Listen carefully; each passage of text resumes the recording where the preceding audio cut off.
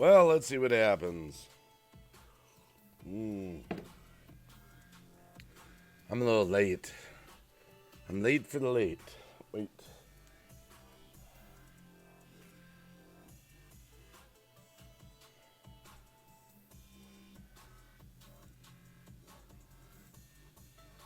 Well, I am live. Let's see what happens. Let's see what happens. Welcome! If anybody's out there. Is there anybody out there? Juxtapose. Yeah, I'm a little late. Todd, Nina Landis. Todd, I can say here. I don't know what that means. Hey, Todd. How you doing? Phil Dogs, I'm early again. Well, maybe. Davros von Scotto. Is it late night or early morning? I don't know. I know. Had a lot going on. Phil Dogs, I'm doing good, Todd, as I did a green screen vid yesterday. Aussie time. Well, I've got some coffee. I got some cigarettes. We'll see where it goes. Life is good.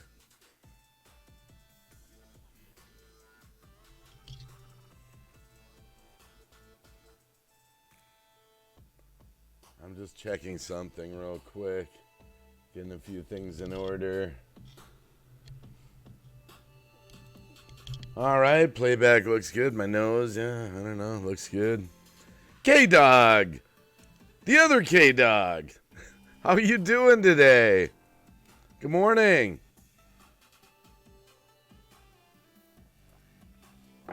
Ricky Anderson, good morning. Just hanging out. Don't have a plan yet.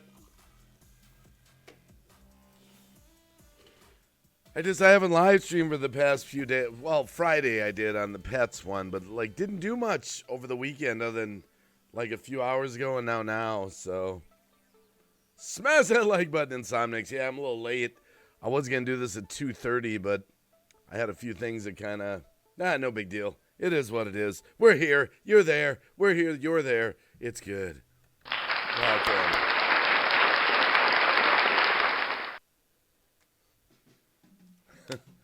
Boomer D. He does this stuff all the time. I just get to sleep and his big mouth wakes me up.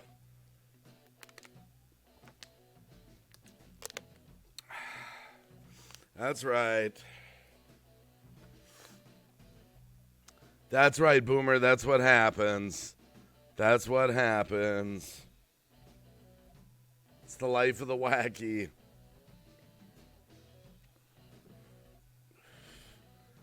Nina Lannis, we still love you. Thanks, Nina. Yeah, I don't have a plan. Originally, I was going to have this big plan, but I decided I don't have a plan, so I've got water instead of a plan. Got so much to do today, Monday. Oh, my goodness gracious. K-Dog, how are you this late night, early morning? K-Dog, I'm doing good. Been on a video binge creating mood this week. Stephen Dennis, how you doing? Good morning. Well, good morning from the UK, I should say. Yep. How are you, Dave? Boomer, I'm just here. It's kind of it's kind of like what my wife says sometimes, I'm just here. But anyway, plans are overrated, especially if you're assembling furniture by solder. Okay, yeah, Davros, I just realized that. Joshua Coe. Yeah, Boomer D, actually, I hear you. Says it's weird, though. I honestly did just wake up. Sunny but chilly morning. Yeah, it's really getting cold in Wisconsin here. I mean, we're definitely making the switch over to winter time. I mean, I can feel it. Big time.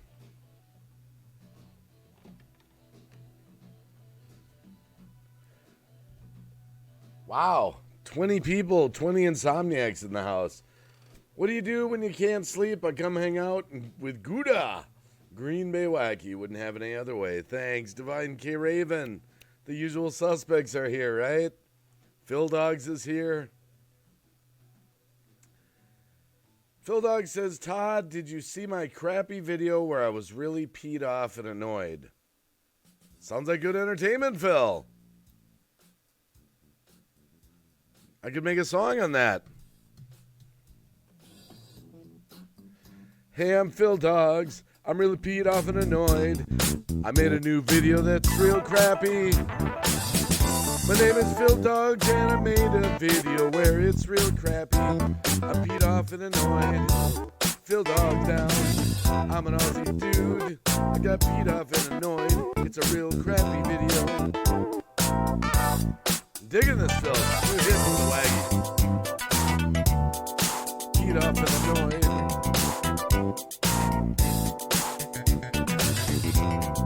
Peed off and annoyed. I love it, Phil. It's a new hit for the Wacky. What do you think? It's a joke in there somewhere. ES Electra Stream GGL. 10 a.m. in the morning.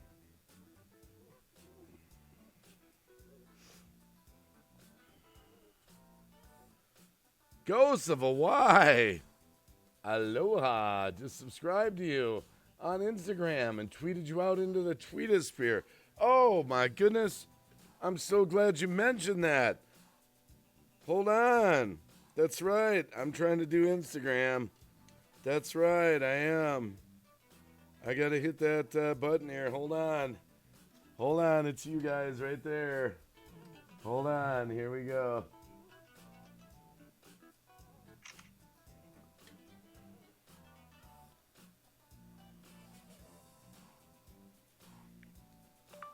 I am live on the Late Night Insomniac Theater. Come on over.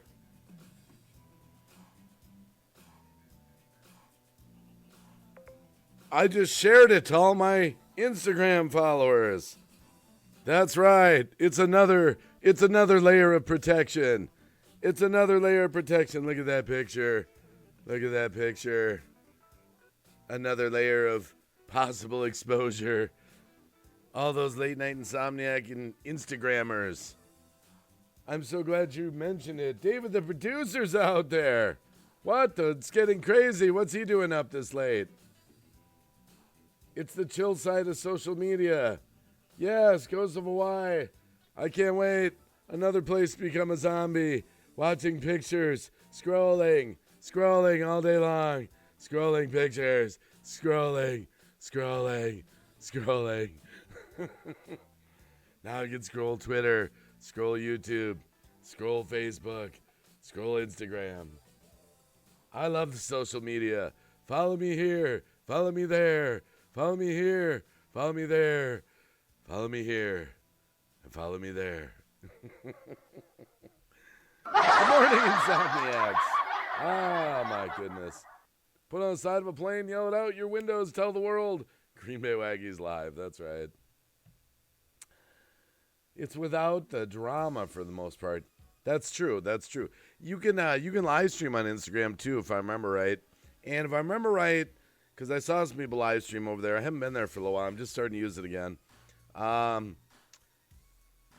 You can't lurk like on a live stream in Instagram. Like you can live stream over there, and then whoever's watching you automatically comes up. No lurkers. What is David the producer doing? What is David the producer doing up so late? Don't you have an important meeting? Yeah, Davros. Yeah, I'm on live chat. Now.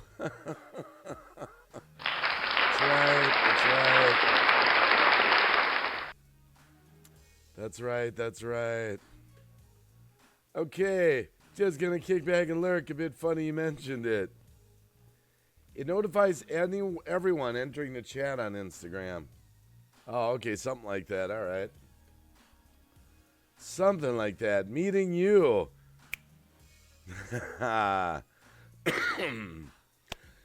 Oh, my goodness. Tan's World, good day.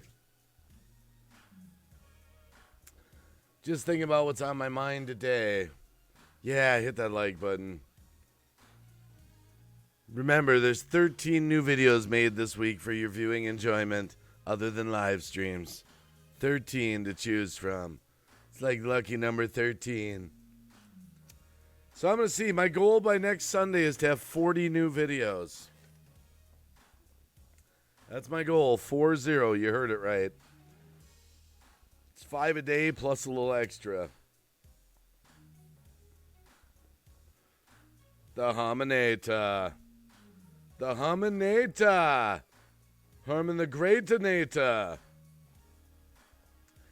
It's Herman the Greatinator.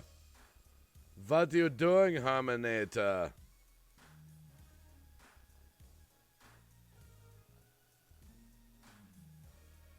Wow, that's freaking awesome. Well, I'm on this kick. I got halfway there last week. I talked about it on my other stream. Uploads. And I was talking about it earlier. I've talked about it all week, actually. I'm inspired. My good friend JT is all business. He's a gamer here. More than a gamer, though. He's a real cool dude. Big channel, and he said 5 a day. 5 a day, I would recommend. 5 uploads a day. Who do you think you are, Wilt Chamberlain? Hey, I know who you are. You're Kareem Abdul-Jabbar. No. I'm the co-pilot. No, you're Kareem Abdul-Jabbar. No, I'm the co-pilot. Humor there if anyone saw that movie. Halloween pick, Divine K. Raven. Cool. Oh, Mickey XO, I just was checking Twitter before I went live. She had some spooky demon-eyed kind of like picture. Spooky demon-eyed picture. Yeah.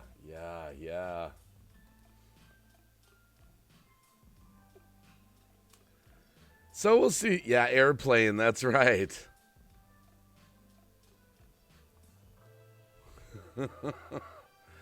That's exactly what it is. That's exactly what it is. Hold on just a sec here. I'm just checking something out here. If we see the Symbol Joys in there, they got some new video I gotta watch. Some 5-minute something or another. I don't know what it is.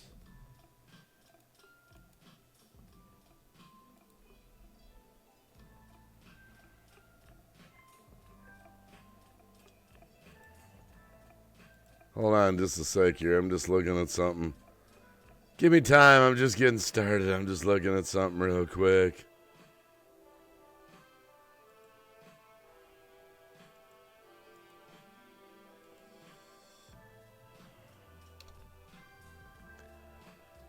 Oh, you never know. David the producer's up. We'll see.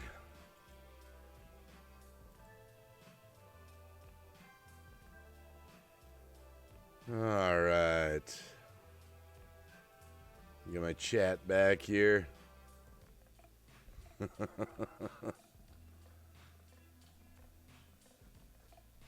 So how is Ghosts of Hawaii?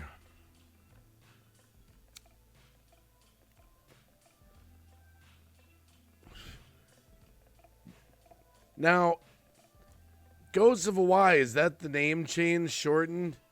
You're still the Ghosts of now, or is it a different channel? You got Melissa, or is that the other one? I just want to know if you shorten the name. You know, because it's just something that might freak me out a little bit.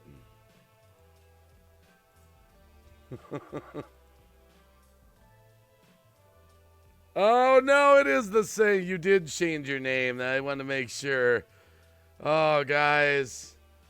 Oh, yeah. No, Melissa saying hi. Oh. Well, yeah, but you used to have it in your name. You had that name. Oh crap, what was it? Obaki or what was it? You had it at the beginning. You streamlined your name. You streamlined it. Anthony Bresler. No, no, no. Melissa's not coming up in the panel. No, no, no, no, no. Obaki Hunter. There we go. Obaki or Obake. Yes, yes. I think Ghosts of Hawaii actually is kind of streamlined. I think it is. Oh, hold on a minute. There's trouble brewing here. There is trouble brewing here. I don't know. I think I got trolled. I think somehow I got this guy up here. David, the producer. How you doing, buddy? Hey, I'm doing good. I'm just hanging out. I thought I'd throw you a link privately and just see if you bid on it. You did. Of course I did. I'm just hanging out here. How you doing? Tonight, this morning. Hold on, I gotta put my earbuds in. Hold, please. Hold, please. No, you're Kareem Abdul-Jabbar. No, I'm the co-pilot. Yeah. He's saying that all day, man. Good morning, sir. You got anything spooky going on for Halloween? Just got back from Napa Valley, Juliet and I. Isn't that like California? Yeah, I just got back today, and we were right in the middle of the fires. Oh, yeah, I heard. You know what? I forgot to mention. Yeah, I've heard about that. They got a bunch of wildfires. It was pretty rough. Wow. Like where you were close to them, or? Well, not where we were staying, but as we started to leave, we actually kind of went right in the middle of them by accident. We didn't even know we were going towards them. And it was kind of a little spooky. Wow. Business or pleasure, or a little of both? Pleasure. Oh, pleasure. Pleasure until we hit the fires. Well, I mean, that made you go down there. I don't mean it was pleasurable being around them. Melissa's watching us, you know. Hey, Melissa. Do you know who Melissa is? I do not know Melissa. Okay, I'm going to break the news to you. Melissa's like an extremely freaking haunted doll. She lives with ghosts of Hawaii. Hey, what? Yeah. He's got some videos up with Melissa. He's got these haunted dolls, and she's the scariest of them all. Yeah, pass. Yes, I just thought I'd let you know. Yeah, thanks for that. Is that TMI? This early in the morning, yes. Yeah. So you just getting up, getting ready to go to sleep? What's your schedule? Why are you up being an insomniac today? Because, let's see, we flew out at about 6 p.m. tonight, which got us back in Chicago at about 1 o'clock in the morning, and I can't sleep. Wow, you are hardcore. So you just flew back, landed, got home, and you're already on YouTube. Yeah, that's my story. Dude, David the producer is hardcore. Zara's out in the chat. Paranormal White Noise. Hey, Zara. Wow. How are you doing, Zara? She'd probably love Melissa. No, I have to see a picture of Melissa. Go to Ghosts of Hawaii channel.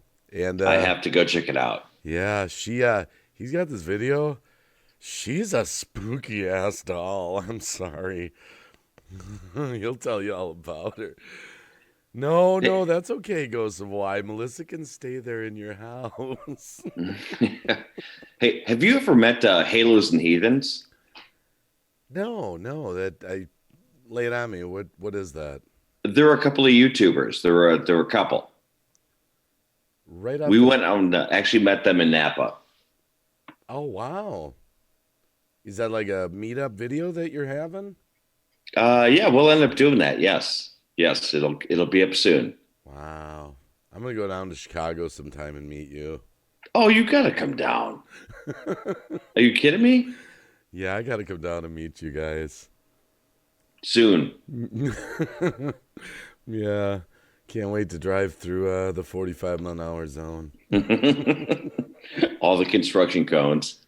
Did they ever fix that area, or is it like permanently under construction? It's omnipresent. You will see orange no matter where you go in Chicago. Sucks. Oh my goodness. Yes, I can't sleep either. See, originally I was gonna have some kind of topic or something, and I'm like, screw it. We'll just go where the wind goes. I thought we could get everyone riled up, talk about Trump, something like that, Oh, geez. Man, you broke it out early. Well, I always wanted to have a live stream. You know the one I've never done, David? I've never done a live stream. Let's talk politics and religion. Oh, my God. Wouldn't that be amazing? Come on. That would be... Can you imagine the fights we'd experience in the chat? Well, I know where you're from. I know a little bit about your history. I think it would be interesting. I was thinking about it because I just made a little funny video with Cab 7 about whether Trump should be impeached or not. It was just a question, short little video. And man, the people were so passionate just on the comments on that video. Oh, it's very polarizing. Are you kidding me? Oof. So imagine, let's talk politics and religion tonight. Bring your boxing gloves. Well, you're talking to a guy who doesn't believe in religion. Well, that's what I mean. It would be, imagine, I know. Yeah. Believe it or not, though, David, even though, I'm always talking about being a Christian. I totally know that you have your prayer streams and you do what you do, and I totally respect it. Respect it. No, what I was going to say is I'm actually, even though I'm not into religion either. Well, like maybe not into it, yes, yeah. But you're a believer. Oh, yeah, but I'm not, I'm not religious, No, yeah, you have a religious, I'll call it a slant to what you do, and you just started to back up, and you haven't done them in a long time, but you do religious streams now. Yeah, so well, a couple of the prayer streams. People have asked for them actually because I got known for them for a while. I was Dark Storm's Empire. I was reading. Hello, by the way. Where was it here? K-Dog, Trump got booed at the World Series game tonight? He did, yes. That's trending on Twitter right now. Are you serious? Swear to God. Wow, what do you think of that? Come on. You don't have to answer that. No, I'll totally answer it. I think that it's disrespectful of the office. Even if you do not like the guy, I think it's disrespectful of the office. And I'm not a Trump guy, believe me. I'm not a guy that wears a MAGA hat. I'm not a guy that is, thinks that Trump is, like the next coming. No. I do believe in certain values that go along with, the party, if you will, but not as it relates to him. I'm not a fan of him. He's a guy that, ran a, how do you put this in a good way? Boy. How do you put this in a good way? I love this. Yeah. Well, the guy had a reality TV show, so I don't have a tremendous amount of respect for him. I have a certain amount of respect for what he's done as a businessman, but for God's sakes, no. I don't know. That kind of saddens me a little bit that the president of the United States of America would be booed at the World Series game. It is sad. That to me, it's sad that we have come to that. Yeah, that's a little too far to me. I mean, that's love him or hate him. Come on, this is the World Series. That makes me think of America, baseball, apple pie, that kind of stuff. Those values are so far gone, though. And you know what? It sends a statement out. It's okay to disrespect the president of the United States openly at the World Series. I don't know. Oh, and we're getting a premiere hell raid. And not only that, we're getting a $2 super chat. He's like, "Hello, McFly. I've got to pay you to tell me I'm rating you. I'm sorry, Premiere Hell. I'm sorry." Welcome, Premiere Hell. And who came in from that? I'm sorry. I was so engaged talking to David, the producer. I was. It's his voice. It just kind of, it's so soft and subtle, you know? Nina Landis, I love my president. So who was in the raid? Let's see. I'm so sorry. Boomer said he was leaving. Evie Bubbles. Hey, Boomer. And, let's see here. Premiere Hell raid. Wait a minute. Dark Storm's Empire. Abu Bakr al-Baghdad is leader is dead. Well, in my opinion, this is just set it for President Donald J. Trump to win a second term in office. Oh, okay. I'm not quite sure what that means.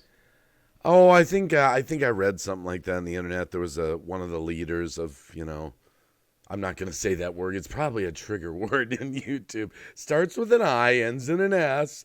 Sounds like crisis.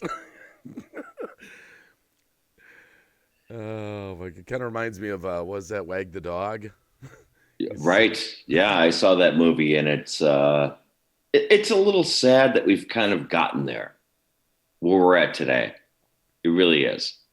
Because, people put people in buckets, and they just think that they either have this ideology based on a couple of sentences or a statement someone may have made.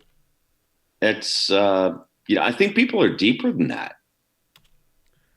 I was going to do a live stream on that. I was going to do it over the weekend, and I was going to title it Disposable Friends. Explain that. Oh, just about people that it was going to pertain more to YouTube, but it was going to be about one wrong sentence, one wrong thing said, and we get thrown away, Yeah. Disposable. Well, it's very true. Disposable society. Like, I see it all the time on YouTube here. It's like, you're all friends, and then something gets said, like one thing. Ooh. Right. And believe me, I never get on social media. I do not get political. I don't like talking about religion. I like to try to keep it friendly and keep it very, how do you want to put it? Very open and inclusive. But when people start talking about, are you left or right? And then you state where you stand and they give you a hard time for it. It's like, well, I understand that you may not believe what I believe, but are you going to go there? I look at it this way. All the stuff you always hear about, so-and-so said this or so-and-so said that, whether it be the president, a congressman, whoever it is, mm-hmm. I'll bet most people that say that have said things like that themselves to their friends, sitting around having a beer, Right. Well, and, I've heard things from people that are exactly in the middle. I have really good friends that are libertarians. I have good friends that are Democrats. I have good friends that are Republicans. And you hear all the different, ideologies that they have, and you take what makes sense for you and apply it to your life.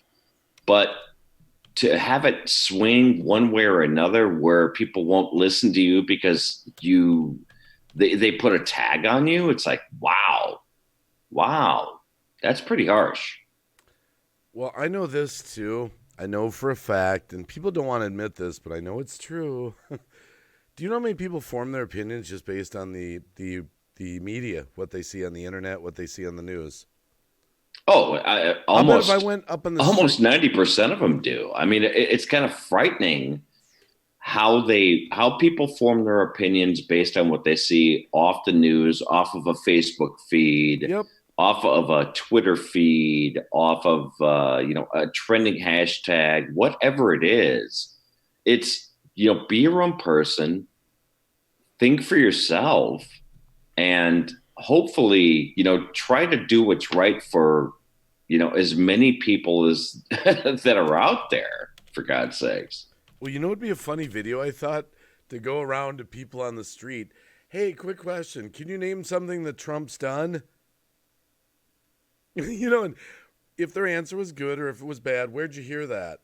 How do you know that? And see what their answer is, Yeah, that's a hard, but that starts, when you start doing political kind of commentary on YouTube, I mean, you could put yourself into the, Crowders of the world and other people that have a side, The hot seat. and be in a hot seat and actually get, a level of shadow banned out here in YouTube. So being political doesn't pay off. Yeah. Do you experience that? Do you guys, being in the podcasting field, aren't there a lot of podcasters that go political? There's tons of them out there, and we stay away from it like you wouldn't believe. Yeah, I mean, it's just not well. First of all, it's not the kind of podcast that we do with Juliet, right? Mm. So we don't even talk politics because it's just not part of the format. It's not that we're afraid of saying things. It's just that it's just not what we do. But there are a ton of them out there, and man, oof, boy, do they get heat. Heat. Well, they probably, in the podcasting field, politics, the ones that do it are probably hardcore, right? One way or the other. One way or another, yeah. Well, that's not actually true, because there are some that I've heard out there that are libertarian that are kind of slightly in the middle, and they don't get a very big audience, unfortunately. It seems like people don't want to be in the middle. Well, is someone like, what about someone like Rush Limbaugh or something? Is he considered a podcaster even, or? He's more of a radio host, because he is, across the U.S. on, AM and FM formats. So he's more of a radio personality, but he's still big, but he's, a right winger. Yeah, I never thought of that. We got Zara up here, the infamous Zara. Hey, Zara. The madam in charge. Hello, madam in charge. I never thought of that until just now, just chit-chatting. So the people that do more of their radio shows and stuff, they're not quite considered as much a podcaster when they're... No. Wow, see, now I immediately would think of that. They have a radio show, that's a podcast. Well, a podcast is more like radio that's on demand, right? So you can listen to it anytime you want.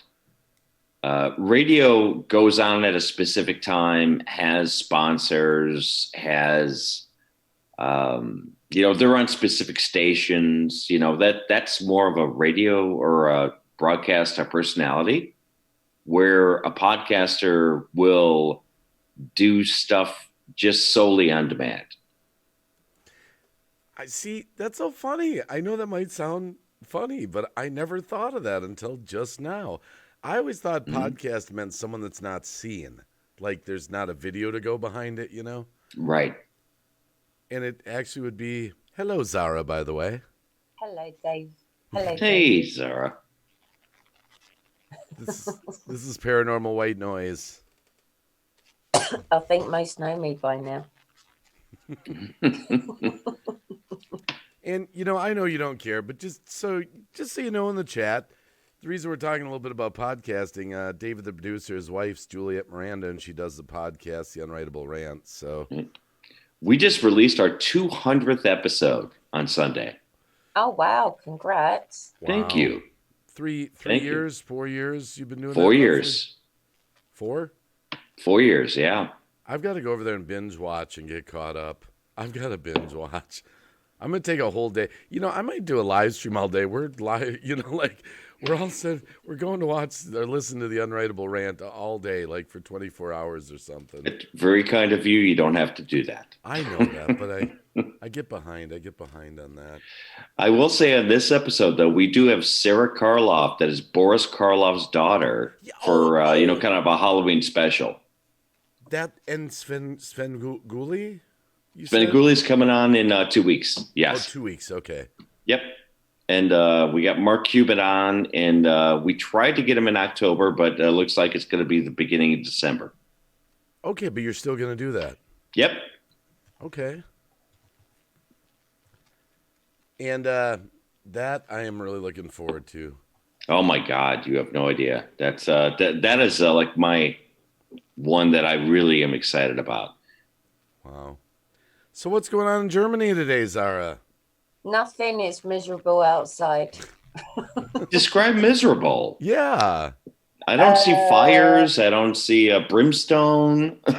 Let me hang on. I see sunlight. It looks kind of nice out there. Miserable and raining. Premier Hell says, I have to head to bed. You have an awesome day. Hey, Premier Hell, thank you again for the raid. I really appreciate that. That was really nice. Yeah, I know we were sort of talking when you came in, and I was Premier Hell. That was really nice. You guys, Premier Hell's out in the chat. Gonna go to bed. Brought some friends over. Thank you. That was really cool of you, by the way. One more round of applause for you.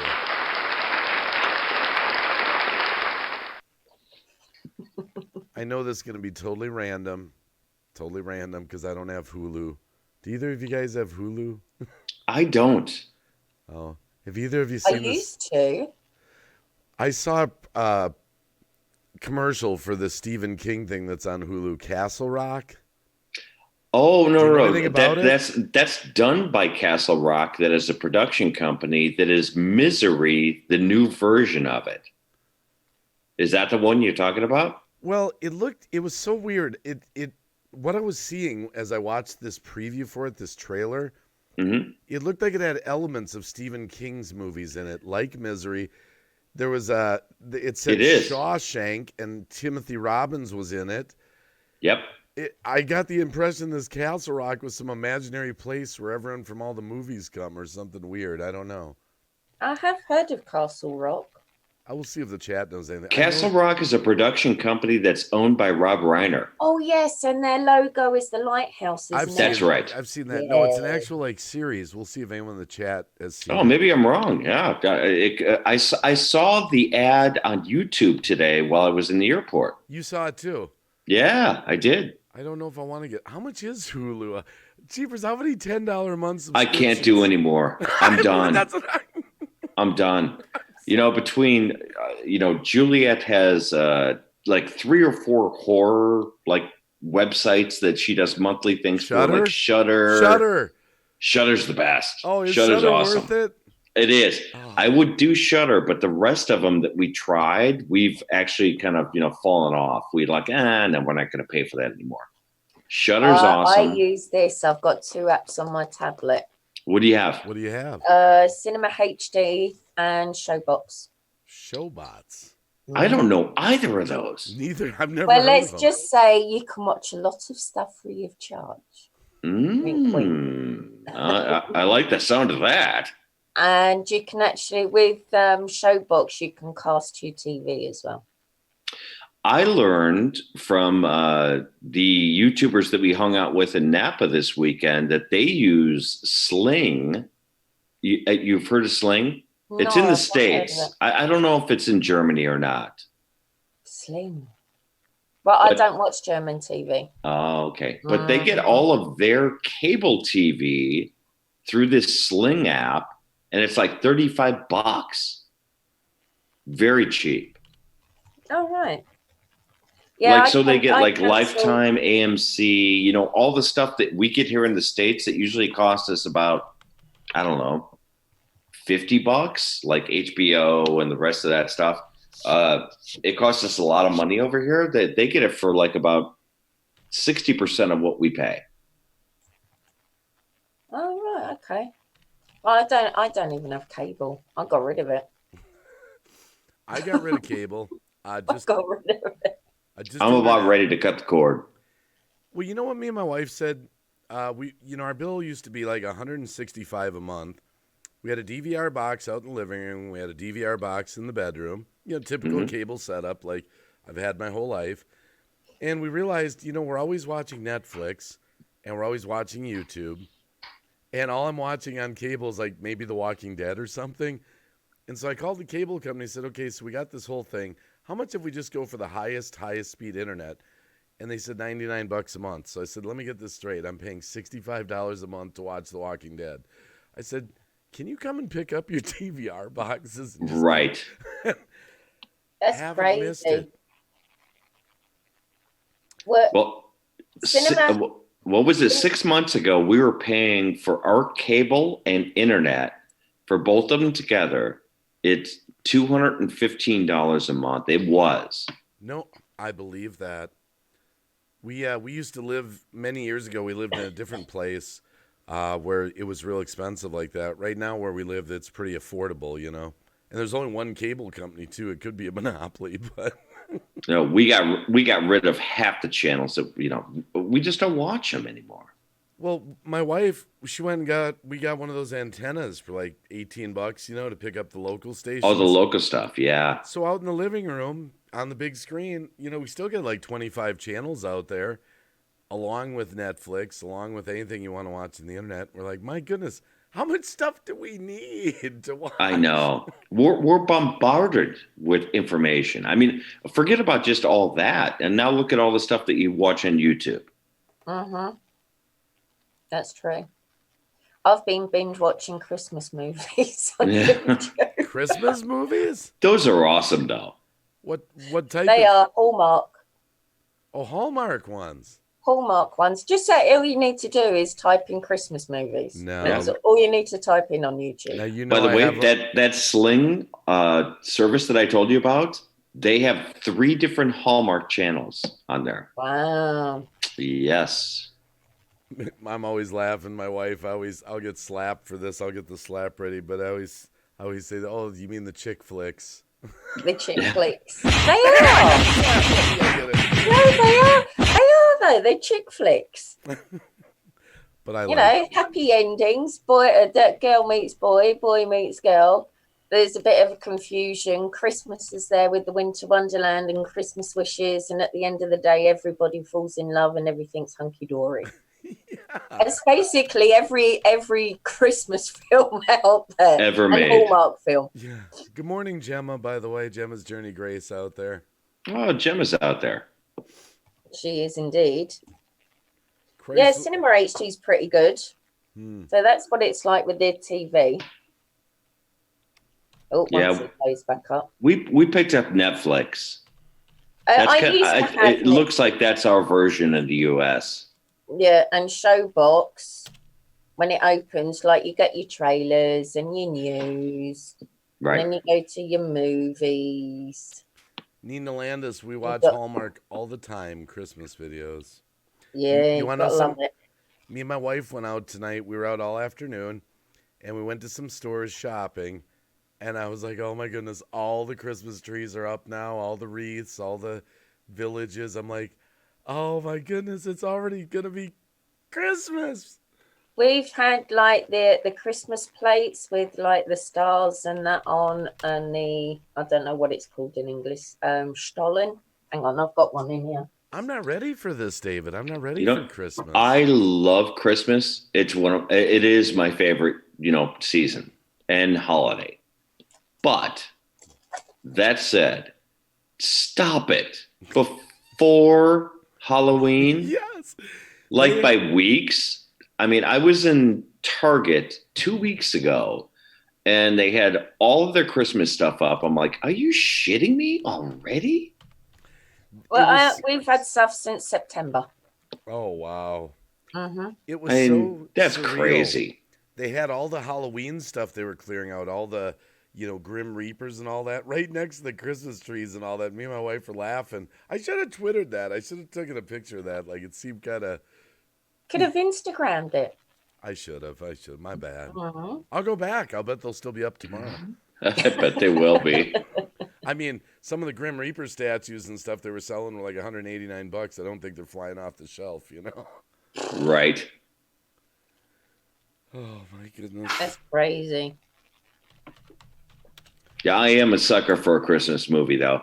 I really am. Do you do I love the them. 24-hour Christmas story kind of thing that they always run? When do they run that? Is that Christmas? They do it on TBS, and they do it every Christmas Day. Yeah. Or Christmas Eve. It's either Christmas Eve or Christmas Day. The I can't BB remember gun, which one. The BB gun, the Red Rider. Red Rider. Yeah. I watch that every single year. Well, we have a whole DVD collection of Christmas movies that we put on the week before Christmas and watch probably about 20 Christmas movies between that week of Christmas. So, yeah. Cool. We're suckers for Christmas movies. I love Christmas movies. Yeah. I really do. You know, I know this is going to sound bad. I've come to sort of hate Christmas, kind of. No. Well, how could you hate Christmas? Not hate it. Here's what Grinch. No. Here's what I mean. Let me explain. I love Christmas. I love putting out light. I love the lights. I love the snow. I love all that. But Christmas every year, we'll see how it goes this year because now the kids are, off on their own. It always becomes so busy. Mm-hmm. Running up to the relatives, running over to this relatives, going to this Christmas party. I feel like I can't slow down, stop, and enjoy it the way I used to. So I end up kind of like, let's just get it over with, My nan used to. We used to have Christmases, sort of Christmas Day, all at our own places. Boxing Day was an open house at my grandmother's. I thought Boxing Day was just Canadian. Is that German too? What? Boxing Day? Boxing Day. No, it's called the second. You got the second Christmas. Okay. It's like the second day of Christmas. They don't actually call it Boxing Day over here. But Christmas, a German Christmas is boring. Really? It's really boring. Hmm. It's all over and done with on Christmas Eve. I did not know that. Yes. It starts off, you normally have your dinner. The presents are all under the tree. Then you go out for a walk and sort of pretend, can you see Father Christmas or whatever? And then you come in the door, and my sister's normally in the other room. Then you hear like a bell ring, and that's normally the sign that Father Christmas has been, or Saint Nick, or whatever you want to call him. And then you go in, open Christmas presents, and that's about it. You don't get stabbed by Krampus? No. Okay. No. You see what I mean about Christmas, though, the busyness of the season. Oh, there's a lot going on. That's the part I don't like. So I'm not bah humbug, I totally get that part. I mean, because you do have to do a lot of things between Christmas parties, work parties, family parties, extended family. All that stuff is not easy or generally fun. Well, all the relatives are 3 hours away, so it's always a rush up there. 3 hours to do some party. Sometimes we sleep overnight, sometimes we don't, and then sometimes we drive back in the same day, and it's just that's hard. It's just nah, I get it. What is good over here around Christmas time? It's called the Pärtchenlauf, and that's where you get a parade. They do one big parade in town, and then they do a smaller one about 2 weeks later. And it's where you've got like Saint Nick in all his blue outfit, or the red one. You've got Krampus. I was going to say blue outfit. Yeah, no. Well, 6th of December is Nikolaus. Mm-hmm. So Nicholas, and you always get like a little sweet. Here it's more Saint Nick than Father Christmas or Santa, and he wears a blue outfit. But then you've got like the big masks, like the Krampus type masks, and absolutely fantastic. atmosphere. Really is. That I went to almost a sounds big- like the Mexican version of Day of the Dead in a way. Oh, I mean, wow. as it relates to Halloween. I mean, because they do Yes, Halloween yeah. totally different, right? And Saint Nicholas is captured a lot differently in Europe than it is here because it's more of an entity than it is part of a holiday season. Yeah. Well, the Perchenlauf is more.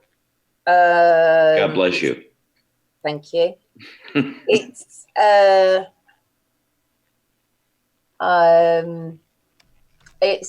I think it actually started off in Austria, and you get, if I go to the images on this, some of it's I think some of you might have heard about it because it does tend to be quite popular.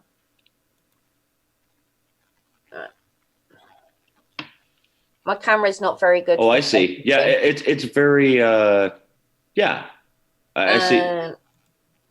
Here, actually, I should have put it on speaker view, then it would alternate. Show that again. There you go. There's a different picture. Yeah. Oh, wow. Yeah. It almost looks pagan. It is. Hmm. It is. You get like angels walking down. You get like these guys walking down. Right. It's Krampus. Krampus. Yeah. Krampus. Yeah. It's cool. Like the first time we went to the parade in Munich, oh, my youngest nephew must have only been about 4. Oh, must have freaked out. It did freak him out, but then after a while he was all right. And when he turned 20.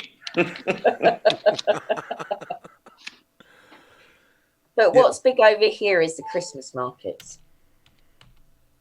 Yes, you We've do got have some the of the big Christmas Christmas markets. Yes. And you do the ciders and the marketplaces a lot more than we do here in the States. Yeah, well, I've got to try and think. The most famous one over here, down, I don't know about up north, but down south, it's either in Regensburg, which is a really old town, or you've got Nuremberg. And those two are the 2 main Christmas markets. Beautiful, absolutely beautiful. And with the cider, the hot cider, and the mulled wine, and the mulled wines are the best. And the hot cocktails, really nice and hot and really nice. Chicago, actually, we do a German version of a marketplace around Christmas in the downtown area, and they do the mulled wines and kind of emulate what you do there, and it's very cool. You can't beat him. Morning, Ben. Oh, good morning. Good morning. You really can't beat them. Good morning. I just got to say, we've got a tradition in our area of Pennsylvania, and our holiday, it's not called Christmas, it's called Shittus. That's Itus. And what we do here is everyone gets together and goes to each other's yards and cleans up dog poop. Oh my goodness. That's what our holiday is all about. We fill. Is it me or is his microphone low? Yeah, your microphone's a little low, Cab. Your mic's low, Cab. What do I do about it? Move it. Just get it closer to your fat face. Wow. Wow. I'm sorry. Wow. We're like grumpy old men. We're Walter Matthau and Jack Lemmon. Now, can you hear me any better? You sound great. Yeah, that was a lot better. Wonderful. Okay, I'm sorry. But yeah, so we gather the dog shit, put it in paper bags, and then we like to line our driveways with paper bags, light them on fire. And so throughout the whole night, it's a shitty night, I'm telling you. From the mind and imagination of Cab 7. Yeah. So that's basically what we do. From the chats. Wow. Wow. Silent shitty night. That's awesome. Exactly. Yeah. Have you ever taken a plastic Christmas tree from Walmart, set out in your driveway, and lit it on fire? Lunatic Dad has, but in his backyard. It doesn't smell very good. It depends which end. Yeah. Yes. TCTV loves Christmas. Good morning, Carolyn Hawthorne, by the way. Christmas is the best. I mean, you can be an adult and really just, you could still be a kid. David, the Oh, of producer, course. let me tell you what happened. Let me tell you what happened. I went overboard. I did the Griswold family Christmas one year. Oh, I yeah. put up 25 strings of lights on the top of my house and I ran them down the driveway. And I was so excited, man. I was ecstatic to see what this was going to look like because I'd never done it before. And so I plugged it in, and the outlets started to spark, and I went, "Holy crap!" So I unplugged it because my house current couldn't handle that much. Oh, jeez. Not only that, I took an 8 foot by 4 foot piece of plywood. Now we love those towns, those little Christmas towns with Yeah. all the beautiful pieces at Walmart, the big buildings, right? All that you can see inside the windows. And so I decorated this huge 8 foot by 4 foot board. We had the snow. I mean, it looked real. We had the street lights. We had the ice skating rink with people ice skating and all that. I mean, it was decked out. Probably about $1,500 worth of town. Wow. So we left. We left to go out to a friend's house for dinner, and we come home, and oh my God, there was our cat, our kitty cat, right in the middle of town with one of the little people in her mouth. I was so upset because that was the last person in town. She took all the people and hid them throughout the damn house. Goodness. By the way, Anthony Bresler, thank you so much for the $5 super chat. Thank you for the support to the channel. Really appreciate that. Thank you. You know, there's two favorite things I have about Christmas, though. You know what those are? What's that? Well, My wife is a fanatical Christmas Village person. She puts them all over the house, on the piano, Ah, on the yes. ledges. I love that. Lights off and the Christmas. And she's got a pretty big set now. Every year she does that. And I love the lights. That's what I love about Christmas time. All the lights in the neighborhood against the snow and all that. That's what I do love about. I love the lights, and I love But the. what do you do, Dave, about these people when it's March 1st and they still got their damn Christmas lights on? Hey, why not? Oh, believe me, I have neighbors like that. Why not? They don't turn them on, but they there's have them still out, and you're like, really? That's there's a crazy. there's a pub in England that have their Christmas decks up all year round. Really? I've seen Mhm. that on certain businesses, But seriously, when you got that plastic snowman sitting out in the front yard and it's March 1st, along with the other 856 lawn ornaments, that's overdoing it. Really. Yeah. I just want to recap who's here with us. We've got Gail B. We've got Chris Saleas, Beth Plant, Davros Von Scaro, Will the Rocker Will, TCTV is out there. TCTV. Yep, Carolyn Hawthorne, Herman the Great, Anthony Bresler. We've got Ghosts of Hawaii, who's got Melissa watching us. We've got, oh my goodness, Gail B., just to name a few. And I know that Gemma's Journey Grace is out there somewhere as well. Just to name a few. Thanks for hanging with us. There's some very cool people in the community that are really into train sets. I'm sure you guys know a lot of them out there. I used to build them. Those little Lionel Oh, trains. yeah. I used to build them. Actually. Well, Ron the Toy Man is out there somewhere, but he recommended a Lionel train set for Juliet and I for us to buy our very first train set around the Christmas tree this year. So we're so excited about it. Cool. You know what? Don't get me excited again because my wife will kill me if I start finding ways to spend money on eBay. They're not cheap. I'll tell you that right now. No. What I'm into, I've got my track downstairs. It's been many years since I pulled it out because some of the cars, I got to go to eBay and get some more. I'm into slotless racing. Do you remember TCR? Oh, yeah. I remember The that. reason I love the slotless because you can switch lanes. Mm-hmm. And at one point I had like 15 cars and I'd set up tracks in the whole basement that were like 40 feet long, And the goal I remember. was always to get around without having to have the push car ambulance have to push you. So the goal is how many laps can you do without getting stuck in the track? That was the goal. I love slotless racing. I admit it. It's a lost art, I think. I'll bet people would watch that on a live stream, you know. Okay, David the producer, you're car number 12. I'm racing for car number 12. They used to be out there. Oh my goodness, we've got a skeleton on the panel now. Oh. God, I could swear that looks like Boomer D. He's in his true form right now. Yeah. Yeah, I took my mask off for this one. Thanks. I was going to say, speaking of Christmas, you look like my mother-in-law when I visit her. Oh, I get it. First time in years, he sends me a link to the panel, and it's just fun of Boomer night. Okay. Oh, we love you, Boomer. You know Said that. he just woke up. I figure, hey, are you getting into the trains then? Like, were you gonna start? No. We just did it for Christmas for around the tree. That's all. Yeah, I mean, very simple. Very simple. Like, do you have one that actually is running around the tree then? Yes, it goes forward, backward, and has like 16 programmable sounds around it. Not live. Yeah, we're live, Boomer.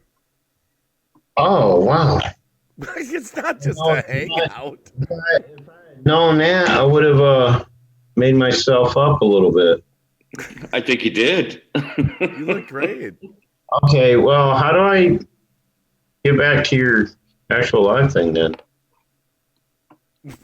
Why would Boomer ask me that? You're a professional, Boomer. Come on, you know how to do that. Do you know one thing I've noticed with the browser version of YouTube with the live chat, it's not popping out. Do you know when you can have the pop out chat? I've got you the can- pop-out chat. Yeah, mine's not. When I do Yeah, it, I've got it. But there is Yeah. one thing. you need to go straight to the thing. And there's no prompt. I don't. There is one thing weird about the pop-out chat, and I don't know if it's just for me. Not that it's no big deal. This isn't like a hint. When I do the pop-out chat, the super chat button isn't on the bottom. On the pop-out chat, I have to actually. Okay. It's on the regular feed. Right. I don't know if you've ever noticed that. But if you stretch that pop-out chat, you'll notice it does come back. If you At least mine does. if you stretch it. Yeah. No, I just stretched It all the way allows left, it all allows the the way right. donator to it allows the donator to donate millions of dollars rather than $1. Just saying. Just saying. You know, I think we should encourage billionaires. Let's get a trend going. Billionaires freak out YouTubers. It'll be like a show. Like billionaires go into the super chat and hit the, but they have a $500 limit, so they couldn't do it. But imagine a billionaire comes into someone's live stream and they hit super chat like $100,000. Is there actually a $500 limit on a super chat? Yeah, there is actually a limit. I did not know that. Oh, something new. Not that I've ever seen anything that big, go out there, but Go up to I 1,000. didn't know. Accidentally. It's some. I don't know what it is exactly, why it is, but I think it's something like in case your kid. Yeah, Johnny some kid gets a hold of a gets credit mom's card. You want to hear a funny story? My kid did this once. All my kids have stolen my credit cards at some point and lied about it. All my kids. One time when my kid Brandon was like 7 years old, he went and bid on some Bionicles on eBay. Kids have stolen my credit at some point and lied about it. Come on, All my kids. Sorry, guys. This ain't mutant. That's okay. He'll get it. Okay. Sorry. Well, he went and put a maximum bid in of $5,000. Yikes. And now we ended up buying this thing for $79. We were committed. And we ended up letting him work it off and gave it to him, but he lied about it and said he didn't do it. But we were laughing. What if it would have been like some collector Bionicle set, where actually it went for thousands? Did he literally spent that money then? Yeah. And had to work it off? Yeah, we were debating whether we would let him keep the Bionicles or not. We ended up, got him to tell the truth finally. And then my daughter, Emily, one time when she was young, she did something online. I forget what it was, but she took my credit card and actually, I was checking my credit card statement and here was this Google charge for like, $6.99, $7.99, something like that. I'm like, I actually thought someone got a hold of my credit card. I'm calling Google and all this. She's lying her ass off, saying, "No, Dad, I didn't do it." Finally, she admitted it. And I said, I'm on the phone acting like I thought someone stole my credit card because I believed her, Oh, All my and kids... at that age, when they get to that age, you can't sell them off. No, you have to keep them. Yeah, all my kids have stolen my credit cards. Now you know, Zara. There you go. All my kids have taken my credit card Wow. I've never done that. numbers. Okay, I took $3 out of my mom's wallet once, and I was grounded for a month. Got my ass beat by both parents. Couldn't have a birthday party that year because I snuck $3 out of my mom's wallet. But I bet you learned a lesson. Marika Pedro is out there. Good morning, Marika. I learned it's better to be Dave's kid than... I hate to admit it, but I used to steal my dad's change all the time because he always wore the business suits. He was like old school, and he always had change in his pockets, and I would go... Either he knew I Isn't that a kid thing, though? Didn't you always take your dad or mom's change? At least I did. You know what I would do? My dad, he'd come home from work, fall asleep on the couch watching TV, and he'd be sitting there talking in his sleep, right? So I'll go up to him and says, "Dad," and I'll start a conversation with him while he's sleeping. Dad, remember that $5 you said I could have? Yeah. And so I'll sit there and I'll be like, "Okay, so I'm taking your $5. I'm taking my $5 now, okay? Yeah. So I go in his wallet, take his $5. He wakes up the next morning and knows his $5 is missing. I says, "Don't you remember you told me last night I could have $5?" So I wasn't technically stealing. I was getting a verbal confirmation from him that I could have it. By the way, I want to tell everyone in the chat, Cab7, he's made a few comedy videos lately. I just noticed his paranormal activity in his bathroom one was over 600 views. Nice. I thought we would talk about that. Yeah, I know that was random, but I am all about being we were random. going to keep that a secret. I'm just gonna That's a secret. It's right on the view counter for the public. Dave, I only put that up there just so you could see it. No one else could actually see it. So see my comments for my friends behind the scenes when we're talking about Cab 7. Exactly. Now maybe David, the producer, should put one up. Paranormal activity in Chicago, because you've actually seen some. There's a thought. Hey. Dave, I want to bring this up. Carolyn Hawthorne says, "Can you help with a prayer for me, friend?" What's So that all I'll about? put that out there for you, Dave. What's that? Carolyn Hawthorne. Yeah. What's the deal, Carolyn Hawthorne? She has not given a specific. It's further up in the chat. You would have missed it. Well, like how we say, Dave, it doesn't matter, guys, as long as God knows. We just pray for them. God knows what to do to take care of it. Oh no, I've had people have asked for anonymous prayers before. Is she just asking the chat for prayers or what? No, she actually mentioned my name, but I think what she wanted to use my name so I could get the message to you. Sometimes let's see what people she says do that. here. We'll see what she says. Well, we'll see if we get any more details on that. Yeah. And enjoy. Well, listen, I actually really do have a meeting in the morning, but I just, man, it's not till 9 o'clock, but I should get 4 hours of sleep before I kill myself here on a live stream. David, the producer, Cab, he just got back from a flight from California, and he jumps on YouTube at like 1 a.m, so he's hardcore. Yeah, I hope I look that good when I'm your age, Dave. Just come home from a trip, get on, and look like you just showered and cleaned, and wow. I smell like a foot. Dave, I just picked something out of the hamper real quick. Get out of here myself. So, David, you have an awesome morning. Thanks for coming up here. Oh, thanks for inviting me. Great to see y'all.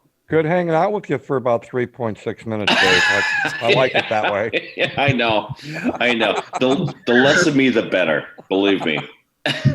Love you, man. Yeah. You guys have a great See you later, evening David. Okay. or a great morning now. And I'm Take seeing, care. I'm seeing care. what. Say hi to Juliet too, by the way. Will do. Yeah. Take care, Green Bay. All right, thanks for coming up. Bye. I'm seeing what she's saying now. Yeah. She's got a 15-year-old pregnant daughter. Yeah. She's scared for her. Oh goodness. Oh yeah. I can totally relate to that. Yeah. My daughter was 16 when she had her first child. Whereas, So Daddy what, was so, what do you think? I'm not I'm trying to follow that. Pray, what should we pray for? That she says she's scared for. Scared because physically? Yeah, I don't know what the circumstance. If it's a medical problem or I don't know. Or maybe because she's only 15 and pregnant. Are you just scared because she's so young, or probably just trying to get a few more details here? Yeah. She's due in January. Oh wow, that's coming soon. Yeah, it sure is. I think she's just scared for her, which is it's Yeah. normal. Well, I don't think any parent wants their child to be pregnant at 15. I mean, not like That's for sure. that's, you're still, I know the world says everyone's grown up when they're that, people forget when you're 12 or 13 or 14 or 15, you're still, I remember myself back then, I thought I knew everything, and I realized I didn't know everything.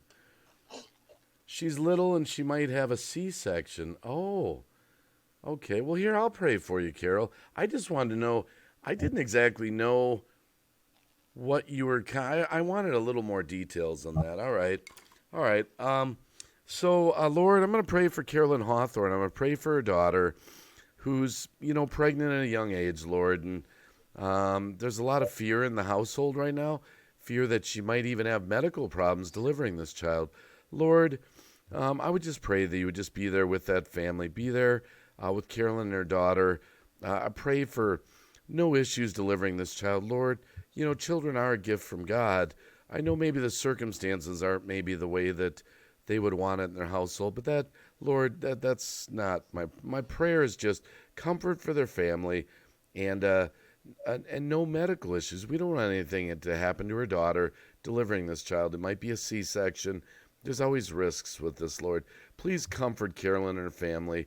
Help her to know that you've got this. You're in control of everything, Lord, and they can trust you, and everything's going to work out the way that it's supposed to work out. And Lord, I'll just lift this prayer up to you in Jesus' name. Amen. Amen. Yeah. Amen. Yeah. That's no problem. That I understand now. She's, looking at maybe having a C-section. That would be a scary thing.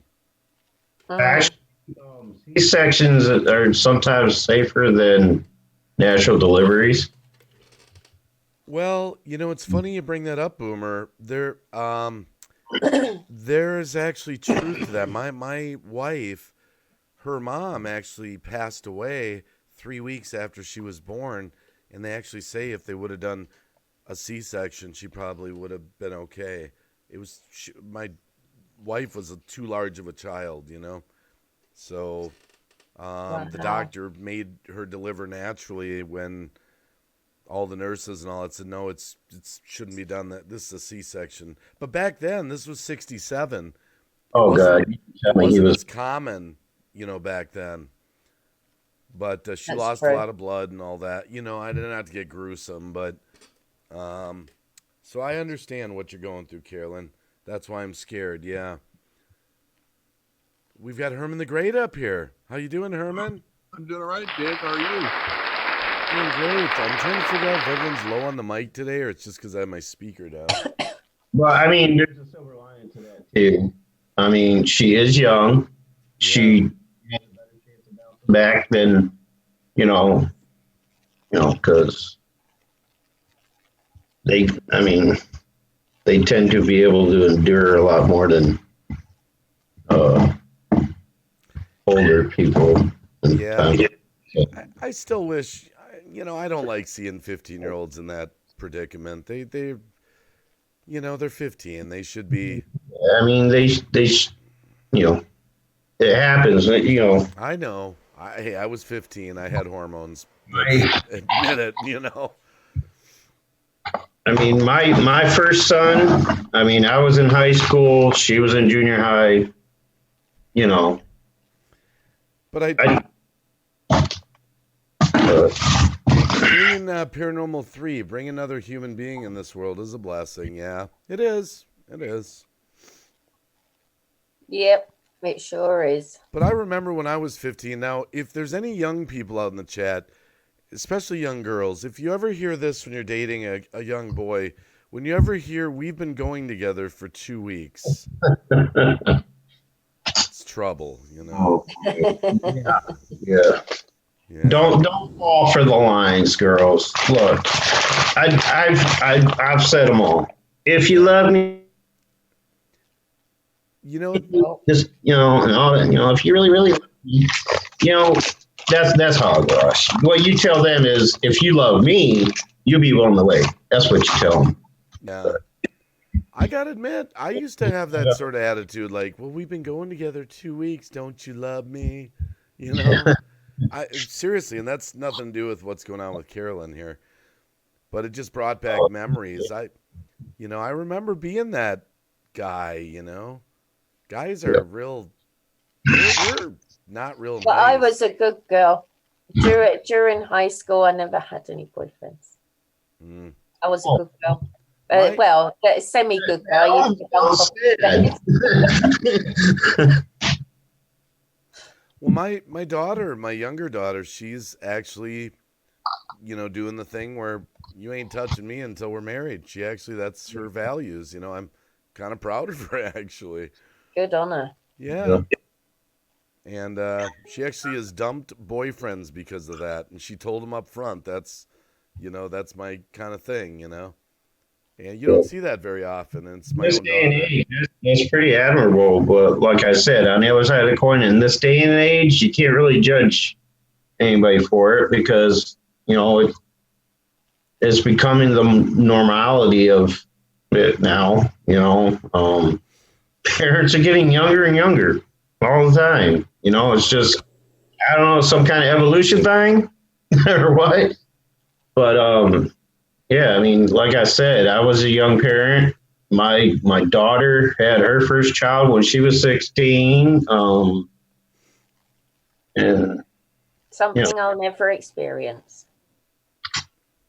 Well, not everyone is, not everyone has chosen to have children, or some people are unable to have children. Oh, mine's not a choice.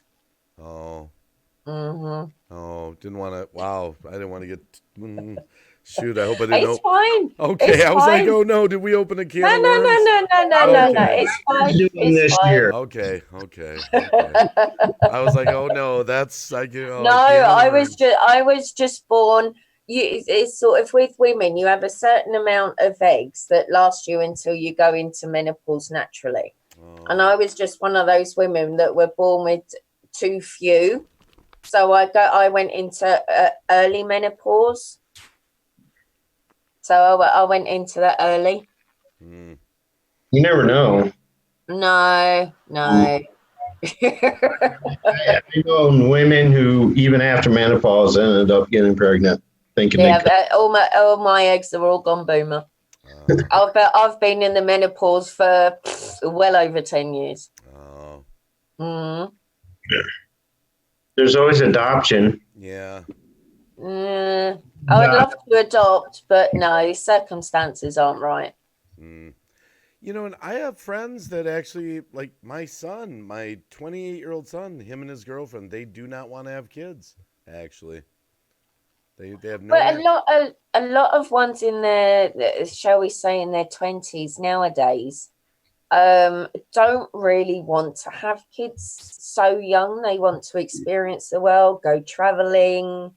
I can understand that. Yeah. Can I respond real quick to something Carolyn she says that the reason why she's worried is due to a reading she got saying that she needs to watch out for it.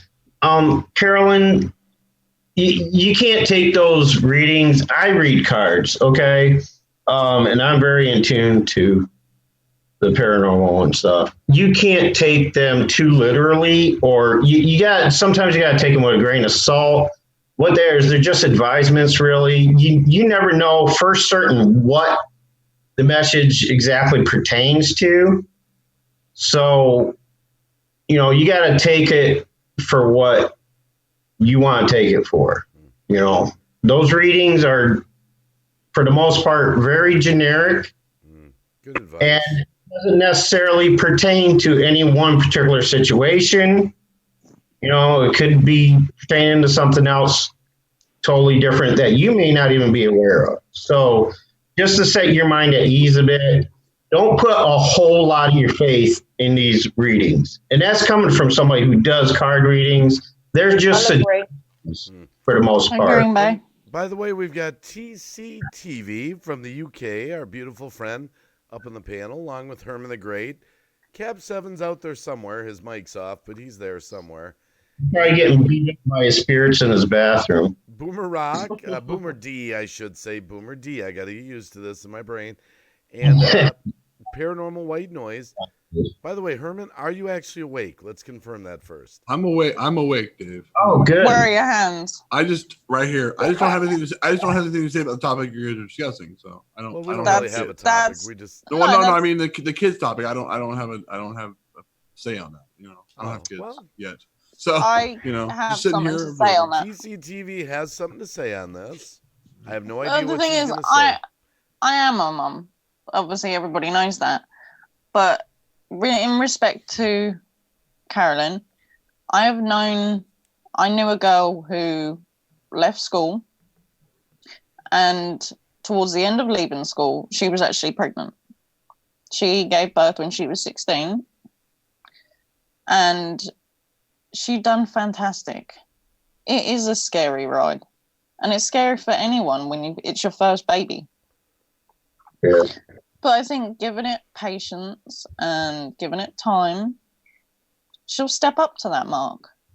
And yes, C-sections are scary because obviously you want to be able to give birth naturally. I'm slim and I'm short. And thankfully, I didn't have to have a C-section. But the thing is, if they stood there and told me I needed to have one, I'd have had one. It's going to be a rocky road. Nothing... I think for any parent, it's not easy, but it's a learning curve. And in respect to, I understand that you don't trust the boyfriend because obviously what he's already achieved. I'm sorry that the way you said that. I'm not laughing. I'm sorry, just the way you said that. Well, the thing is, it's kind of that point of where, not to be funny, he's already achieved something that he shouldn't have achieved and he should have waited, but situations happen. And she's probably, do you know what? She's probably going to go smoothly. But the only thing that I will say is she knows best her body. I know she's still learning. But the thing is, tell her always to go with her gut. If she feels something's not right, ring the midwives. Ring the people she needs to ring. Just always let her go with her gut. And obviously always show her that you're always going to be there no matter what. And you're always going to try to help her, guide her in the right direction. Miggy XO is out there saying, I had a C-section with both of my kids, and they turned out fine. Yeah. I know this isn't usual, and normally I never do this, Dave. I know this isn't your usual thing. What's that? But I did. I pulled a Michael card for it. If you would you allow me to read this for her? Hey, I'm not summoning any spirits, so yeah, go on. No. This has nothing to do with any of that. Nothing will happen in my garage, right? I mean, no. As a matter of fact, you may appreciate this one as well. I pulled a card for you, and this is the card that came. I pulled the card, and this is what the card means here. It says, God is in charge. This card comes to you with the reassuring message that God is in charge, taking care of all the details. Give any worries to God and stop struggling against the flow. There's a natural course that this situation is taking, and it's important to trust that things are going in the right direction because they are. Possible specific meanings, ask for help and allow yourself to receive it when it's offered. Your prayers have been heard and answered. A miraculous solution is already in the works. Enjoy your life because God is taking care of any apparent problems. And there's a prayer at the end of these that says, Dear God, please help me let go of this situation, giving it in faith and trust to your divine wisdom and infinite love in order to resolve and heal everything and everyone involved. So that's what I pulled for you. Because I saw your comment in there, and I just felt, I should probably do a Michael card for you because, that should set you a little bit, on ease. Hopefully it gives you some relief, and let you know that things will be, taken care of in the proper manner by, a lot of women in the chat actually have been talking to Carolyn. A lot of gals out there. Joy has been talking about a lot of C-sections, a lot of different. Yeah, I've been. Carolyn has this. Carolyn has a thing but some C-sections are not good. The doctors that are going to be there are going to make that judgment on the safety for your daughter and her baby. So when they stand there, if they need to do that C-section, it's to save any risks to the baby and any risks to the mum. Technology and how doctors have adapted over the period of years has changed dramatically. So they will make that decision based on the circumstances of the health of the baby and the health of your daughter. Mm. So you just kind of have to go on the fact of, if they stand there and tell her that they need to do a C-section, you have to stand there and think to yourself, it is for the safety of the baby and the safety of your daughter. Very true. This made me think of I don't know, now I'm thinking about young parents, I'm thinking about, a lot of times this is kind of encouraged, though, in the schools, they hand out condoms and all that stuff, and yeah, they don't really talk about waiting much, What do you think? You think they should talk about waiting more to young people? Yeah. Well, I think it's not a real pop.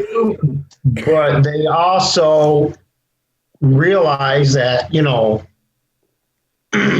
they realize things happen. Okay. So I know. I know they stress, because I have nieces in grade school, middle school, and high school ages. And, when they're dealing with that sex education thing, they do stress that abstinence is the best. But in the event, you want to be prepared. So they're giving you, ways to protect yourself. It's covering both ends, really. But I think what they need to... I think everything you see in the movies and the media, everything tells the young people, just go for it whenever you're in the mood. If you're 11, if you're 12, if you're 13, any age, just go for it, I think what they need to do is, I think that they need to have, there's these dolls that are basically replicas of a baby, and they cry and they make different cries. and give them to students that even think about thinking that sex is a good idea. Because not be funny, We didn't have the doll. that We age, had the eggs. at that age, that's a turn on. Egg. So I can see Zara has something to say about this. I just have. I do. No, well, I do actually. A couple of things, but just briefly off topic. Gail says that your mic is low, Dave. My mic. Well, yeah, it needs to be turned up a little bit. Sounds fine to me. Yeah. But with regards to actually this topic, I remember when I was about 15, we had one girl in the whole school that was pregnant. And from the years after that, even up to like the current day, the teen pregnancy rate has just gone up and up and up and up and up. And I think it's with boys being boys, but not only that, is that some teenage girls, they think that they're grown up and that they're ready to have kids. And with some, it could be sort of to do with their background, and they want somebody to love them, and they want something to love. And it's sort of, you've got like this live baby doll syndrome type thing as well. I know with what Tia was saying, they do.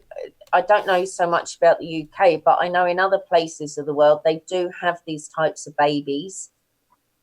They look like a baby, and alarms go off randomly where they cry. You got to feed them, you got to change them.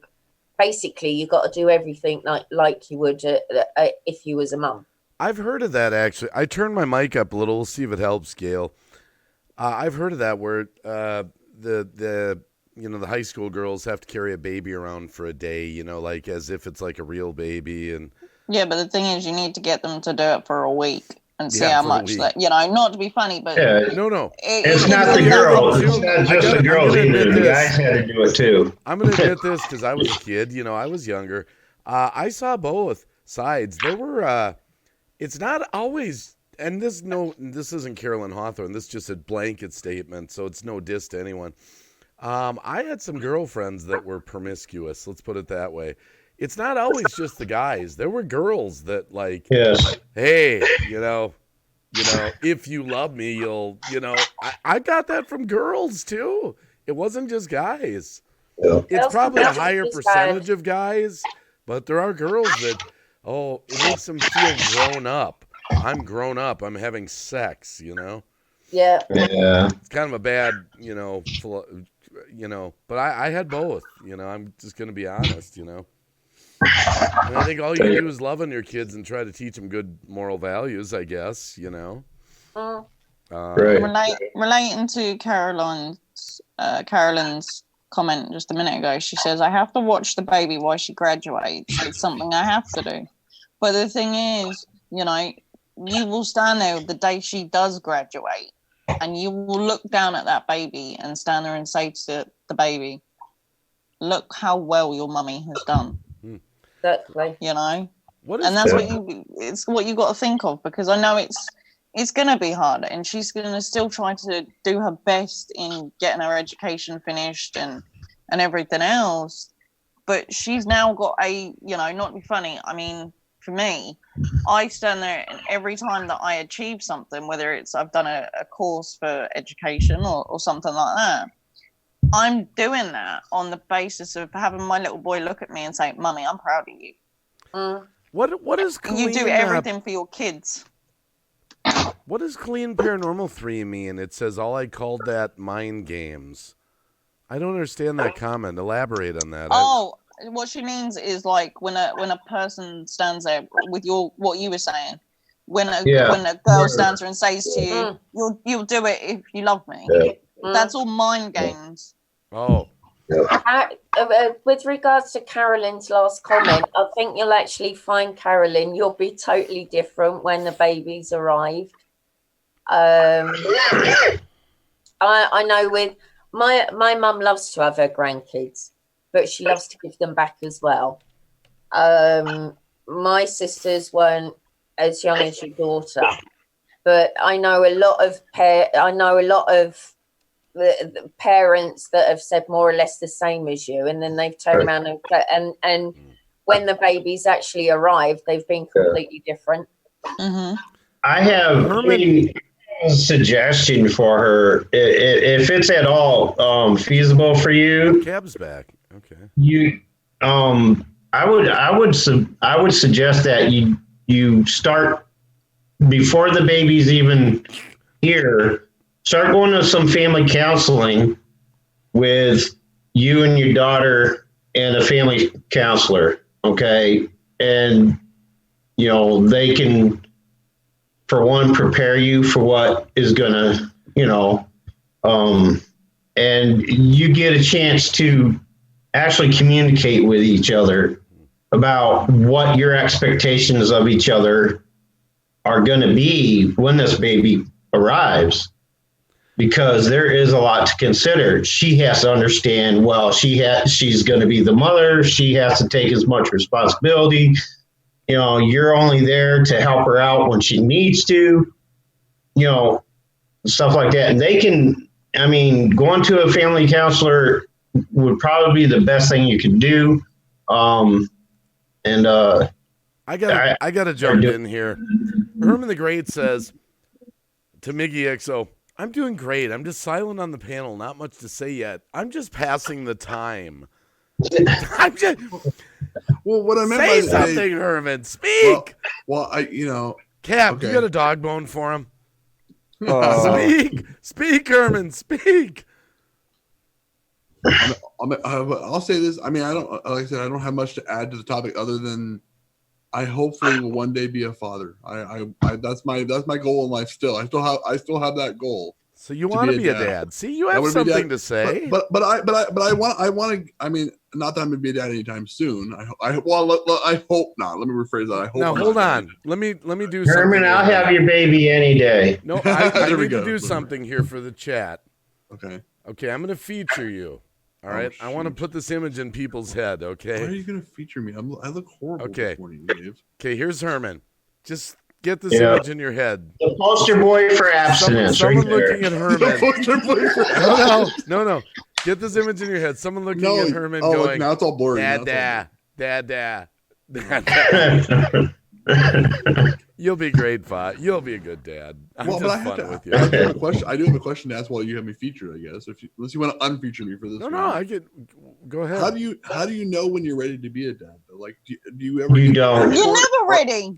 You're never ready. You're never ready. That's I've been a father for 30 years and I'm still not ready. The only one out of my sisters that was planned was my youngest sister. The rest, us other three were mistakes. Well, no, I don't class. That's the thing. I don't class. Hang on, and no babies. I don't think any baby is classed as a mistake. I refer to them as they're a surprise. Surprise. Not a mistake. I'm joking. Just saying like a mistake. Not planned. I suppose is what you mean. Yeah, not. See, that's the thing is, you could be as planful as you can. And you're all married, you have a wife, and you plan on having children. Okay, you're still not going to be prepared for it. As well as you planned it out, okay, you're still not going to be prepared. I always knew I wanted kids when I was 16. You got to roll with the punches, and I always knew I wanted kids in my heart. I always knew. Yeah. So Ben, the chat just went this way. You have any ideas on this subject of any type, even just how kids are growing up nowadays? I do have one thought on this, and I'm being serious. Yeah, you're still a little low on your mic, though. I feel sorry for the grandparents. The grandparents that they're not prepared for this, and there might be a grandparent that's on a fixed income or one that's not in that great of health, and they're kind of forced into being a parent again. Oh, and it can be a heavy burden on some. I'm not saying all. Yeah. I'm saying on some. I feel sorry for them. You're because still I a kind of little look low at on it. your mic, I think, Ben. I hear him, fine. I can hear him. I don't know what's going on with my mic. Dave, if I could make one suggestion, Dave. No, let Cab. Just real quick. Let Cab finish, Boomer. All right. I just wanted to say it's almost kind of like a disposable baby. I'll have it when I'm ready for it. I want to go out partying. Mom and dad will take care of it. I feel sorry for the grandparents. I really, really do. And I've seen that in many, many cases. Disposable baby. You know what? I never thought of that angle until you just suggested it. Yeah. And you get some kids that completely dump their child on the parent. Right. I need to go out to a party. Can you babysit tonight? That's a good, valid point, Cab. I never really thought of. I've just seen it too many times, Hello, paranormal people, by the way. Good morning. I mean, I totally agree with Ben because I have experienced that with my nieces and nephews. None of their children were planned. I'll put it that way. And I've seen it. Mom, I gotta go do this. Watch the kid. Right. And they live at home, and so that means the baby is now going to be in the house because they're probably not going to be out on their own. Yeah. And like I said, with the family therapy thing, if you choose to do that, they'll get both of you on the same page, and you'll be able to work something out. Well, this is an interesting subject that just came up kind of randomly, it just kind of came up randomly. The one suggestion I did have, and I apologize, Ben, because I thought you were done. I didn't mean to. One suggestion, I do plan on going to sleep at some point here. And the last image I want to have in my mind when I do that is Herman's face. I thought maybe you could stop presenting them for a minute. I love it, Dave. I took him off the spotlight. If I can say something, Dave, you want to have a look at Maggie's comment, paranormal people. She's actually in that predicament, if you can call it a predicament. Let's see here. Cab 7. Well, it's further down. Zara, who's going through the living at home with Nana thing? LOL. Let's see. That's the one. Mags actually has a daughter living at home who has a child. Oh, so what Cab 7 just said is kind of ringing true in their household. Well, look what Beth said. To a degree. Yep. What did Beth say? Beth is right in that position. She said, "Amen, Cab 7. Ava keeps saying, I can help when she has a baby, and I keep reminding her about my health, and she can't count on me." Haunted Ramblings. Disposable baby. I raised my niece from the day she came home from the hospital till she was almost 5. Mom and dad only took her holidays and parties, etc. See, that I can relate on. So that's kind of thing, I think, holy crap, I forgot her name. Maria? That's probably going to be relevant to each household. Some grandparents are going to be welcome to that. They want, I guess it's going to be, there's we just saw they're being talked about. They're not in the best physical condition to do that. Yeah. I think it's also a good idea on top of the, family counseling, whatever. Carolyn being here, being able to get feedback on other people's experience on it will give you some kind of idea on how to deal with it with your daughter.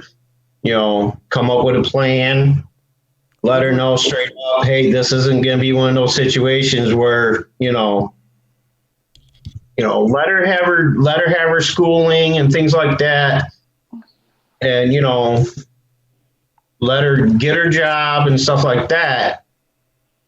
But, make her understand, hey, you had your party days, it's not our fault that, you ended them so early. But, Judge Post says people that shouldn't be having kids seem to be the ones always having kids.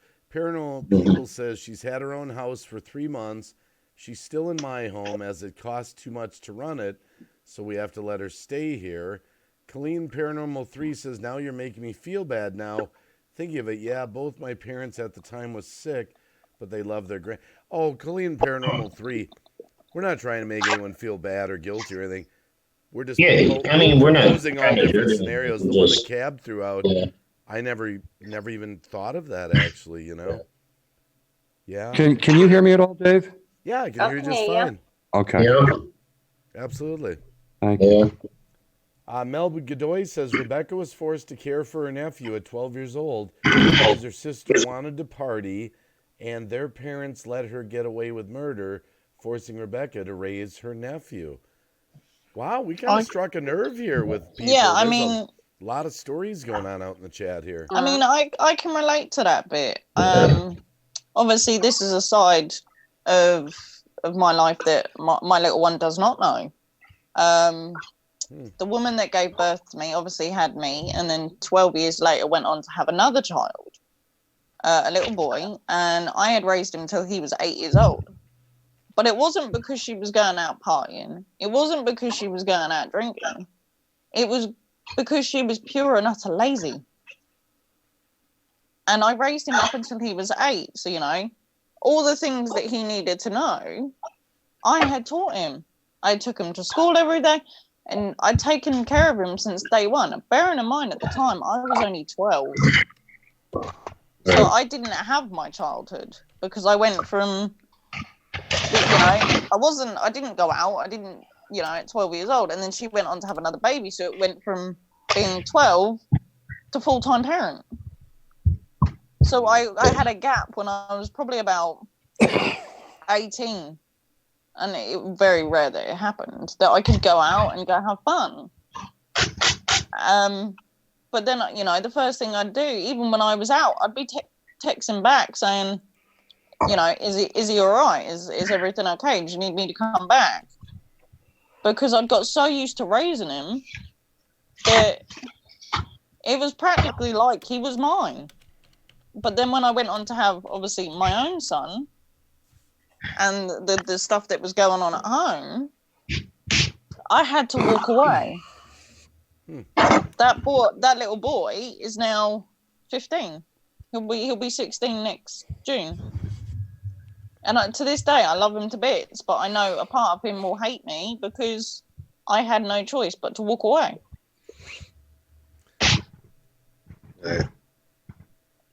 But the thing is, I did what I had to do at the time.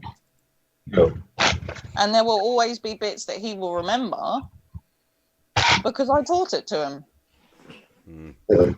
Even the most significant bits a parent looks forward to, like the first laugh, the first time they take steps. All of that was done with me, with my younger sibling. Yeah, Carolyn Hawthorne, I'm the boss. Exactly. Yeah, the water boss. I'm the boss. And I mean, like Dave said earlier, every situation is different. Depends on the people involved and everything.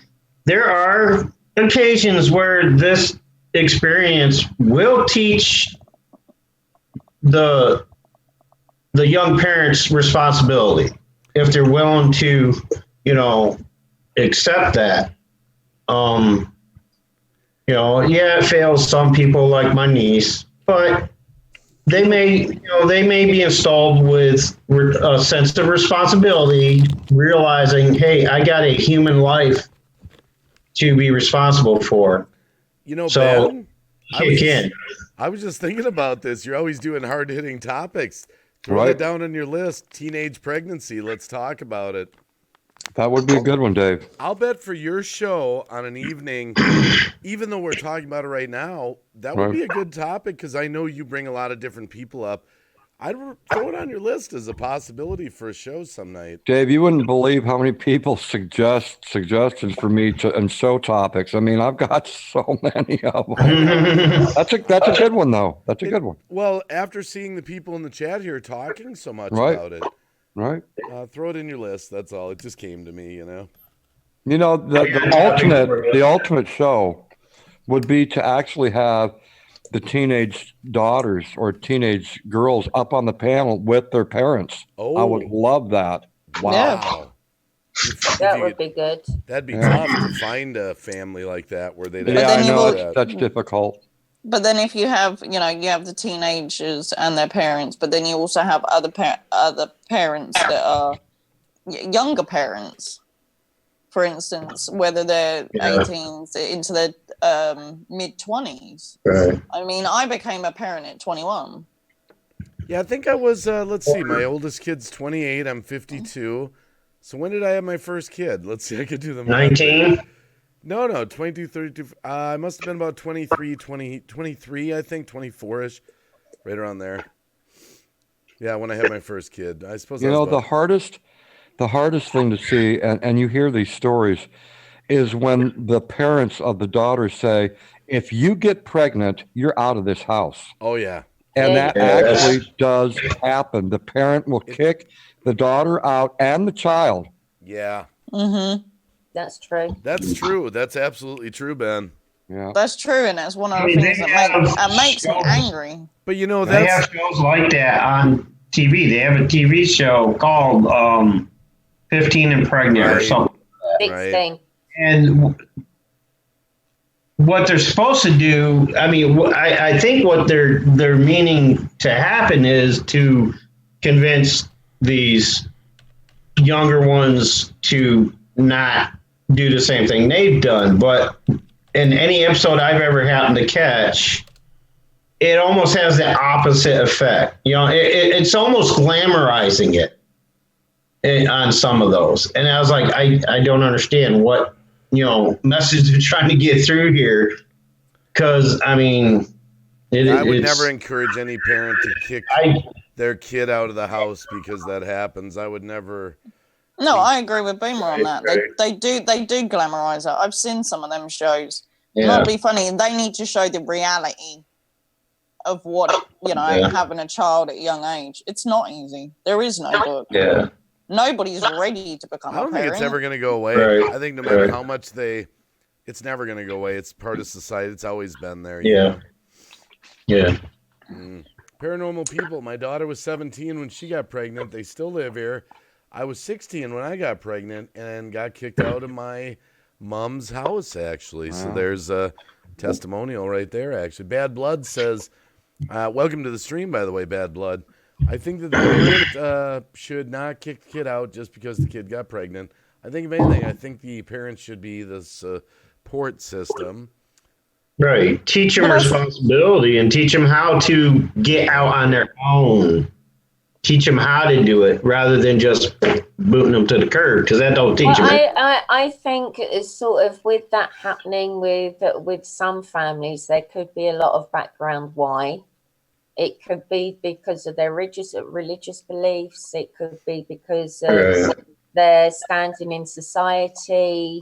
It goes back to the olden days where they used to send like the young pregnant mums to like a nunnery or stuff like that, so they're able to have a child, and then. Right. I know, but I think on that not to be funny, we're in the 21st century. Things have changed over the years. Yeah, but I understand religion and stuff like that, but it still happens. No, I know, which it's something. Everyone's got their own opinion, but I'll just say I don't agree on that. Good morning, Harlan. Now, all right. Good morning, Brian Westbrook. Good morning. Now, one wrong step, Brian. That's all I have to say. Only one. One. All right. Haunted. Wow. Put it on your list, Ben. Look at the talk that people have. Man, put it on your list. This would be a hard-hitting topic. Yeah, it would. Yeah, because I'm really surprised. I had no idea people would be so passionate in the chat about this. You're looking at all the comments, when you've personally experienced it, it's easy to, I can relate because I was a young parent. I can relate because all my children were young parents. Except for my oldest son. He did wait, not till he was married, but he waited till he was past 21.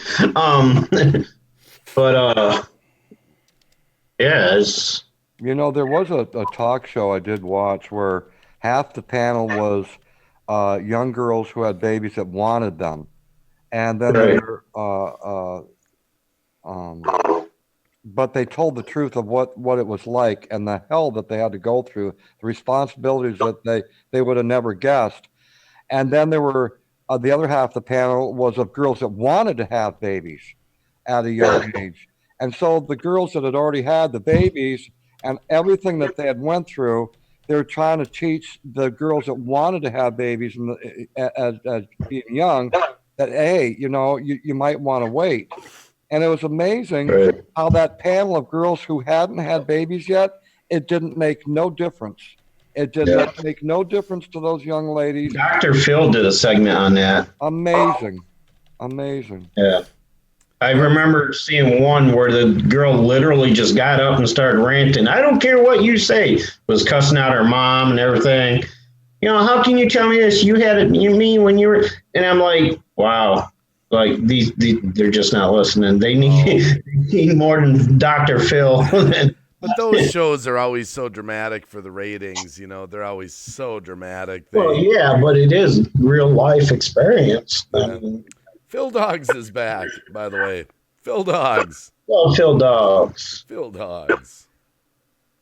He's a good man. You're studying for an accounting exam. Now, that sounds productive, Brian. That sounds good. My wife's an accountant, actually. Oh. That's the kind of stuff I like to hear, Brian. That's the kind of stuff. And Mystic Angel Christina, I was 21 when I had my daughter, and my daughter was 23. My mum had me 2 weeks and 2 days after her 18th birthday. And with one of my sisters, with my eldest nephew, who's 18 next year, she was 21. That's a confidential secret, Phil Dogs. Cab 7 cannot divulge the live streams that he actually lurks in.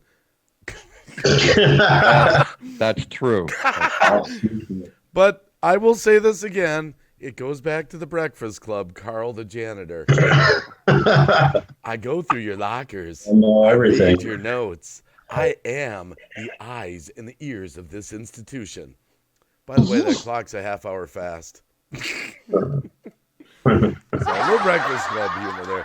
You want to know the pulse of YouTube? This is the man. Hey, Dave. What's your favorite movie? I don't have just one. I have seven. What's your favorite 80s movie? Let's see. Breakfast Club, Lost Boys. Everything with Dave is something to do with Star Wars. Star Trek. Star Trek. I They're the would same. never guess that he loves vampire movie. Hey, Cab 7's a Star Trek fan, too. I know, but they're all the same. They all relate around the same thing. No, they're all different. They're all different. Star Trek is a little more geeky. Do you know than there's Star Wars? actually, I think it's Las Vegas. I think it's Las Vegas. You can like dress up and be on a bridge of a Star Trek Enterprise or something. You can, for a fee, of course. That would be cool. Would that be great to be up there? They would have to pay me to dress up as a Star Trek character. I'm telling you. Okay. 51 people in the chat. If there's any Star Trek fans, I'm simply going to say this again. I want to know who it is that manufactures the inertial dampers. They always fail. Every time. When they get into something. Hey, Margie. They always say it. Do they not, Cab 7? It's always, inertial dampers are offline. Yeah. Always. Who makes these inertial dampers? That's true. They're faulty. Hi, Margie. Margie's out there. Hi, Margie. Oh, I Margie. can't relate, Dave. Morning, Margie. I would love to get Margie up on the panel sometime. She's beautiful. I never liked Star Trek. Probably never will. No, that's okay. That's okay. Stuff. Well, the newer stuff. Now, I mean, in the 80s, when it was Mr. T.J. Hooker there, yeah, I watched the 80s versions of the original Star Treks and stuff. We know Cab 7's favorite movies. Yes, 2 of them. On Golden Pond. Yeah, I love it. I love that one. What's the other one? Well, you love the Golden Girls. That's TV series. Yeah. And Grumpier Old Men. You like that movie. Love it. Love it. But is there another one? Saving that's one of Private your Ryan. favorites? Do you notice there's a theme to what I like? Everyone is old. Hey, speak for yourself, man. You want to know something funny? I'm going to tell this to the chat. And Ben knows this. Sometimes people have actually thought me and Ben were really fighting. Yes. They actually have said that in the chat. Like, Why are you guys always so mean to each other? Or they've said, Green Bay, why are you so mean to that old guy up on your panel or something? You know? We are like the odd couple. Yeah, you are. Well, I think I this is got your a bed. little clue. Let me clue you guys in on something. The way to tell if Dave likes somebody or not is if he's on their pan or vice versa, and they're taking shot at each other constantly. That tells you they like each other. It's the ones that are never there, never involved, that they don't really care for. Me and Herman are always busting each other's chops. That's right. Yeah, are we not? Yeah, we are. Always. But we're Well, friends. Dave, let me check something real quick. Hold on, TC. Don't say I gotta check the friend roster this week. I made it this week. Yeah. I call Herman, but he never answers me in the Hangouts. Margie Ullman said the magic word this morning, and I'm all on board with her. She said, beautiful way to enjoy my Folgers and enjoy this beautiful morning with all of you. All right, just for Cab 7, even though it's not really the brand, I'm going to do it just for my brother, Cab 7. Oh. The best part of waking up is Folgers in your Thank cup. you, Dave. But I am drinking Cameron's, though. I did it for you, Ben. I took. He just had to say the C word, didn't he? Regarding the favorite movies, I think mine's a bit more twisted than everyone else's. Twisted. Yeah. Go ahead. My favorite film is the Rocky Horror Picture Show. Oh, that's all right. I like that one. I love it. We used to have it at the midnight movies. TC. They used to do the midnight movies. They do Led Zeppelin. The song remains the same. Pink Floyd, The Wall, Rocky Horror Picture Show. Sometimes the Beatles help, and they had a few other ones. I used to go to that all the time. One night we looked up the actual words and sang the transvestite song that Tim Curry sings. Like I'm a whatever transvestite from outer space. No, I'm a sweet transvestite. If you're gonna get it wrong, Transylvania. Exactly. I know every word to every song.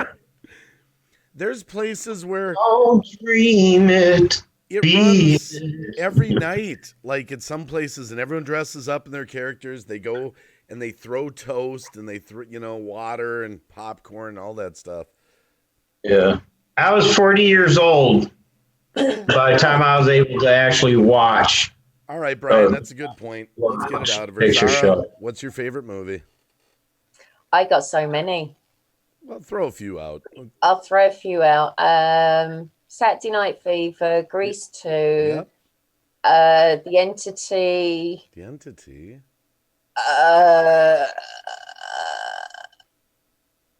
The Grudge, by the sound of it. Oh, God. Jesus. Stephen King's Rose Red.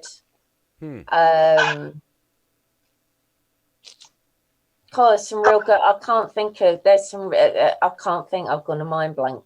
That's okay. I'll throw a few of mine out. So many. I'm one of these people. I don't know you guys on their panel. If I like something, I watch it over and over. Some friends don't like to watch things over and over. There's Star Trek episodes I've seen 100 times, 200 times, movies I've seen 100 times. Some of my favorite movies, though, are that I actually own, that I watch on a regular basis. Obscure one, The Car from 1977 with James Brolin, the haunted car. Christine, the haunted car from the 80s. I love that movie. Yeah. I love The Thing with Kurt Russell from the 80s. I love The Matrix, but not all of them. I like the original one the best. I like a couple more, and then I like The Shadow, which was kind of an obscure movie with Alec Baldwin in the 90s. I think it was very underrated. I think it was awesome. A couple of my favorite ones. And, so just a few into the mind of, the wacky. And I also love The Hunt for Red October and Crimson. Oh, yes. And Crimson Tide with Denzel I forgot a couple. I forgot one very important one. Mary Poppins. Oh, I saw that when I was 5 years old. My mom took us to the theater with my kids for my birthday to see Mary Poppins. I love Mary Poppins. I think I'd like to see Cab 7 do Mary Poppins. Like come in as a chimney sweep, or something. That's just great, Dave. That'd be a good skit. That's wonderful. Yes, Gail B. Harry Potter. Yeah, I have all 8 DVDs. There's only 2 lines out of the entire loads of movies that they made that stuck out to me the most. What's that? There's the one in the first film where he stands there and says, "You're a wizard, Harry." And in the last movie, it's when Miss Weasley is fighting Helen Bonham Carter. And she basically stands there and says, "Stay away from my daughter, you..." Not my daughter, you bitch! I must answer paranormal people. Me and my wife have seen The Shawshank Redemption so many times, paranormal people. But I will say, sometimes when me and my wife watch it, we fast forward the first 45 minutes sometimes. We want to get to the juicy stuff. Yeah, I don't want to see him when he gets abused by gangs in prison and all that. I like to get to the juicy stuff. Shawshank is one of the movies I actually had to watch from start to finish with no breaks. See, I'm not a Harry Potter fan. Do you like Harry Potter at all, Cab? Excuse me? Harry Potter. Do you like the Harry Potter movies? I'm too old for that. I never got into them. I just never. And my wife and kids love Lord of the Rings, but I've never got into. Oh yes. Yeah. Oh, Orlando Bloom with his. Yeah. Yeah. I only watched one of them. Whatever happened? Orlando Bloom. What about Liv Taylor?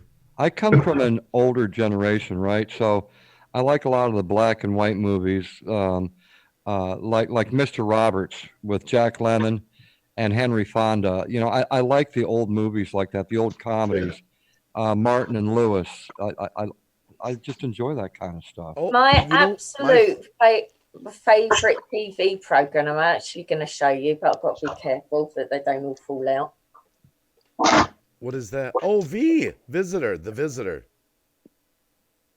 Yeah. Yep. Got the complete box set. Oh, wow. I got the complete box set of Space 1999 with Martin Landau. Oh, that is so cool. Space I love 1999. Babylon 5 as well. Oh, look at this. Look at this. I'm a fan. I've showed it. I've showed it. It's right here. Haunted Rambling. No, this is how much I love it. I've got my own little ceramic eagle from Space 1999. Right there. Look at that. This guy has been with me at my desk. A little bit more to your right, Dave. That's cool. I kid you not, 20 years, but I'm kind of disappointed. There's one flaw with it. About 7 years ago, one of the landing pads broke off. I haven't fixed it yet. This guy has been on my desk wherever I've lived for 20 years. Check that out. That's Space 1999 Eagle.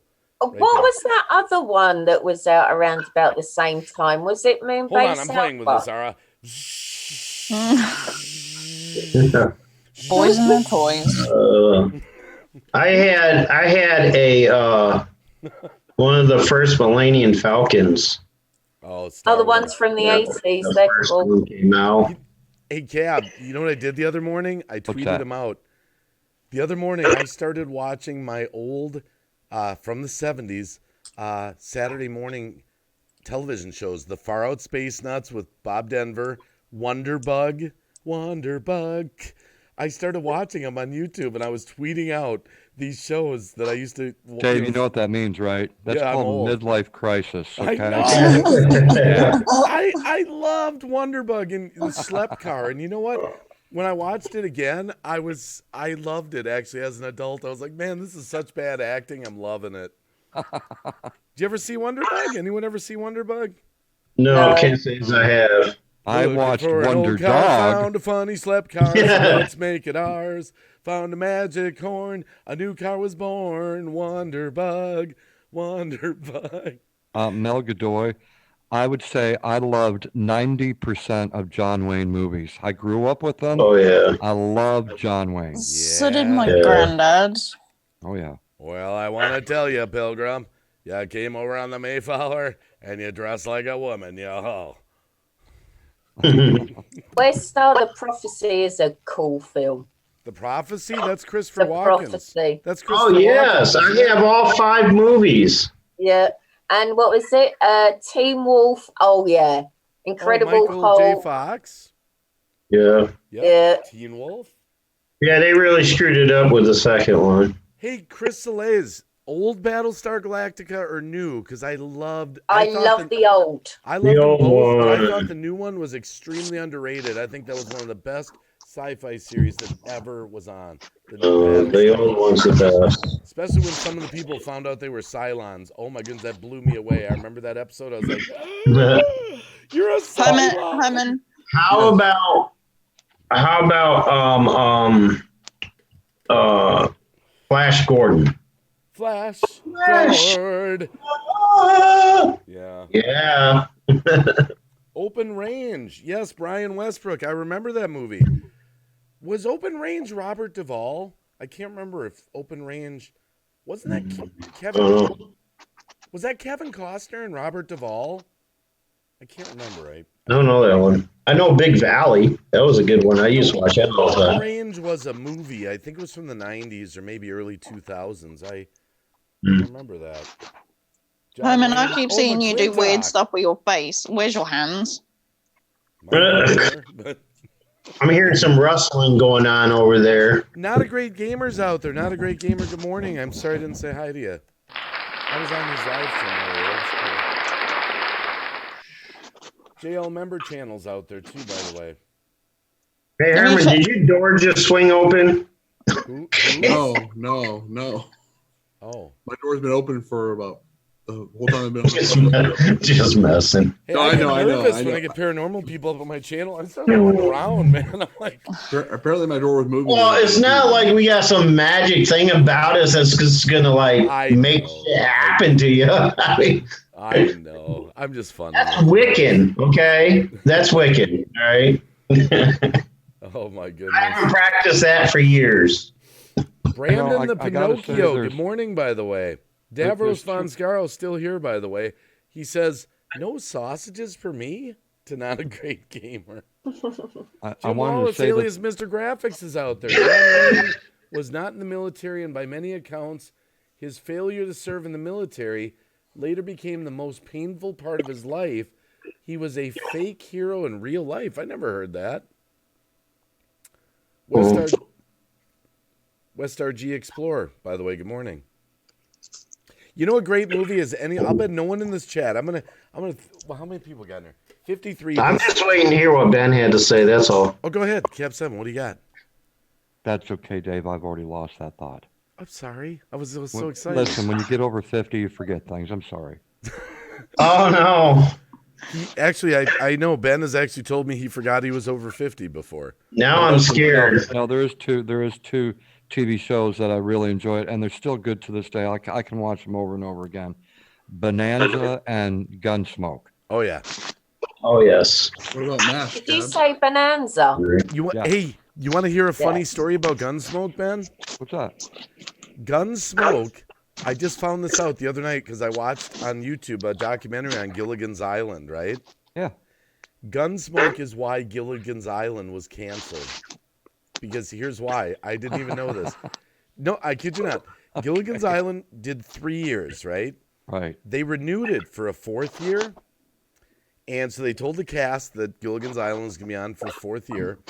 And Gunsmoke, was going to get out of the time slot. And the executive at the network said, there's no way you're getting rid of Gunsmoke. We're going to get rid of something else. What got chopped was Gilligan's Island for the 4th season. Damned. Because of Gunsmoke, actually. Now you know. Herman, you are correct. My favorite it's one of the longer running series out on TV besides Gunsmoke, was MASH. And I watched every episode. I got every DVD. I love MASH. I only watched a few MASH, but what I did watch was actually pretty cool. Yeah. Okay, Brian, I would actually give you that. Festus. Cap 7 with the hat and the beard. Festus did, I guess. I liked Festus. I don't think that's terrible. That's funny that Brian Westbrook would say that because some people have actually told me that. For real? I kind of look and act like Festus from Gunsmoke. That's appalling to me. But wait a minute. You don't like Festus? I love Festus. He was a little nerd, a little ugly thing like a troll. Oh And, no! I love yeah. There's nothing No! exciting. Nothing Nothing exciting flattering about. about that one, Oh eh? my goodness! I No. loved Festus. No. That's appalling. I'm shocked. I loved him. No. Oh my goodness. He's a little troll. He's a little troll. That's all he is. Oh Phil my goodness. Dogs, I And used to watch Festus, Dad's Army. Festus, I know you're rolling around in your grave right now. I'm sorry, but that's the way I felt. Oh my goodness. The truth comes out. Cab 7 doesn't Oh, like. my goodness. I loved him. Oh my goodness. That's hilarious. What did Chris Wow. Soleil says? Actually, I think I know a show that you love that you haven't brought up, Cab. I think you're a Yeah. big fan of MASH. I just got done saying Dave, that. he just got done Oh, saying you that. said MASH. Sorry, I missed Yeah. that. Oh, Yeah. A lot of gosh. stuff was flying. I was saying hi to But people. Phil Dogs asked Dave, did you ever watch Dad's Army?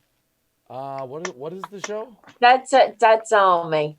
Never It was heard an of it. English program set during I can't remember if it was the First or the Second World War. It was cool. It was funny and It's pleasant. a bit like Blackadder, though, isn't it? Blackadder was more on the funny side of things. Dad's Army was funny, but it was also serious to a degree. Look at what Haunted Ramblings just said. I think saw we have that. Haunted Ramblings, thank you. It says that Festus was actually a great singer, just like you, Cab 7. I'm That's sorry, just I love wonderful. Festus. I don't take that as a dis. I loved him. Thought he was great. No, Nina listen, Landis. I'm looking how Mr. Brian there put the context of it, and I got it. I read right through him. So Well, I don't know. I got thought it. Festus was great, but a little Anyhow. disagreement there. All right, Nina. I'm moving on. Dave, you're so gullible. No, I thought he was great. Nina Landis, have you ever watched Rawhide? Head him up, move him out, head him up, move him out, head him up, move him out. Rawhide. Stand My favorite by part was your when man. the dude knocked out the horse. Oh yeah, the original Avengers with Emma Peel. That was cool. Oh, that's just great, Barney from the Griffith. So that would be so like Brian to say that. Barney was another nerd. Oh my God. You know what would be funny if Brian's actually like those people? If he's like Festus and Barney I mixed. gotta say that's a step up from Gomer. Now, wait a minute. I think in all fairness, Cab is able to say who Brian reminds him of. I would think that if I ever met Brian in public, he's probably about 350 pounds, very thick, greasy glasses, and lives in his mom's basement. Ah. Yeah. I gotta say Bennett, though, good morning, by the way. one character that Cab does remind me a lot of, and he does resemble him, is the guy that plays Bobby on Supernatural. Bobby from Ever Supernatural. watched- Oh, I know. Yeah, I know who you mean. Never watched it. Bobby Springer. It was actually also the name of the producer. The producer put himself in as a character. How, whatever. Yes, but Outer it's Limits. a good show. And I every time I see Cab, I was like, he reminds me of Bobby. Like, you ought to. That is a compliment. You ought to check out that show sometime. It's on Netflix.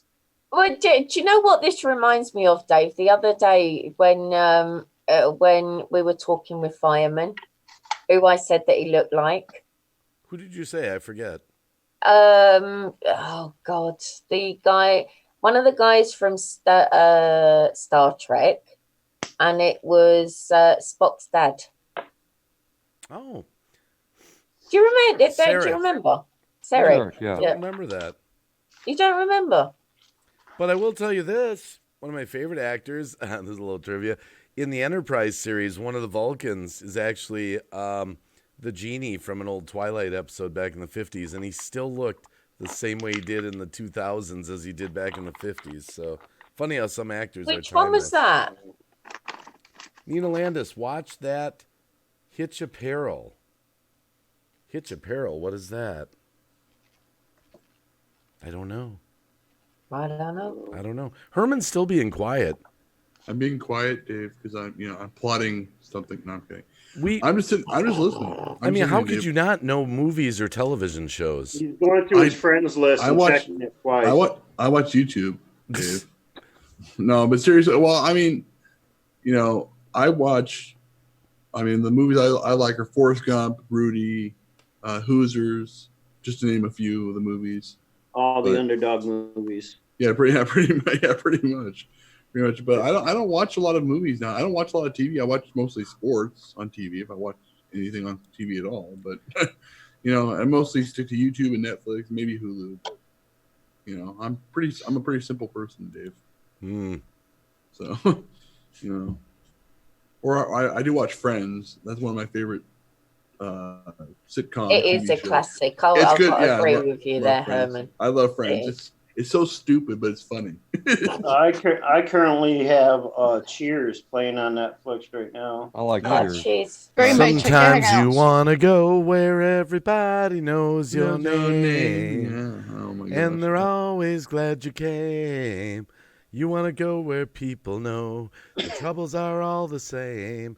You want to know where everyone knows your name. And then you've got the spin-off from that, Frasier. Frasier, yeah, I was just about to say that. I love Frasier. I love Frasier too. I love Frasier. Oh my god. I don't really like the Frasier show much. I'm listening. Frasier. Yeah, I never got into Frasier. I never did. I thought it was hilarious. Oh yeah, me too. Oh, you like Rambo, do you, Ben? I like the first Rambo the best. Yeah, the first one. Yeah. I agree. First Blood, yes. First Blood, yep. But there is something that kind of hits home in that movie, I'll be honest, even though it's it's an action flick. The scene where it kind of, every time I see it, it kind of perks me in my brain, where he says, in the military, I was in charge of $1 million equipment. I can't even get a job, And he's pouring his heart out, Sylvester Stallone. There's some truth to that, It's kind of a little dose of reality there, I'll tell you what I liked. God, what was it? It's a little bit of a wacky film, but it's an old one, but I like it. Howard the Duck. Howard the Duck. Holy gosh. Oh my goodness. Oh my goodness. I'm surprised how many American style movies other countries are just as familiar with. Of course. Why wouldn't it be like that, Boomer? Have you guys seen anything made from the last decade? Yes, Cap. I actually watched Fractured the other night. Oh, really? Fractured. I haven't. I was going to watch that the other night. Really good. Really good. Stick with it because it's a bit of a twist at the end. Mm-hmm. Oh, thank you, Jenny. One on Netflix I really do like though is the Stranger Things. I watched almost the first season and it was. The one kid, the chubby kid there, I can't remember his name, Gayton, I think. He has a new show out on Netflix now where he does prank shows. He does pranks. That's hilarious. If you guys check that out, that's funny. Another good old movie, classic, around about Christmas time as well. If you want to watch it, The Goonies. Oh, The Goonies, yeah. Oh, yeah. There's supposed to be a reunion maybe with Corey Feldman on that. It's rumored. Yeah, I heard. Brandon Rice, good morning. By the way, I forgot to ask. There's 52 people in the chat plus panel. Is one of my favorite, Cab, you were talking about black and white movies? Yes. Has anyone ever seen, I own it, The Scarlet Pimpernel? It was made in about 1936 or so. It's black and white. I've never watched it. Never seen it. Brilliant movie. I know of it. Scarlet Pimpernel. And there's something that I really noticed when you watch it. Back then, they didn't actually use background music the way we do nowadays. You know how all the scenes have background music going? Mm-hmm. It's all silent, like while the actors are doing their parts. The only background music would be like they go to a dance or something like that and the band is playing. There was Scarlet Pimpernel. Put it on your list. It's brilliant. It's about when they were kind of the whole Marie Antoinette time and, smuggling people out to, they were getting beheaded and all that. Scarlet Pimpernel.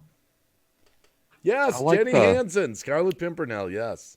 Another old movie, and I normally don't like British movies, but I love this movie. I can't get enough of it, and I only like the older versions, 1938, and that would be The Christmas Carol or A Christmas Carol. I love them. Wow. I love them. Yeah. Or do you like Miracle on, what is it, 57th 34th Street. 34th Street, yeah. Another good movie, yeah. Jimmy, that's with Jimmy, what was his name? Oh my goodness. Jimmy Stewart. Jimmy Stewart, yeah. Yep. I tell you what is a good version of the Christmas Carol, Ben. It's the one with Patrick Stewart in. I did not like that version. It was too new for me. Oh, yeah. Although Patrick Stewart does play a lot of, he can play many different roles. He's very good at what he does. Yeah, but I saw him at a Star Trek convention, and I was a lot of people were not happy with him. Always back to the Star Trek. No, it's true. Here's what happened. I've told the story once before. It's the only Star Trek convention I went to because he was there. He would not dress up as Picard. He thought it was sort of below him. And so he told the audience, I'm a Shakespearean actor, and he was reading Shakespeare and all that. That's true. That is true. It is true, but I'm like, dude, you're a millionaire because of Star Trek. People love your character. Just do it. Put the damn suit on. Just for the but fans. if you think about it, a lot of the other captains don't do it either. I'm like, come on, we want to see Picard. Come on. Yeah. Well, I think the reason why William Shatner didn't wear in his last years of his life, the reason why he's still alive, Ben. the reason why he didn't wear a Star Trek uniform because they didn't make a captain suit that big. So I get it. Oh man, when you look at Shatner nowadays, he's aged okay, but his face is really expanded, from the old. Just like mine, man. We our faces get bigger. Yeah. Oh crap! Is that what I'm going to be up to do? Is that what's going to happen, Ben? That's what you got to look forward to. I'm going to have a fat face. Oh yeah. man. Oh my God. So that gives me about 5 years to prepare, huh? Oh my goodness gracious. Yeah, and now speaking of old not old British films, but a British film that I saw when I was younger, and my parents loved it, was Cold Comfort Farm. Has anyone ever seen that movie? What's it called? Cold Comfort Farm with Kate Beckinsale and some other. Doesn't ring a bell. It's it's basically the plot is where she's a rich woman and she goes and lives with her kind of interesting family out in the country, and they have a crazy old lady that. It's a pretty funny movie. It has a lot of British humor in it, from what I understand. So I didn't get half the jokes in it. My kid, check this out. He's 15. Guess what? He came up to me last night. He went on a date with his girlfriend all afternoon. Shh, don't. He was like, Dad, don't tell anyone I got a girlfriend. This is Jay Breezy, the rapper, And he says to me, Hey, Dad, have you ever heard of Monty Python? I was just thinking of him. As soon as you mentioned British stuff, I was like, Monty Python came to mind. Wow. Apparently, his girlfriend put on Monty Python and the Holy Grail. Remember that movie? Mm-hmm. And he thought it was hilarious. And I was like, am I really hearing it's this? On Netflix. I said, dude, Jaden, I'm 52. Monty Python used to be a television series. Of course I know who Monty Python is. Yeah. And you know what my wife says to him? This is funny. She goes, Jaden, you were watching that with your girlfriend over at her house? He's like, yeah, Mom. He goes, I think you would have liked any movie she would have put on.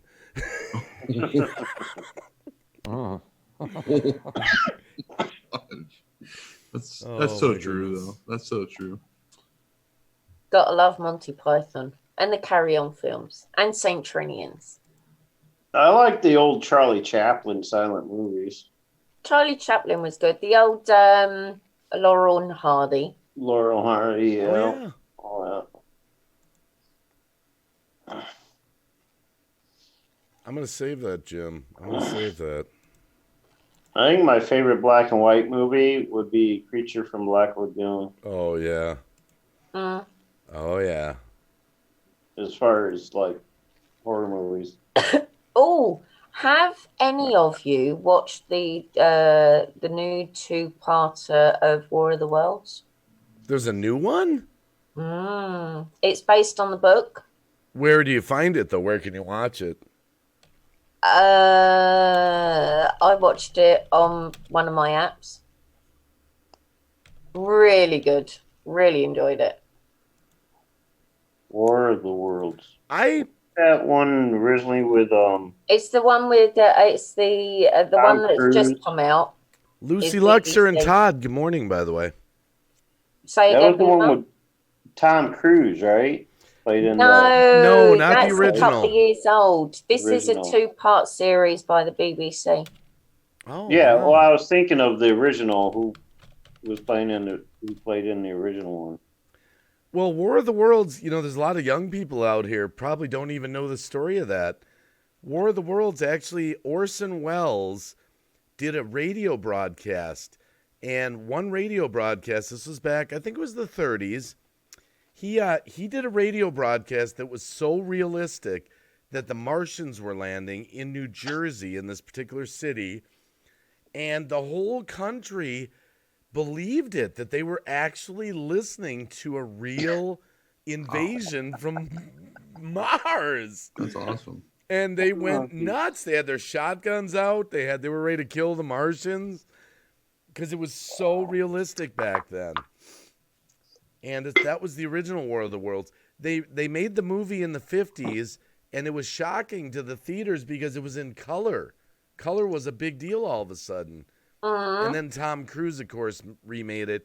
I only kind of liked Tom Cruise's version of it a little. Yeah. Mel, I don't know if you're referring to the War of the Worlds with St. Orson Welles. It was H.G. Wells. No, it was Orson Welles. No, it wasn't Orson Welles. It was H.G. Wells. No, Orson Welles did the radio broadcast. Oh, I don't know if you did the radio broadcast, but the original War of the Worlds is H.G. Wells. Oh, he might have wrote it. Wrote it, but Orson Welles did the radio broadcast. That could be that it was written by H.G. Wells, yeah. But Orson Welles is the big guy with the beard. You remember him, Ben? Beard. Thanks, Dave, for asking me that question. I'm Of course sorry, I remember I knew him. it. I know who Orson Welles is. I thought you would say The Swamp Thing is a very underrated movie by a very good West RG explorer. Now, Margie Yeomans might remember this show. Now, my mom loved this show, and matter of fact, if she wouldn't have been married to my dad, she would have married this guy. And the name of the TV show it was with Perry Mason. Oh yeah. Oh, Perry Mason, the detective series. Raymond That Burr. was cool. Mom loved that show and Perry Mason. Well, The Cobra Roll. It's hard to class Tom Cruise's version because it's so far from the original book. Yeah. It is, but I'm not going to say because it's Tom Cruise. It's a good modern take on War of the Worlds. I will say that. Now, Davros says she's talking about the movie 1984. I haven't Googled it. Who wrote War of the Worlds? Let's find out. Let's put this to bed. We got people saying H.G. Wells wrote War of the Worlds. That sounds right to me. yeah, didn't he write the novel? Who? 1984 is, I think, Orson Welles. Who wrote War of the Worlds? Let's find out here. It was H.G. Wells, yep. 1897. There you go.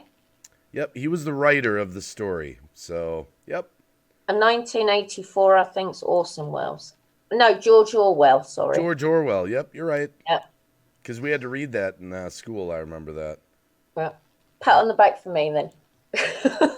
Round of applause for Zara for that one. See, Cab, he always does that when I'm in Hangouts with him. He'll be like, he always does this. Siri, who wrote... He's always talking to that thing that you got. I don't have Siri. Or not Siri, you're always... The Google thing yeah. that you're always Google. talking... Well, listen. Who is that you're always talking to? Dave, it's there, it's available, and it's free, and I like that. Yeah. It's Google Assistant, Dave. Oh, Google Assistant. I don't use it. I'm old school. I type. And I Southern have Bell. Cortana. Good morning, Southern Bell. Oh. Red Skeleton, yep, good one. Oh, Red Skeleton? Yeah, Margie Oman says. Oh, that's yeah, Red Skeleton. Yeah. Clem Cadiddlehopper. Oh my God! I remember. I still Margie, have- are you impressed? Clem Cadiddlehopper. Oh, I love to man. read me some Red Skeleton. I still have VHS tapes of his shows. Dave. The Hobo. By the way, I just want to That's remind one of the favorite characters. everyone on the panel, or everyone in the chat, Boomer D is up here, Herman the Great, Paranormal White Noise, Cab 7, and TCTV. Thanks for being on the panel and just talking about everything. But I've got Yeah, to do imagine my something. surprise Dave. when I got the link. I was Dave, just about to someone fall say asleep Dave. again, and my phone goes TC. off. Dave. I'm like, Dave, what? Can you check your Hangouts, please? Check my Hangouts, please. Check my Hangouts, please. Sure, I can do that. If I can get my mouse, it's over on the other monitor. Okay. Okay, I will. In just a sec. I got it. I know. I bet you I know what she reminded. Just a you. reminder. Yeah. I bet you I know what she reminded you of. Well, let's go. I'm going to have to go here. I'm just going to go check it right now, and then I'm going to do some. Explore. We're going to check our hashtag Green Bay Wacky Moist. Yeah. Yeah, let's see what we got. I forgot about that. I mean, we got, oh my goodness, we got Marika Pedro, has 2 of them. 3, TCT's got 1. And 2, oh my goodness, Kylie Brooks has 1. Oh my goodness, it's overload. We got about 5 of them. Okay, check this out, guys. Here we go, real quick. Hashtag Green Bay Wacky Moist. Here we go. These are the unseen ones of the day. Marika Pedro. That is awesome. did Ben ever see the one I sent in? I don't know. We got another one. Oh, wow. Holy crap. Like, woo, spooky there. Marika Pedro's got another spooky one. Let me get the heart on that. TCTV's got one. Oh, my goodness, devilish. Wow. Damn. That's a good one. Apple TV, I don't think supporting me there. TCTV as a nun. Oh my goodness. Wow. Ben can relate to that. Very much so. And Kylie Brooks has one right here. Oh my goodness. Wow. You know that one of TCTV of the nun? Yeah. It kind of looks like from a 1930s to 1950s movie. Yeah, a little bit. Wow. Yeah. Thank you. Round of applause for everyone for tweeting those out. I really No, that wouldn't be appreciate that. Gidget, would it? I don't know. Gidget. I remember Gidget, Oh God. the yes. flying nun. The Flying Nun, yeah. The Flying Nun. Yeah, you know who played that character, right? Sally Fields, I think. Yes. Yep. Yeah. All right, I had to take my hat off. I got to do it. I was just about to say it must be about that time. Yep, it's 2 hours, 37 minutes in. We've got 2 veterans up on our panel, Boomer D, and we got Cab 7. Guys, anyone who comes to Green Bay Wacky knows I'm going to do this. Shout out to support all our veterans around the world. You guys are my heroes. Don't take the politics of the world out on our veterans. Support our first responders, police, fire, and EMS. They have a hard job. Call comes in. They don't know what they're rushing into, and a lot of people are volunteers. And the veterans, remember, men and women. Look at like Lou Rock's mom, Mama Rock. There's POWs out there. Mel Godoy, by the way, who's been in our chat as a veteran. Mel, thank you. POWs that are out there that we want them all to be accounted for to come home. Send your prayers out to these families. If you're not a believer, positive energy.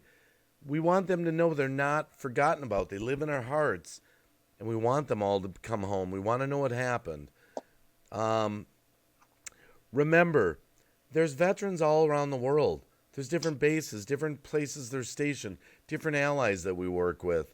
And always support our veterans. Tell your children they need to know the veterans are the heroes.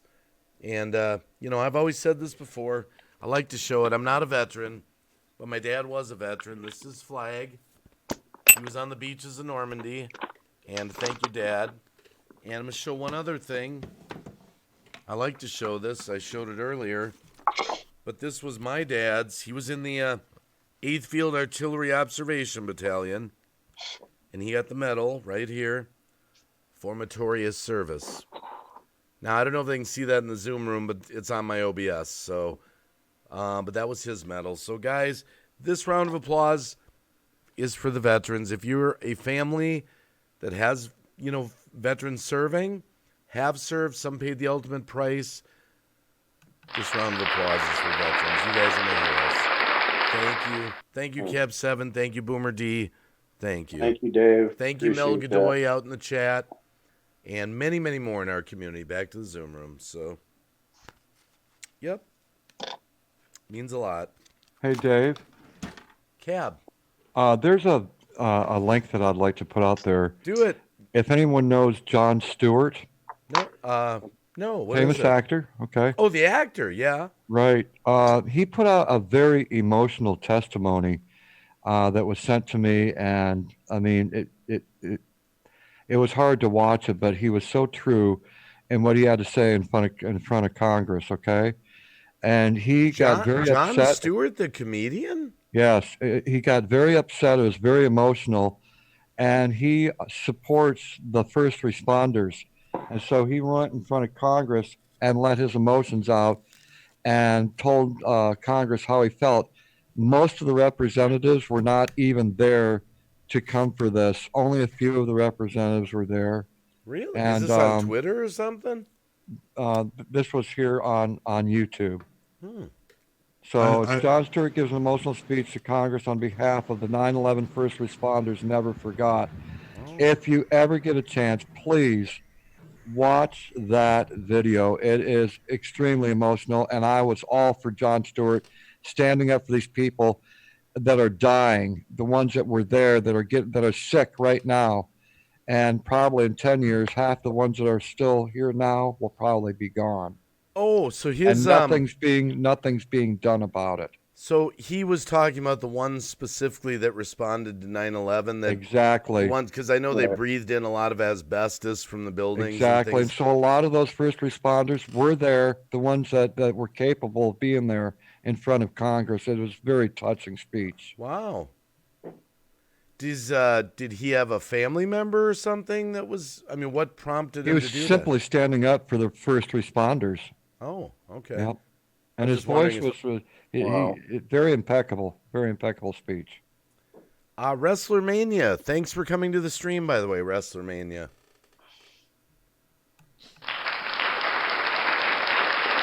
I saw the speech you're talking about there, Cab. I was like, wow, that's great. I mean, good for him standing up for those people. Those people need an advocate to stand up for them.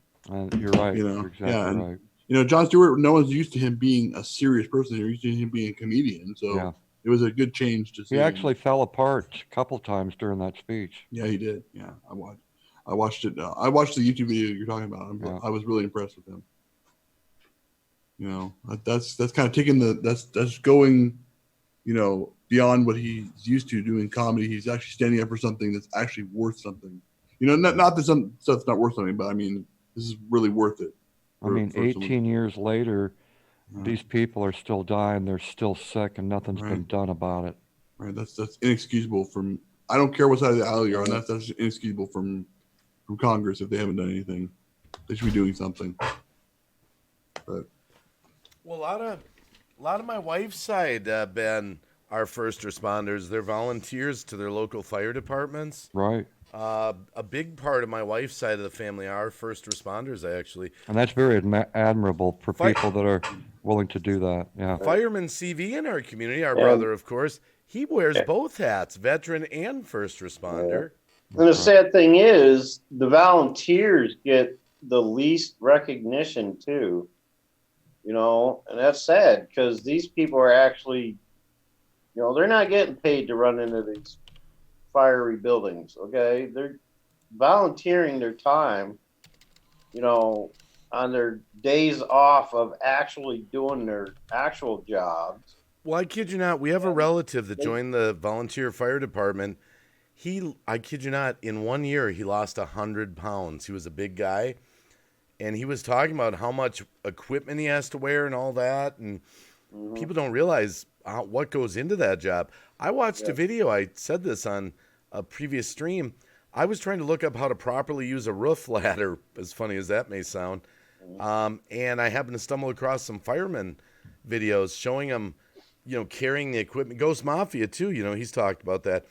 And these ladders were like 3 stories up. Then they put another ladder on the roof, go up that. It was, and they're carrying equipment and people and all. It's crazy what they do. My cousin was a volunteer fireman for Waverly, New York. And, it takes a certain kind of person, a certain kind of heart, a certain kind of, I don't know what else to say about, but to be able to do something like that. Yes. I mean, to be 100% unconditional, to say, you know what, I'm willing to do what it takes to try to save a person's life or an animal's life or whatever it takes. I may not get paid for it as a volunteer, but that's not important. The importance is of saving lives. Hey, That's so admirable. Even Nero Trigger in our community is like a first responder. Jenny Marseth, ambulance driver. There's a lot of people in our community that either from the side of veterans or first responders. Yeah. You can tell when they're calling the volunteers here and over at the next place is they have the old siren that goes. Air horn Oh, yeah, siren. Yeah.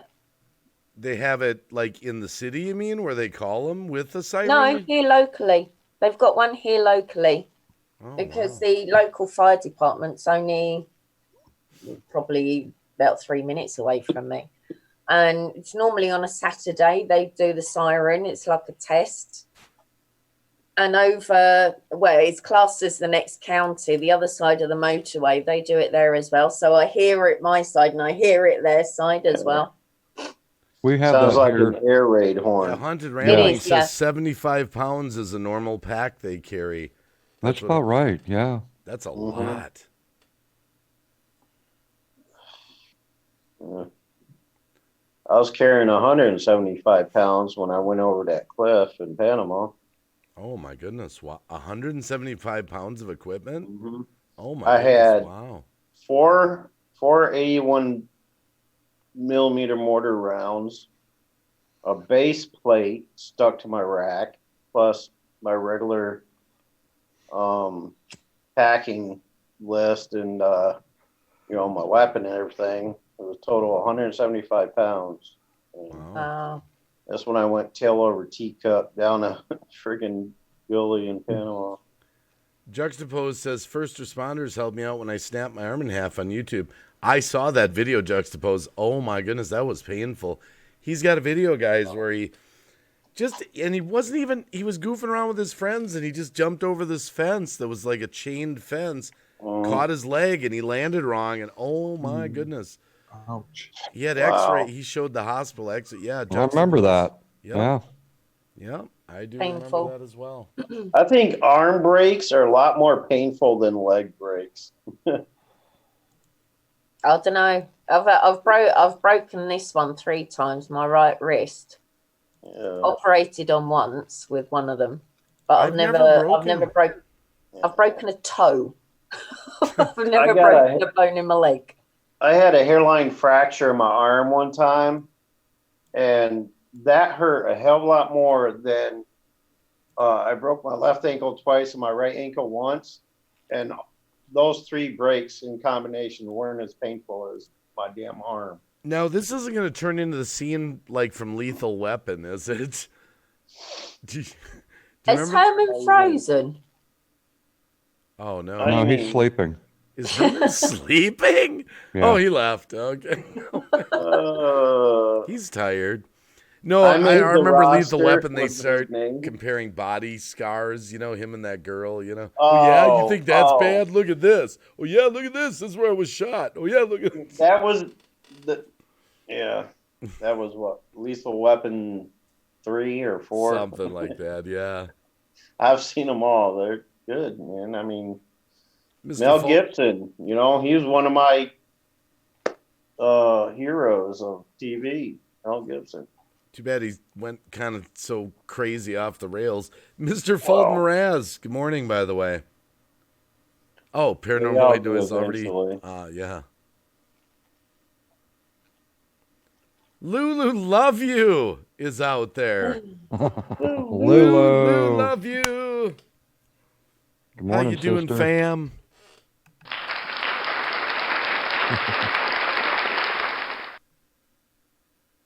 We're just talking about whatever, Lulu. Yeah. There's no rules today. Well, I mean, there's no... Oh, wait, no rules? No, I didn't say that right. No subject. I No saw subject. Ben's eyes wide up. No subject. Sorry. Ben's eyes just went all big. Wait, no rules? No comment. Subject. Actually, I've been very good. Good. I've gotten used to the church-like setting here over at Green Bay Wacky. So, yeah, I'm doing great. Well, we didn't turn in the Waltons. No, you didn't. You have cleaned it up. I love it, Dave. I fit right in now. Yeah. So yeah. More like a dysfunctional. You've always got JoJo's to go over to, Ben. And I don't even do that. Really. Although I do love JoJo Walker. If you're out there, girl. Yeah, I'm thinking one of these days I'll have a live stream where I'll age restrict it and y'all can come up and just break loose. Break loose. Get rid of some of your frustrations and break out the pregnant nuns. Oh my goodness. No, that character's been retired, I think, for the moment. There's a few of them out there. Well, we've talked about that though, Ben. The box we get put into in comedy, because you were never, when you were doing the nun, Sister Gabriel or whatever, you were never making fun of that religion. You were just being a comedian, and people got, I don't know. And that's the reason why I quit doing that, because it took just a couple people to say, I'm very offended that you would make fun of the Catholic religion like that. And me being former Catholic, for about 18 years. Wow. Some people, they say, you know what, you got to walk on eggshells around certain people because they'll be offended by it. But then you look at a person like on the Dean Martin roast, Don Rickles. Oh my! He didn't think about any of that, right? And people, he had people that were offended by what he said too, but it didn't stop him from doing what he did. He was very good at his skill. Thank you, Herman, for the $5 super chat. I appreciate that. Thank you, Herman. He said, thank you so much for having me on the panel, Dave. Much love to you and everyone. Get some rest. Herman. Sweet dreams, Herman. But that's a valid point. How do you function in today's society as a comedian? Because it doesn't matter what you say. Pretty soon, you know what's going to happen? Everything's so PC now. There will not be any comedy left. There won't be any jokes. There won't be any comedians. Because everyone will scream, I'm butthurt, I'm butthurt, I'm butthurt. Yeah. Oh, yeah, Jeff Foxworthy can continue throwing out those redneck jokes. I'm like, the world is, don't take yourself too seriously. If a comedian makes a joke, it's just a joke. My goodness. Well, I had one person say, I have to unsubscribe from your channel because they were quite offended by the Sister Amber Alert. Really? Yep, they actually unsubscribed from my channel. Wow. That's I crazy. mean, that's what that was that podcast that Juliet Miranda, David the producer's wife, did that one day. I forget who she interviewed, and I always forget his name, but anyway, that's what it was about, was that comedy's in a box now. Can't say this, can't say that. I mean, I can agree that certain topics being made fun of or light of or being, I can understand some people being a bit, a tad offended about it, but to like just totally disregard the person as a whole because of that one thing. I mean, yeah, like I'm gonna tell you, I'll be honest, that the actually, I thought I'd have you lie, Boomer. Paranormal, like I mean, I take paranormal very serious. I have to, and I see people poking fun at it or whatever and stuff like that. I mean, okay, you don't have to hate the person because you don't appreciate their particular comedy. I started making paranormal spoofs, Boomer, but I asked my paranormal friends, if I start doing paranormal spoofy videos, do you think the paranormal community would be mad at me? And I must have missed that memo, Dave. I must have not got I asked that memo. Zara, I asked Ghost, I asked a bunch of my other friends. I said, look. Oh, okay. So I understand. You asked the professionals. No. I'm not a professional. No, you're not professional. I just grabbed whoever happened to be handy at the time. Authorities on the subject. No, I'm not an authority on the subject either. I just grabbed whoever was handy. No, I mean, but that's just the point I was trying to make is I'm not gonna get pissed off about it to the point where I can never come see these guys again. Oh, Davros? If I see something like that, I don't watch the video. Like I got through 2 minutes of Ben's and ended it. I got through a minute and a half years and then stopped watching just because I didn't find it, but that doesn't mean I'm going to not like you guys as people and, I'll continue coming around. Of course, it's just, there's some things I take to heart as well, but not to the point where I'm going to just disregard you guys altogether. That's ridiculous. I mean, well, Ben Indie Vlogs is out there. Brian Westbrook, I do love Gene Wilder. Davros was saying, I watched Blazing Saddles about 6 months ago. It was on Netflix. I actually forgot what was in it, and I was doing this. Like, if that would be played on today's television in its entirety, I'd be like, I was doing this. I was like, I can't believe the jokes they did. Well, it's a lot of stuff from like the 60s, 70s, and even early 80s. If you go back looking at the old, a lot of the Monty Python wouldn't be PC nowadays. A lot of the carry on films wouldn't even be on TV nowadays. And also, I don't know if you had it in the States, but also St. Trinians, like School for Girls, that wouldn't be on TV nowadays. Right. They're just so controversial, but I actually love them. I love that stuff. Well, what's funny? The Cobra Roll says the world has become one big politically correct mess. People take life far too seriously, and now having a sense of humor seems to be in the minority. It's why everyone is dying from stress-related illness. But, I would say this. I've seen, like, different comedians, different races, whether they're black, white, Mexican, whatever, and they make, they make fun of white people making jokes about, other race. Everyone's making all these jokes just to make people laugh. They're just making people laugh. I never looked at Eddie Murphy and said, he's talking about white people. Like, oh, I'm offended, Eddie. I freaking love Eddie Murphy. Bring it on, man. Tell me I'm a white boy. Eddie Murphy is cool. I've actually got Raw on my server where he's wearing the red leather suit. Eddie Murphy? Yeah. Oh, I love Eddie Murphy. He's going back to the 80s. Then there's a bit in it. I absolutely love it. And he's going, oh, yeah, we're at the ice cream fan, blah, blah, blah. Kid gets an ice cream and then the top falls off. And then he's going, I got an ice cream and you don't have stuff. I get some ice cream and you ain't got none. You're on welfare. And you're on welfare. Yeah, right. By the way, Margie Yeomans, this is for you. Margie Yeomans, this is for you. I'm going to bring you back. Fred Sanford, you're a heathen. Ethel, Sanford and when Son. you was born, they put a pork chop around your neck so the dogs would play with you. love Sanford and Son. I'm having the big one. Yeah, I'm having the big one. And you want to know something?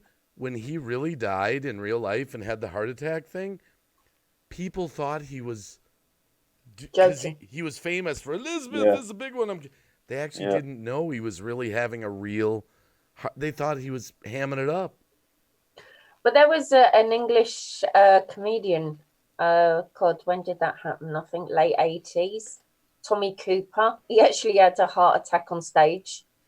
Oh. I remember seeing an article about that. Mm-hmm. Yeah. Well, I forgot TC was here.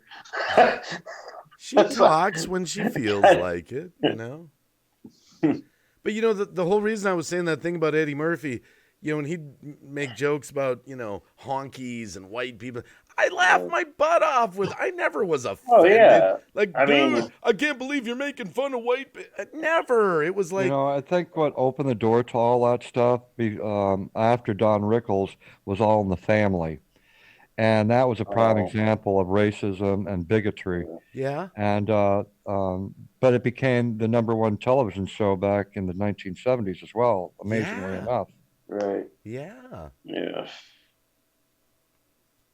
That's true, and Married with Children took a big hit too.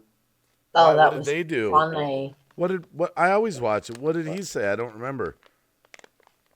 Well, there was a lot of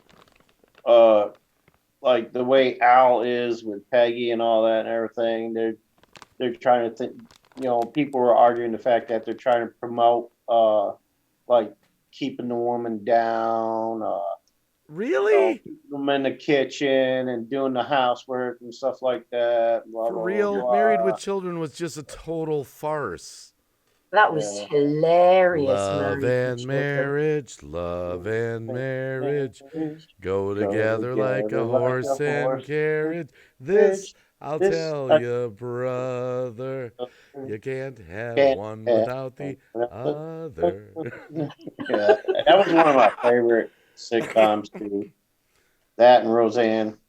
Oh my goodness! Now I loved me some Roseanne. I got to tell you, Roseanne, the first 3 years of Roseanne, I loved it because it was like real life, what a family would actually go through. People that are on low income, and busting your ass to you know, support a family. It was very real. I have a lot of friends that are just like living that life of Roseanne family back in the first 3 seasons. And But then they became millionaires, and that it was so unrealistic it just went downhill. Yeah, that's when Roseanne Barr just kind of like went off the rails with a bunch of. But yeah. Well, what I think, the world has gotten so crazy. It's so crazy that if one person says one thing, they're canceling television series. They're firing them from jobs. I remember that whole scandal with, I don't know if you remember this. I don't even think Ben even knows this person, but Megyn Kelly, you know, who was Fox News. Yeah, she goes over to NBC, and one morning during a morning talk show, they're talking about blackface, all right, where people put on the costume of that. I saw that. And so she makes the comment, well, you know, we did that when we were kids, and I didn't think it was that big a deal. They fired her for that. And I'm like, wait a minute. She wasn't like saying I'm against the black race or anything. Or one of the other things we've that gone I that heard far recently, that if someone she was just remembering a childhood experience, and oh, you're racist, fired, gone.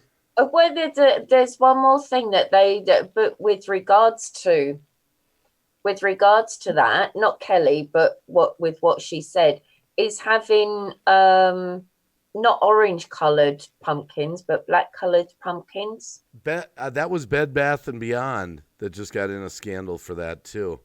But they're saying that it resembles too much like that. Yeah, that was on the internet. That was on the news the other day. They pulled them from the stores because of that. You know what I'm afraid of is that we're going to become like North Korea, where it's a state-run media. There's one media company over the whole nation, and then it's run by the government. And we've lost a lot of television stations over the years since I was a kid. I mean, some of the even bigger ones are gone. And, Yeah. and it's funny how reporters are only allowed to go a certain distance to a scene of something. I mean, they've got these cages and these areas that, well, you can go to that point right there. You can't go any further beyond that point, and it's kind of sad to see that happen. And I mean, if I I want to see it, the scene. I want to see it as it's happening. A lot of reporters aren't allowed to go to the scene anymore. But it kind of reminds me of communism a little bit. Well, kind of. And Or a dictatorship at the least. Dictatorship, yeah, exactly. you want to know something that's funny? I used to work at Domino's Pizza. A lot of people know that back in the 80s and the 90s. We had one of my great friends there. His name was Michael, and he was this black dude. I loved him. He was like, we had so much fun together. And he himself, we'd be sitting around, waiting for the phone to ring. He would tell us stories about his brother. And he goes, my brother, man, he wants to be this badass black dude. And he said he walks around like he does the walk. And he would imitate his own brother and he'd say, dude, you look like a rooster, man. And he was making fun of his own brother. And there was I love that guy. It's like it was all just in the spirit of fun to make you laugh. There wasn't any boundaries of, being those terrible words that get thrown out, and I always laughed at Michael. He would make fun of his own brother, and I make fun of my brother all the time. But you know what? I think a lot of these people that get butthurt for whatever reason, I think a lot of them probably make their own jokes privately that probably wouldn't stack up to what they're even mad about, But yeah, Ben, that's kind of scary what you just said. A state-run media where everything's vanilla. Oh yeah, I mean look at China, look at North Korea, look at this, at Russia. Right. Yeah, before you know it, you're going to turn on your TV. There's going to be one channel, Fox News. Well, it's like nobody can have an opinion. Oh, No one can make a joke unless okay, we got to check this and cross-reference this joke. Let's make sure it's acceptable. Censorship, yes. That's what's going on YouTube. I can relate to certain things being a little touchy, certain subjects being a little touchy for some people based on their personal experiences with things. And what it may serve as a trigger for some people on some things. But I don't know, it was like when Ben said, oh yeah, they unsubscribed from me and blocked me. I mean, I find that ridiculous to because overreact. You put on a nun's suit and we're just dancing around making jokes. I mean, that's totally overreacting. I mean, to discount the whole person due to one, thing. So you didn't find it funny. Big deal. Don't watch it. Move on, because they have a lot more to offer than just that. You were talking about Roseanne. We were talking about Roseanne earlier. Her new show got canceled because she made some comment that people thought was offensive. They canceled the show because I forget what she said. Roseanne has gotten very offensive over the years. I don't know what's going on. I'm like, she's nothing like she used to be. I was appalled at her. Here's going to be a standard YouTube video. It's going to be like, gosh, golly gee, good morning, people. Hello, how are you all doing today? Oh, golly, wow, jeepers. I went to an ice cream shop the other day, and I ordered vanilla, and they only had chocolate. And that's what it's going to become. It's going to be like... that's what some other platforms are actually doing right now. They're trying to be anti-censorship, like kind of get it back to where it's kind of Wild West days, That's why I like keeping within the realms of what I do, because you can't censorship that. Good morning, Rob, Michigander man. Good morning, Rob. And another good morning to Lulu Love You. I feel like I didn't say it enough. We love you, Lulu loves you.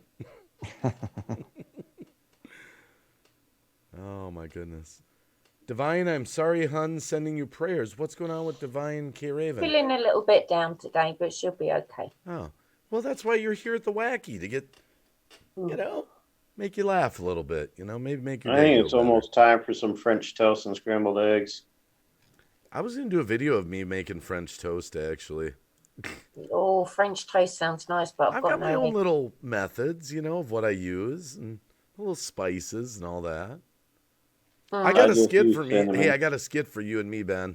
Uh-oh. I got a skit for us. You and me having pancake wars? No. You want to hear the skit? Pancake wars. You want to hear the idea Actually, for it? that would be a great video, pancake wars. No, that's yeah, not the at the skit, same maybe. time you'd have a video camera. At the same time, you'd put them together you'd edit those together. Me making pancakes my style, you making pancakes your style, but in a comedic way. That would be awesome, man. Okay, Epic. I like it. I like where you're going. Yeah. I got banana chocolate chip pancakes. Oh man, it would be so fucking funny.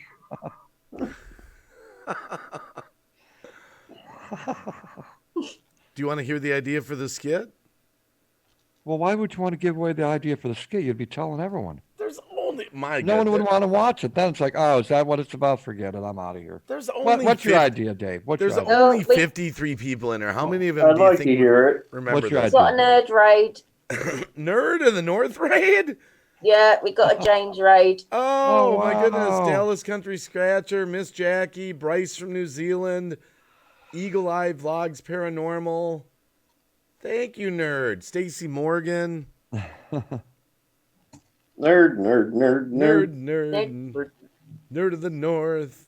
Vicey and Yogi Beach TV. Teresa Cordero. Good morning. Nerd of the Hi, North. Marianne. Love my Green Bay Wacky and Cab 7. Nerd of the North is the huggiest guy in our community. The He is huggiest. the huggiest guy. And he's got a mascot, Slash, He- the cat. Yeah, that's right. He That's right. actually made me an honorary nerd because I informed him that I used to play D&D in high school. Terry Cope, what is this? Screw92530.com. That's an interesting name. Eagle Eye, good to see you. And that's Oh. the man himself. Wait a minute. It's Miss Jackie's birthday today? Is it? Did someone just type that in the chat? From the Nerd of the North raid? Oh, yeah. Yep. Dallas County Scratcher. What's the name of that channel exactly again? I'm backing it up. Oh, it's just Miss well, her name's Jackie. Jackie. Okay, we got to do it. Yeah, go on, Happy do it. birthday. To you. Happy birthday. To To you. you. Happy birthday. Dear you. Jackie. Happy birthday. To you. To How you. many more to come? Oh, Miss Jackie, wow. What? Nobody's saying happy birthday to me on my birthday. In Oh, my honor of my goodness. birthday today, I'd like to share my blessings with you, Wacky. A Aw. $50 super chat? Wow. Aww. Wow. That's That's awesome. lovely. Oh, Wow. Miss Jackie. That's unheard of. Very, very generous. My That goodness. was very generous Wow. of you. Yeah. Oh, wow. I don't know what to say to that. Wow. That's cute. That's very sweet. That was very sweet. Thank you. Thank you.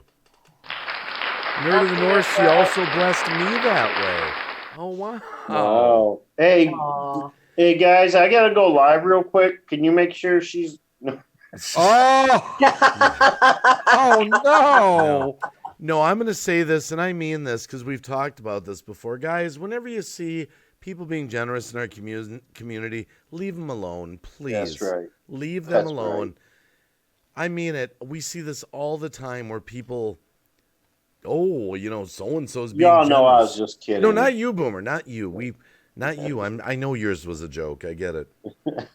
But we do. So please let people just let them be when their hearts feel moved. Just let them be. Just let it. Don't give them private messages. Go after them. That kind of stuff. Thank you so much. Thank you, Nerd of the North. By the way, Nerd of the North and his. Thank you, James. Oh, hey, Miss Jackie, I think I'm purposely not going to go live so you can save some donations. Oh my goodness! Wow. Oh, it is that time, ain't it? I'm on the edge of a nerdgasm with this legendary panel. Oh, Ben, you're late for your morning live stream. No, it starts between 8:30 and 9:30. Yeah. I'm just giving Dave a hard time Yeah. Never harass him. Yes, Story Dory Thomas. for rest. And you know what? Teresa Cadero, good to No see matter you. how many times I say that people don't care, they still go after these people. Do we not preach that, Ben? That's right. That's right. All the time. Yeah. Leave them just be. Dallas County Scratcher. We've got Paranormal White Noise up on the panel. Cab 7. Boomer D. And then TCTV. She's been a little quiet, but she was very vocal earlier. I'm still here. She's still here. And TCTV is in the UK. And Zara, Paranormal White Noise, is in Germany. And then the rest of us, Boomer D, Cab, and me are states. So, Angel's Melody. Bryce from New Zealand doing a $1.99 super chat. Thank you, Bryce. Aww. Thank you. Thank you for supporting the channel.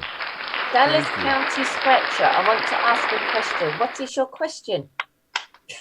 Ariel Williams is here. Evie Bubbles.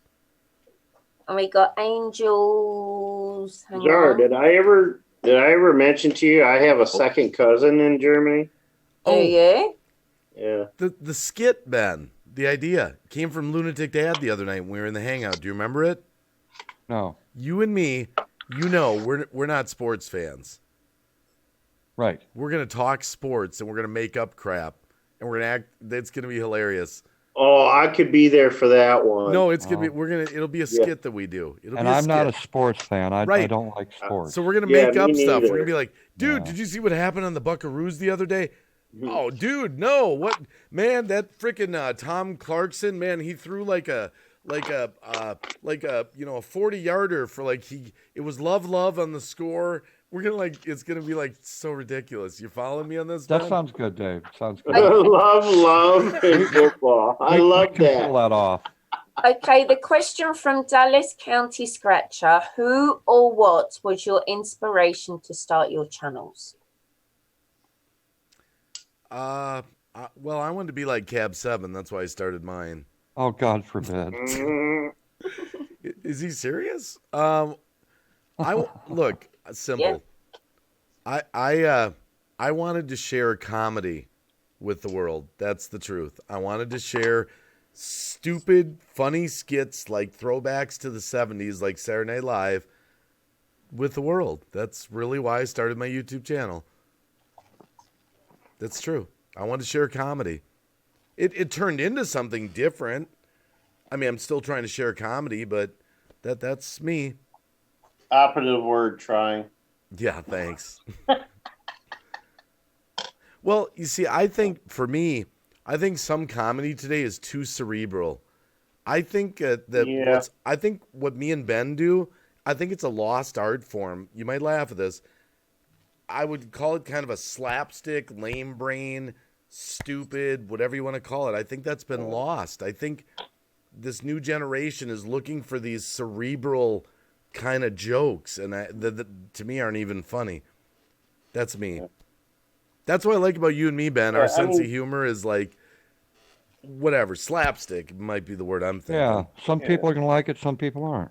Yeah. Well, Ben's got this Red Skelton type thing going on with him where he does characters and puts on these little skits and things, and that's funny. Hey, comedy is subjective. I love me some Red Skelton. I'll say it again.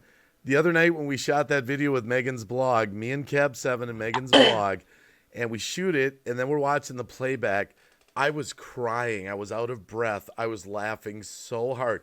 And Ben's in there going, yeah, it's okay. I didn't think it was quite that. And I couldn't remember that, Ben. I couldn't. You were laughing more at how hard I was laughing.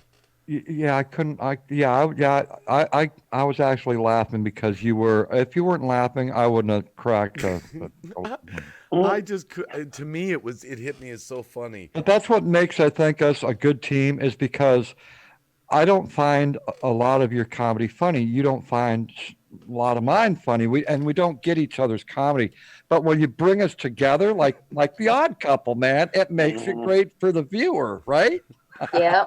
I'd say with me and Ben, it's like a 1 out of 10 thing. If Ben shows me 10 videos, he'll just be he'll be crying, and I'm like, Yeah. it's kind of funny. But then he'll have that one where I am laughing with him. Same with him. He's watching mine, and he's like, no. And then one comes, now that was funny. I was laughing. He'll crack up. So I don't know about anybody else, but I mean, I'm kind of getting tired of wiping off the rotten vegetables off my computer screen every time I watch one of Dave's comedy skits. Oh no! Oh no! Now that's funny. Maybe I should just leave the paranormal and go to the comedy. What do you think? You know what, Boomer? There's guaranteed every time that you're on a panel, there's guaranteed you're gonna at least bring one out of left field, and you're gonna knock me off my feet, man. That's guaranteed. Someday. good morning, Magic God of Destruction, by the way.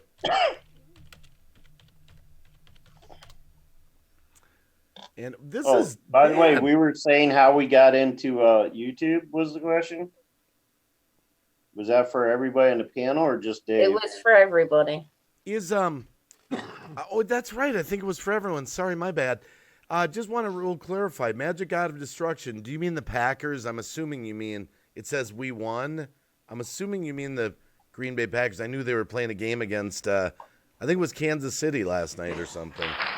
Oh, geez, of course they won. Linda, there's multiple topics this morning. There is no specific subject. We're going where the wind blows this morning.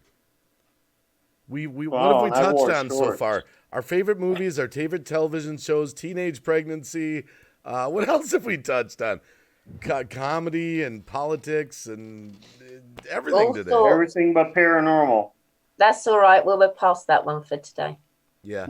And I got to tell you, Magic God of Destruction, though, right before we find out why everyone else started their channel, I was 40 years resident of Minnesota, so go Vikings! I'm sorry, I can't get it out of my blood. I got Vikings in me, too. Okay, I got to go now. Yeah. All right, Kev 7, why did you start your YouTube channel? Come on, lay it on us. Who? Ben. I was kind of like a deer in the headlights there with that. Well, remember, we were all supposed to say why. The reason why I started my YouTube channel was to let people know that you don't have to go to the grocery store to buy your food. You could grow your own. And so I started out with raised bed gardening, which I still do to this day. And I will probably continue to do that the rest of my life. But that was the reason why I started my channel. It's kind of like the off-grid living alternatives than to, the sources that we use today. So that's how I started and the reason why. So you didn't have any idea you were going to evolve into where you are now. That's exactly right. And I think a lot of us do that as YouTube creators. We evolve. I don't know of too many channels that have been stringent, kept the same as when they first started. I don't know too many that are like that anymore. Before I finish that, Terry Cope is asking Green Bay Wacky and Cab 7, can you guys please give my little girl a little happy birthday shout out? Aww. She turned 10 years old today. What's your little girl's name so we can go by at least a name? Yep, give us a name, Terry. Just first name, of course. Yeah, yep. Nickname, first name, whatever you want. Nerd of the North is still here, by the way. Thank you again, Nerd of the North is awesome. I can brag about Nerd of the North. So can I. Oh, yeah. We're trying to get a name here for Terry Cope. Yeah, I'm watching. Okay. We're all looking down. We're looking. And then we're going to get back for that to the moment. Breeze. Oh, Breezia? wow. Something I can't even pronounce. Is it Briazia? How about we just say Bree? Breezia. We're going to have to wing it. Breezia. Well, we'll do the best we can. Happy birthday to you. Happy birthday. To you. Happy birthday, Briasia. Briasia. Bree. Happy birthday. To you. And many more. And listen to your mom. Exactly. Wow. Stay in school. Stay in school. So now we know Cab 7 started to share gardening, love of gardening with people. Yep. And he evolved. Yeah. All you got to do is start growing your own tobacco. We got it made. Well, I never, right before we get Yeah. to Zara and Boomer, I've said this story before. I never would have thought that I would have become a live streamer. And as a matter of fact, Cab knows the story. Rebel State Sovereign, good friend of mine, on YouTube many years ago was doing these live streams from his phone in parking lots. Yeah. And he was doing scratch off lottery tickets. And he was telling the audience, I'm going to share this with you if I win. He was the original, I'm going to say he was the original sub per sub. He was the original sub per sub. He would pack that room in just a couple minutes, and a lot of them were gamers at the time. Rebel or me? No, Rebel. Oh, Rebel. Okay. He sure was. And I'll tell you one quick story about that, but then we'll move on. But when I saw him doing that, because I was watching his videos and he was watching some of mine, I was like, Rebel, dude, what are you doing?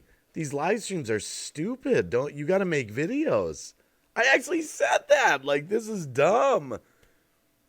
I did not understand the idea of a live stream. I'm like, this is dumb. This is boring. That's the way I originally felt. How do you Mary feel now? says, thank you, everyone. Well, She's obviously I've heading out the changed. door. She's heading out the door now for school with a big smile on her face. Oh, sweet. Sweet. Aww. That was cute. But I'm going to tell you one quick story real quick, and then we'll move on to... Rebel told me a story once. He went as far as to make a video shout-out for a young gamer, and I watched the video, and it was a good one. He actually had people shouting this guy out and everything. It was a channel that had 200 subscribers. That channel went like ballistic and got like 200,000. Never even contacted the old community. Never thanked Rebel for the shout out. Nothing. I was like, talk about losing your roots. Yeah. Mm-hmm. People forget where they came from. Once they get big, they're like, oh, I don't need these people anymore. I'm big now. Guys in the chat, anyone that becomes big, don't ever do that. Oh, I don't think I'll ever have to worry about that. You don't know. Never say never.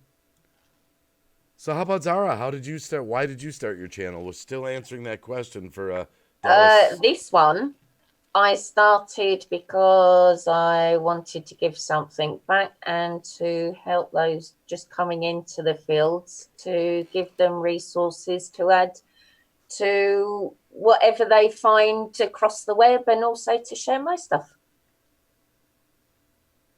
Very quick, very simple.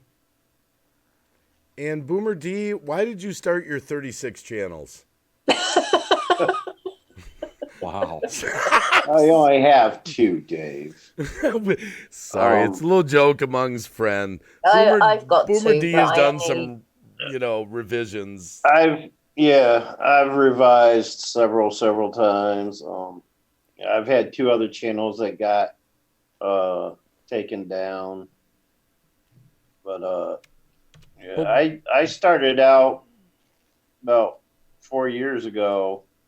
Even though this channel's only going on 2 years old, I had other channels before this that I just started out doing paranormal stuff, readings and stuff, because some friends on Facebook who I used to do private readings for talked me into starting a YouTube channel.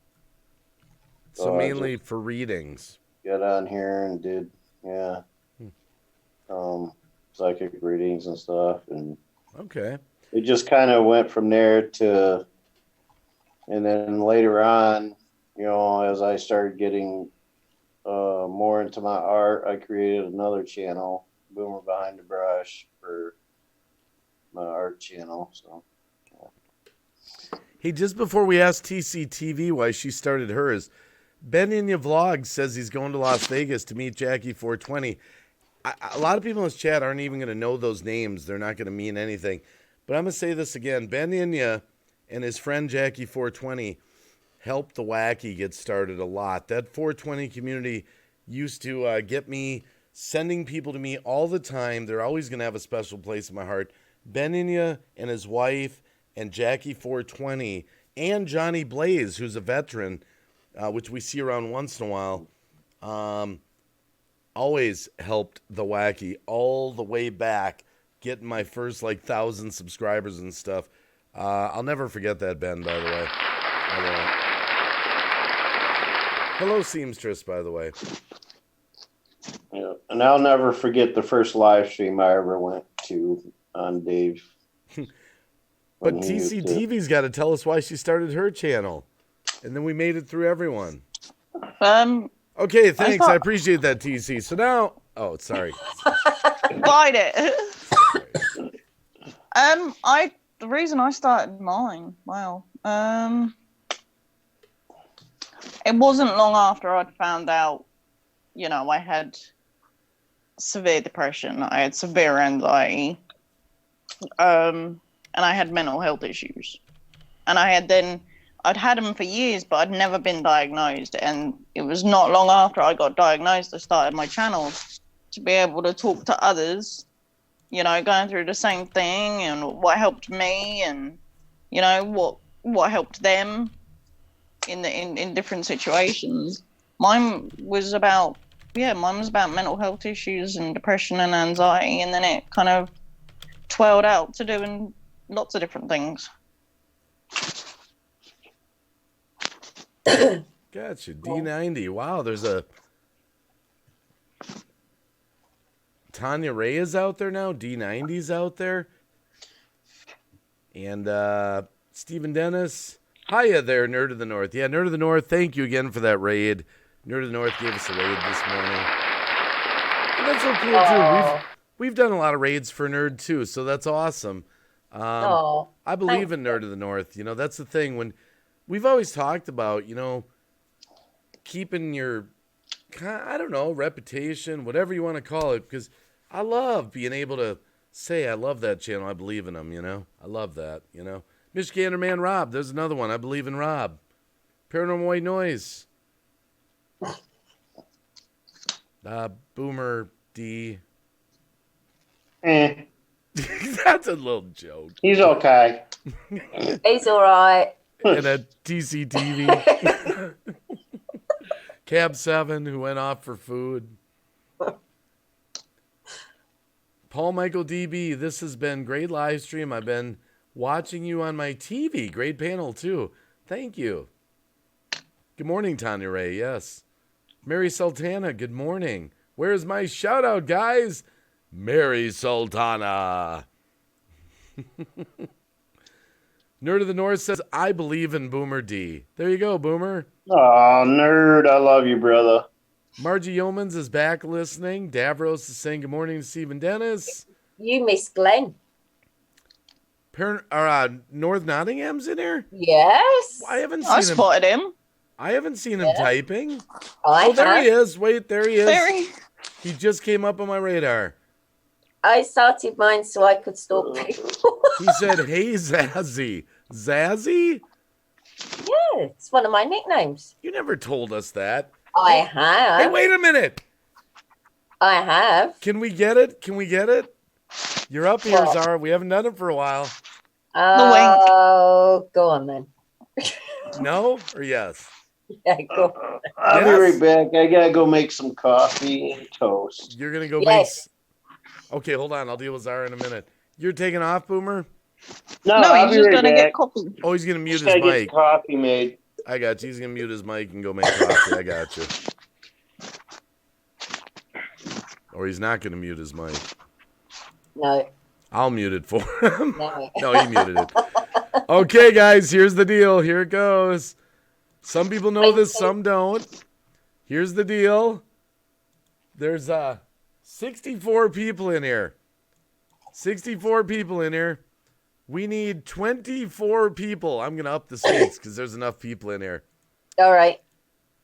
If you want to see Zara do her sexy wink, then I need a #1 in the chat. I need 24 people, #1. 24 people, #1, and Paranormal White Noise will give you your money's worth, your hashtag's worth. Here it comes.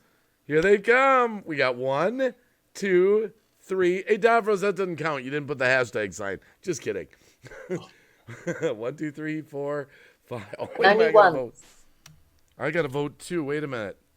I got to put Look at all the hashtags. Oh, my flipping heck. We love it. Look at the chat. I lost count. What do we got? How many? Wait. God only knows. Let's see. Wait. I'm going to back it up. I think that's enough for Dave, actually. Just Oh, you're well over 20. You're featured. I'm going to shut up. Oh, take your Jesus. time. Get into character. All right. Take your time. Take your time. Breathe. Center myself. Breathe. All right. Okay.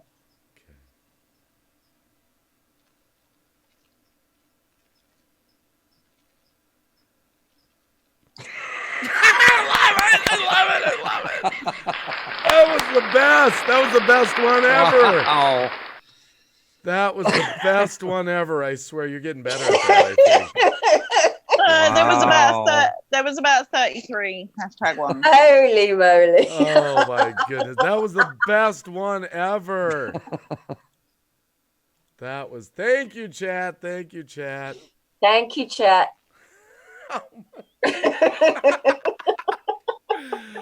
Oh, that was awesome. You see, that's why everyone comes to the wacky. Now, if we could just get Ben to do the sexy wink. Dave, everyone would leave the chat. No, this is odd. I normally don't see you in the dark, Ben. What? Your garage got dark. It got dark? Yeah. No, I actually, the garage door is up, so. This is really, this is Yeah. odd.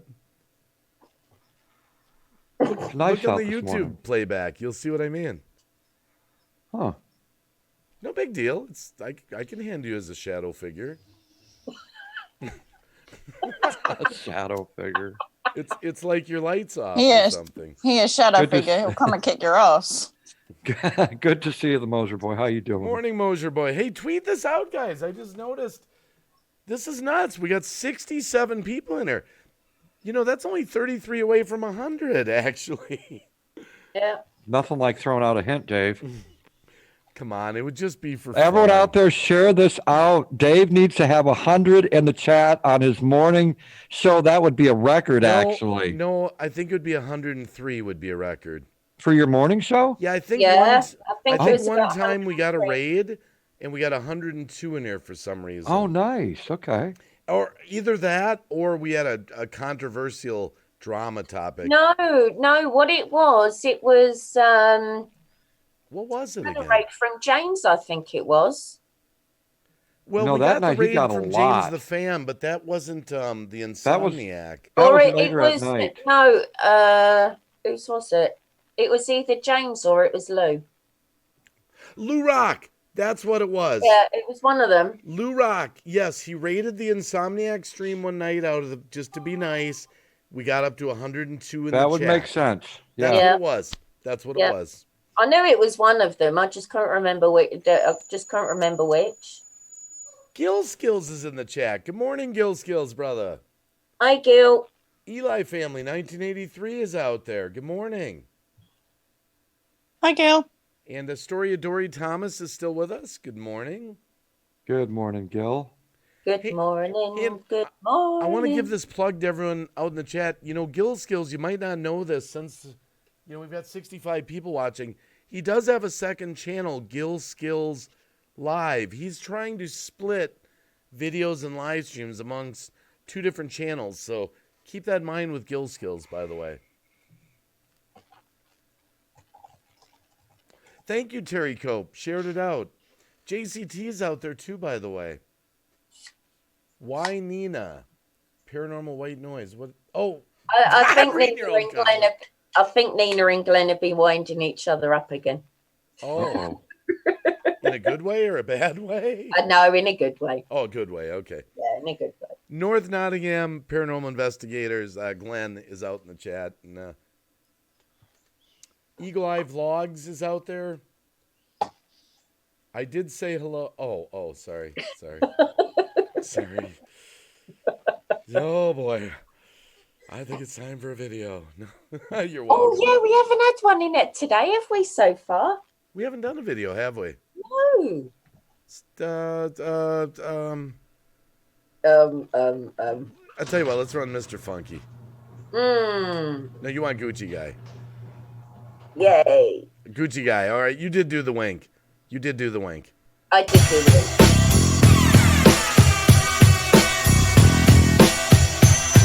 I'm a Gucci guy, I got it going on. Gucci guy, I got it going on. Gucci guy, I'm not wearing a thong, but I'm a Gucci guy.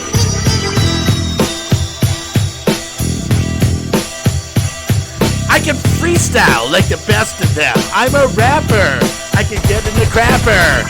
I can rap, I can crap, I can rap. I'm a Gucci guy. Gucci guy, Gucci guy. What you got, what you got, what you got? Gucci guy, Gucci guy, Gucci guy. What you got, what you got? I'm an old guy, but I love to rap. All these young people, they're just full of crap. They got crap, but they rap. They make the trending section on YouTube. I'll go viral and I'll get a jet plane. It doesn't matter, it's all the same. Money, money. Gucci guy, Gucci guy, Gucci guy.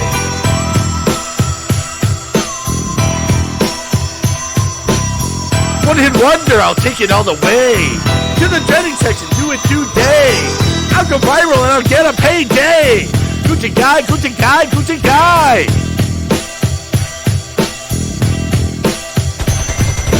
Show me the money. Yeah, I got honey. Look at me. I look like a bunny. Gucci guy, Gucci guy, Gucci guy. What you got, what you got, what you got? What you got, what you got? I got a freestyle flow that everybody knows. And everyone knows where it goes. Goes to the trending, goes to the viral, goes to the Gucci guy. Gucci guy, Gucci guy. Gucci guy, Gucci guy, Gucci guy. I ride it all to the sky in my jet plane, Gucci guy. Gucci guy, Gucci guy,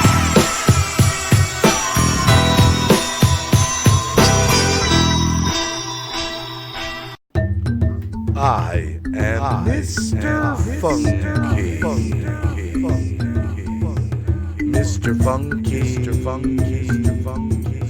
52 is the new 30. Mr. Funky, Mr. Funky, Mr. Funky, Mr. Funky, Mr. Funky. 52 is the new 30. Mr. Funky, Mr. Funky, Mr. Funky, Mr. Funky. I'm Mr. Funky, Mr. Funky. Mr. Funky, I'm Mr. Funky, I'm Mr. Funky. Get your groove on, get your groove on, and be like Mr. Funky, Mr. Funky. Get your funk on, get your funk on, get your funk on, and be like Mr. Funky, I'm Mr. Funky. Mr. Funky, Mr. Funky. Yes, I'm kind of chunky. I'm addicted to being funky, just like a funky junkie. Yes, I'm kind of chunky, but I am Mr. Funky. I'm Mr. Funky. I like to wear hats cause I know where I'm at. I'm Mr. Funky, funky monkey, Mr. Funky, like a junkie. funky, and I'm chunky. That's right, I'm chunky.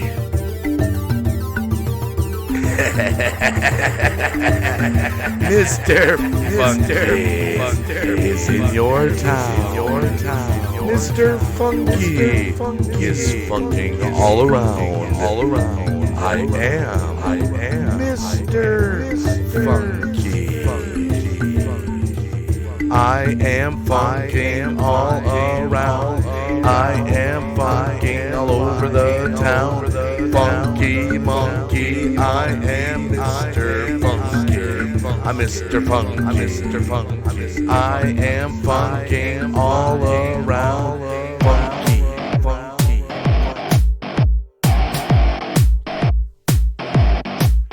Get your groove on, get your funk on. Get your groove on, get your funk on. Be like Mr. Funky. Maybe don't be chunky, but be like Mr. Funky. Get your groove on, get your groove on. I am Mr. Funky. I'm Mr. Funky. I am funking all over the town. I am funking up and down. I'm Mr. Funky. I'm Mr. Funky.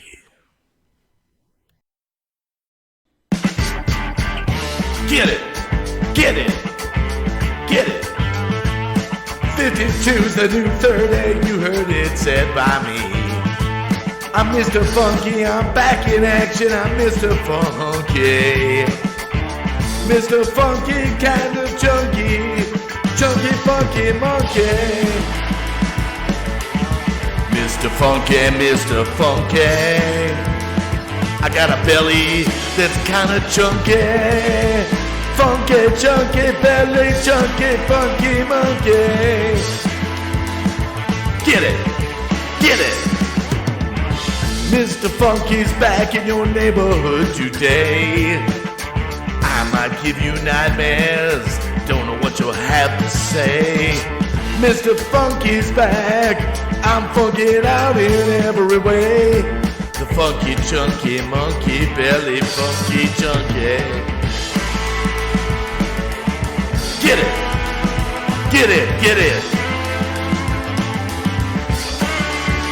Mr. Funky's back, Mr. Funky's back, Mr. Funky's back, Mr. Funky's back. Get it, get it. Guitar, guitar, guitar.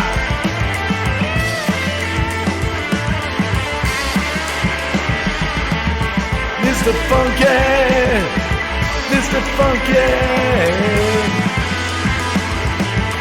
Get it, get it, get it. Mr. Funky, chunky, monkey, funky, belly, chunky, monkey. Mr. Funky. Get it, get it, get it, get it.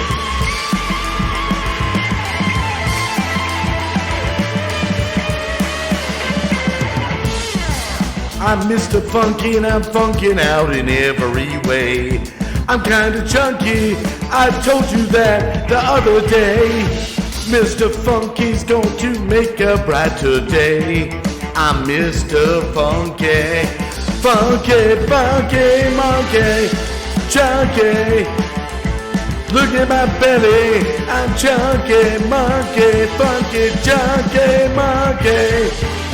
Mr. Funky's back, Mr. Funky's back, Mr. Funky's back in the sack.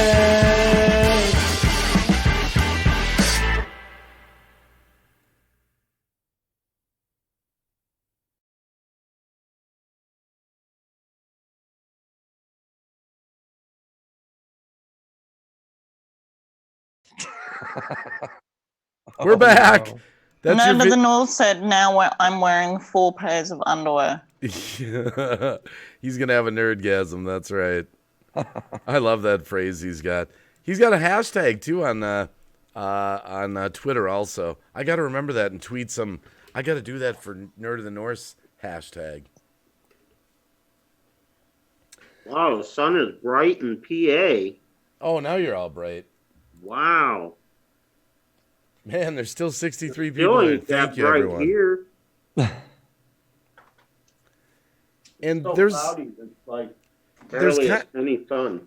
there's kind of a new round of them that have cycled through this live stream, but Lulu and just everyone else, a big shout out to the moderators, because the other ones that maybe aren't here right now, they've sort of recycled through.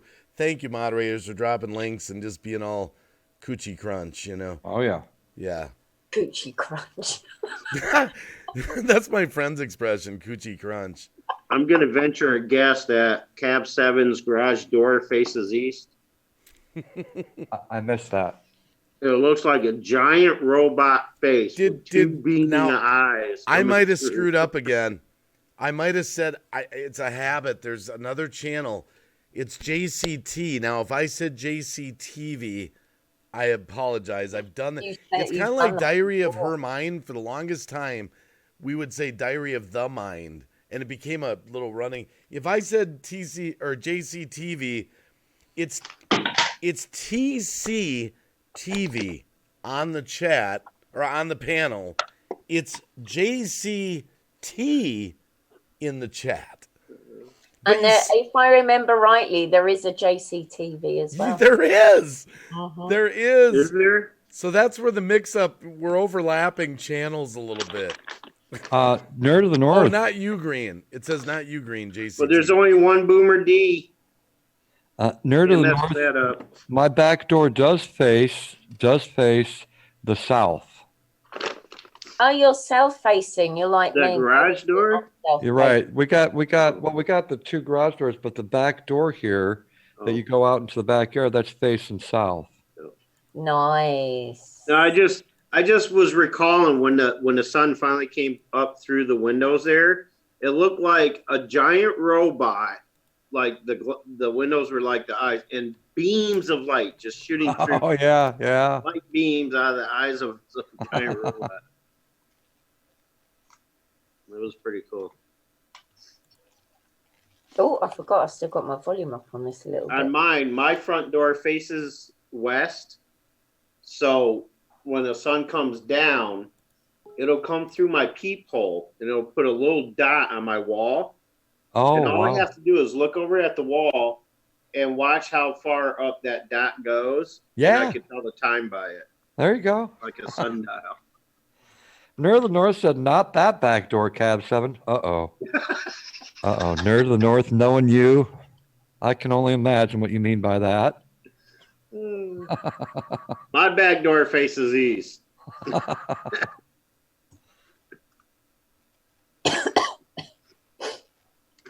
I'm looking for something.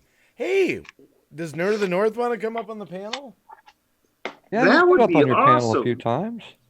If he wants to, I'll send him a link I don't on think Twitter. I've ever had him on my panel. I'll send him a link on Twitter just in case he wants to. Never ask him how the weather is in Sweden, okay? Never ask him that.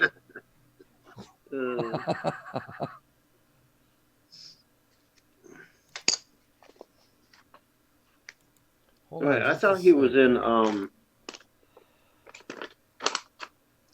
I thought he was in Norway. He He's in is. Sweden? It's Norway. That's why I said Oh, never okay. ask him. I was like kind of lost on it. He said, sure, I'll come up. Oh, awesome.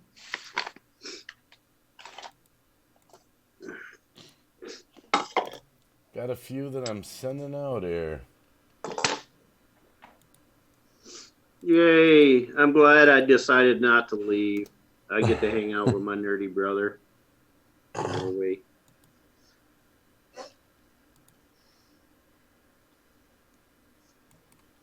Oh. Dallas County Scratcher said, shout out of the 60 in the chat and the panel. Thank you for all showing the host love and support.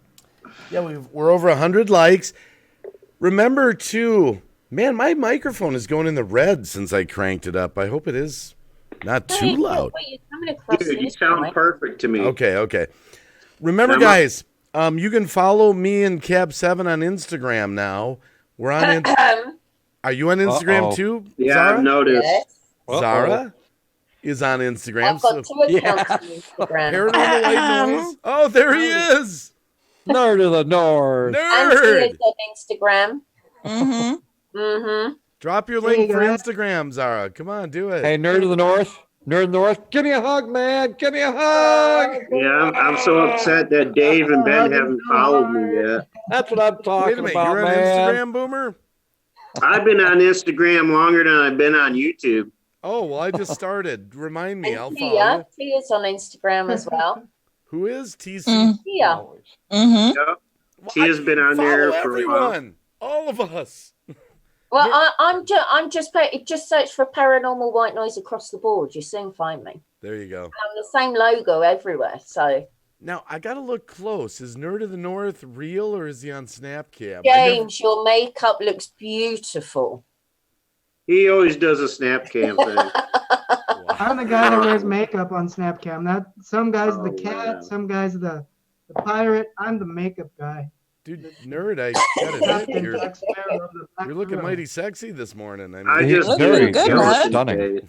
Absolutely stunning. Plus, I don't know if y'all have noticed this, but It's I'm kind turning of into bit a Cab grey. 7 over here. Kind of bit Ooh. grey there. Ooh. That looks like remember my I had beard. I shaved it off, the old nerdy beard. Yeah, you did. You sure the heck did. It started over. Wow. You haven't done this for a little bit. I should switch it to speaker view. It was There we getting go. all stringy and stuff, so I'm gonna make a new epic beard An uh, epic beard? for the future. Yeah. Oh, I would love to do that. Grizzly Adams. Big, Yeah. huge, bushy Adams, beard. yeah. Look like you come out of the mountains. That would, hey, we should both do it, Cap. Then we would be two beards, one cup.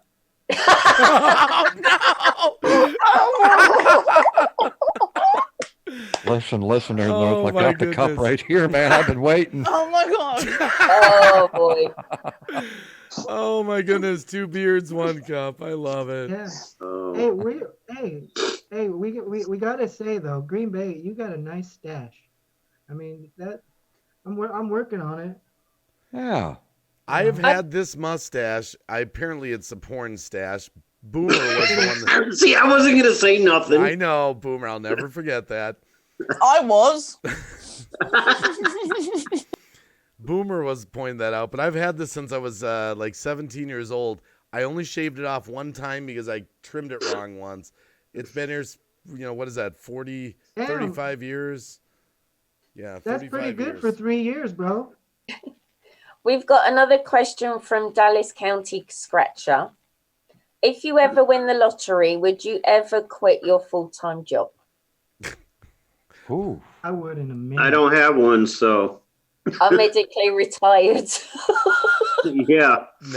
No, because my full-time job is YouTube, and I would stay on YouTube. It would just be a lot easier to do it. Yeah. He just started doing more super chats. Man, just think of, You would have one hell of a studio, I'll tell you that much. yeah, think of what you could do to invest in you in your YouTube channel if you won the Yeah. lottery. Wouldn't that be Yeah, that's the fun? first thing I do is get me an Oh, yeah. art studio. You know what? Did you see? I talked about this earlier in my stream, Nerd of the North. This is sick because I look at what I've spent on my equipment. I watched a tour of Ninja, the gamer, that young kid's he spent like $250,000 on his gaming studio. Oh my How do you God. spend $250,000? What do you have, like a 96 core computer? It's like Wow. Wow. I wish. ridiculous. Come on now. Well, hey, we just make the best with what we got. That's what I do. we Yep. until I, we get better. I built this gaming computer from components that I bought one piece at a time until it was ready. I remember when you did that. Some new, some used, a little bit of here, a little bit. I'm like in Mad Max. Remember that movie when they showed the Interceptor and Mad Max, like, how'd you put this all together? He's like, well, Max, a piece here, a piece there. That's. Yep. Hey, that's usually the best way to go. You get the best performance and quality out of your money when you actually build the PC yourself. Yeah. But I feel bad because cars and computers are two spots for people. If you don't work on cars like Ben doesn't, or if you don't work on computers like Ben doesn't, then you're screwed. Hey, I don't work on either one either. So Come on now, That doesn't Ben. What really do you matter because do? Ben works in his garden. Yeah, there's other And that's things I just as work much at there, hard work. Dave. Ben, Come on now. I would never know how to do gardening, and you're a master of that. Yeah, Well, thank Dave, you have for you that ever little worked bit of in a the garden? compliment, Dave. You're welcome, my brother. I mean, I know how to prune a garden because my mom used to have one like every year. I mean, like the whole backyard was one big garden. We had corn, everything you could think of. Same with So guess who was designated to go out and prune the garden? Picking out the weeds and all that. Oh yeah. Hey, me and my sister, we used to just we had the same kind of garden. We'd take the salt shaker and just go out in the garden and eat stuff. And hang out in the garden. pull Tomato weeds, fresh eat off the stuff. vine. Yes. That's right. Now, the funny thing is, Ben, believe it or not, I actually do have an interest in gardening. My wife would love to have a garden. Right. We just haven't gotten around to doing it. You know, you got to get the tiller and start with the soil. And Dave, adding water to a piece of clay and making it grow is not gardening, okay? My wife has, in the summer, Clay has doesn't so grow. many plants that she takes care of. She loves gardening stuff. And I tried gardening once. I tried to test it out with one of those chia pet things. It died, so I said, In our garden, we've got strawberries, raspberries, we get blackberries, we get the red currants, the little black currants as well. We did.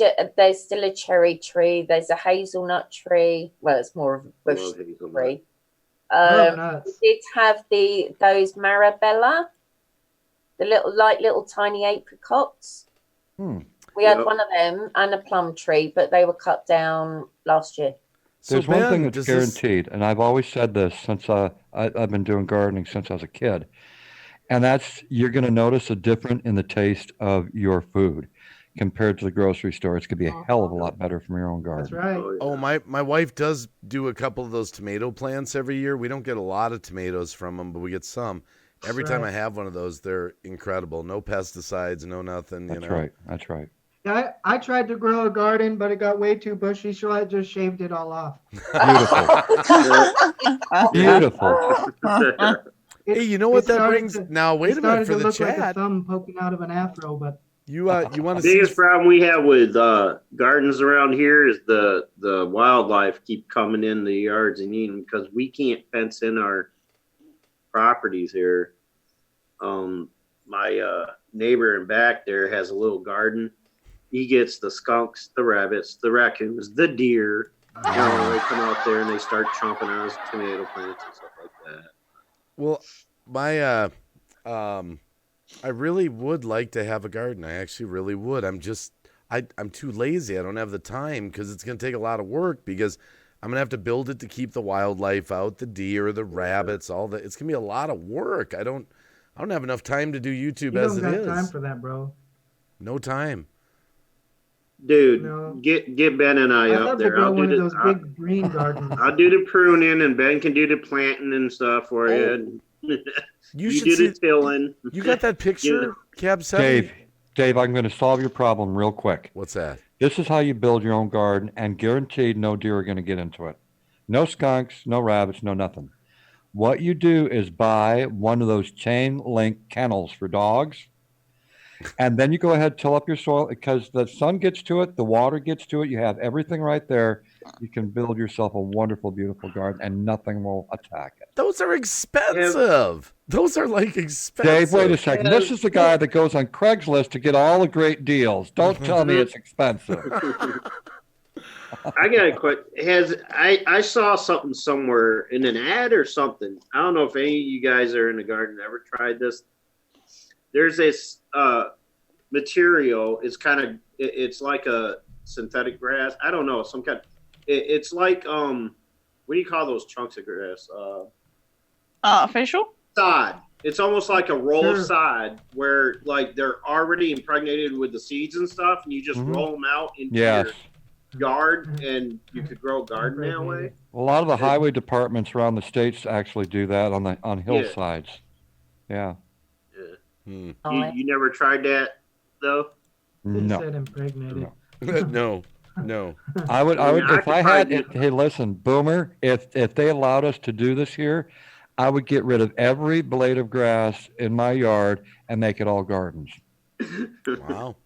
I got plenty of room for a garden. Plenty of room for it. I know you do, man, but you got a big Well, yeah, fat you got fire what, pit back there 15, that's taking 20 up half acres the up yard. there? I just don't have the time, and I don't have the resources right now to get a big one up and running. Maybe next year is what I always Think say. of the awesome videos you could make, Dave, if you had a garden. Yeah, That's true. True. That's true. And See, lots of Dave families. suggested that I do comedy gardening. And I thought about that on Well- how not to plant a seed, how not to add fire to your Well, plants. that was partially what I said. What I was kind of saying was to do the real gardening, but instead of being all like the, hi, it's Cab 7. It's a beautiful morning. You know, because you're really into the garden. I said just put the Do comedy it. spin on it, but Yeah, do the real gardening. do it in the fashion of what's that show with Mr. Rogers? Mr. Rogers, like you know, go sit on your seat, take off your shoes, put on your boots. Be my You know, neighbor. wouldn't you like to be a please garden? won't you Well, you know, I did a video on Mr. Rogers. You know that. I do have an actual Mr. Rogers. It's about a minute long. You never 46 told me seconds that. long. Huh? You haven't seen that one? No, I haven't seen this. You It's spoofed, Oh, 46 seconds long. Funny as It's real hell. short. you spoofed Yeah. Mr. Rogers? Yeah. But by the way, did you guys know that there's coming out a Tom Hanks version of Mr. Rogers Yep. movie? He would be great. Yeah, it's Yeah. called He In the would be Neighborhood, I great. think.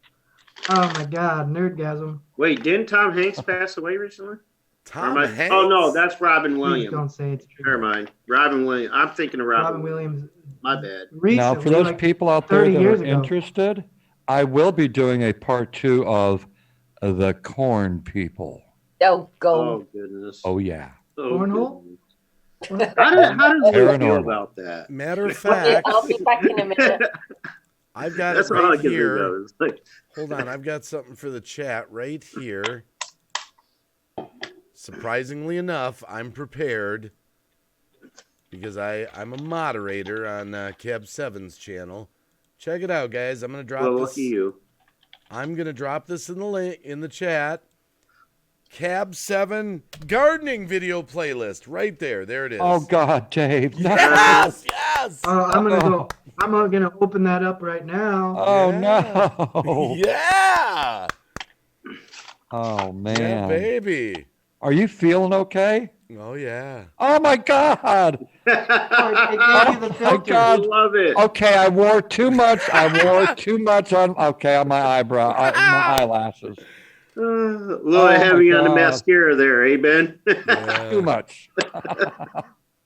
So how is Nerdette today, by the way, Nerd of the North? How's Nerdette? Oh, she's doing all right. She's out with her grandma and her daughter. They like to go out and go shopping and have a good old time. What time is it for you there right now? It's 2:00. Wait, you garbed out. What time? Oh, It's like 2 in the afternoon, right? hold up. I just lost sound. Something happened. No, we can hear you. Yeah, hold on. Shit.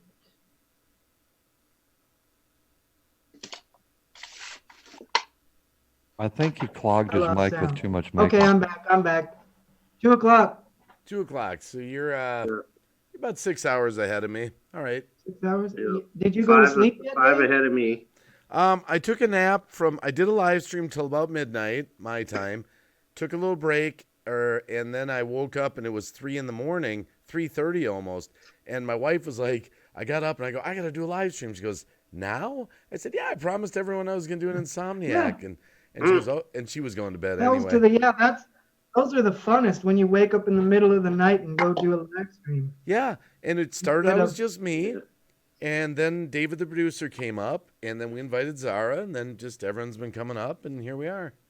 You know, it's funny. I woke up.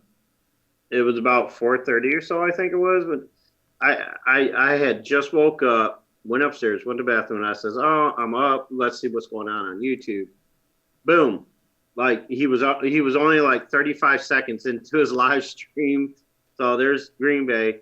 So I get on there, you know, I make my usual snide remark about him waking me up, you know, and stuff like that. So I'm in there for about, 20 minutes or so. And then I start getting sleepy again. I start to, you know, fall asleep or whatever. And then, like, I'm just about to fall asleep again. And he sends me a link, like, out of the blue. I'm like, you know, my phone goes off. I'm like, oh, okay. So, all right. This is how you're going to play the game. You're going to wait till I go to sleep, then wake me up again. I got a legitimate question for Nerd of the North. What's on the shelves behind you? Hey, that's what's left of my nerdy unboxing stuff. It's all kinds of. We're in this situation right now, so I started selling some of it. But there's you know, I've been doing unboxing videos for 3 years, and so all this stuff. I mean, you can see back there. There's a bunch of the boxes that I've saved up. But before we moved here, I had like a wall of unboxed, open boxes. So it's just all kinds of nerdy stuff. Wow. I was just wondering. Yeah. It's 2 a.m. in New Zealand, Chris White says. Hey, Chris White. I actually had him on my panel the other day. I was like, first time ever. He's up in my stream Chris every White day. was on my panel. I was like, oh, this is cool. Now, I'm laughing at the chat because everyone's typing hashtag corn people, corn people, corn people. Guys. I'm just a YouTuber, bruh. I'm just a YouTuber, bruh. Yeah. If people in the chat don't know, there's still 50 people here. Pretty good for being 8 a.m. And that's partially because of Nerd of the North's raid. Thank you again for that, Nerd. Good, man. But everyone in the chat, Cap7 has a video on it's easy to find. It's what's it called? The Corn People, Return of the Corn People, something like that, Ben? I don't remember. Oh, okay. I'll promote it for remember. you. Just go type in his video, Corn so People. humble. It's funny. It's funny. It was just one of those, you know, I'm driving down the Geritol! interstate. Are you out there, Geritol? Geritol! Yeah, I did say that. Polygrip, denture grip, whatever. Polygrip! Lou Rock, are you out there? Since I'm sitting up anyway, I'm a scoot back over to my computer again. I'm just a YouTuber, bro. I can see the chat. So I'll be right back with you, Dave. Okay, that's all right, Boomer. Yeah, I know it is. Not a Great Gamer's out there too, by the way. He is. I'm surprised he has not come up on the panel. I was just thinking of getting him a link, see if he wants to. I should have gave him a link a long time ago. Oh, you give him one. You got him? No.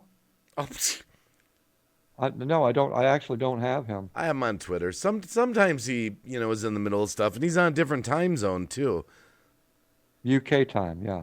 Yeah, so I never know. Throw him a link. Plus, I don't think Not a Great Gamer likes me. That's probably why. Oh, are you guys fighting? Well, he's fighting with me. I got nothing but love for the man, but at some point he decided he didn't like me anymore, so I feel really bad about it. But I really hope that you're joking. You are such a lovable guy. Oh. Well, okay. I didn't throw him the link yet. I don't want awkwardness. It's all good. I hope to be cool with him again. But it came, this is how it went down. We had a day.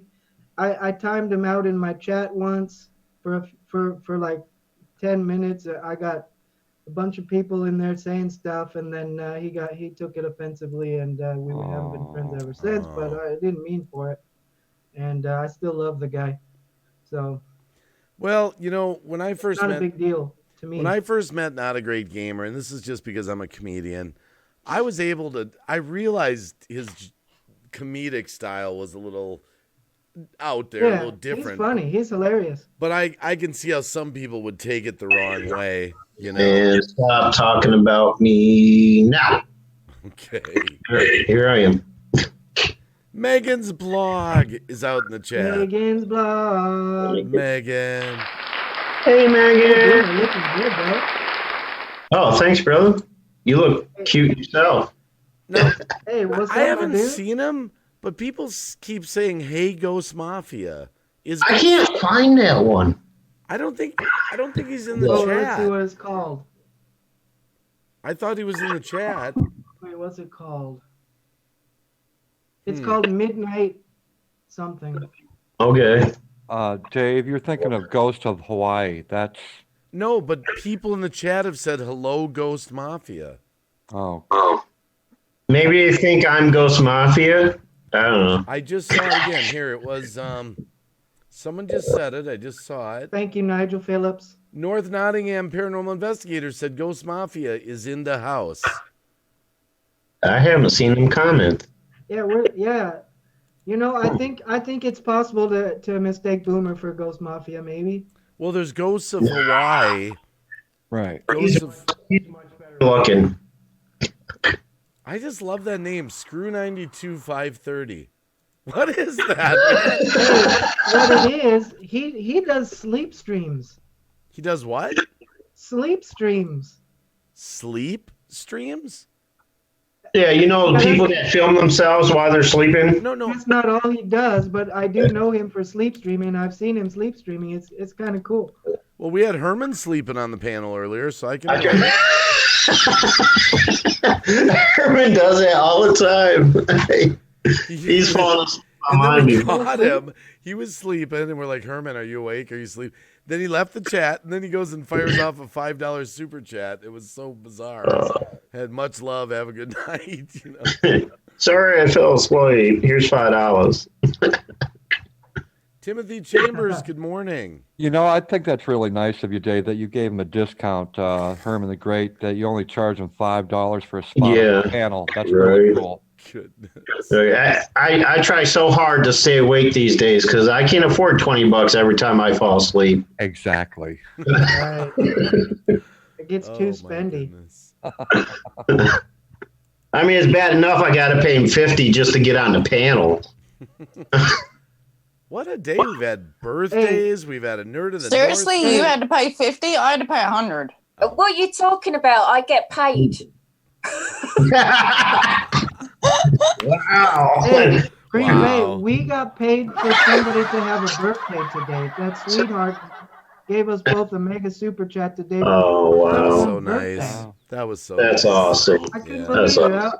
I almost cried. That meant so much that somebody, it's my birthday. Here's a $50 super chat. Come on now. Wow. Yeah.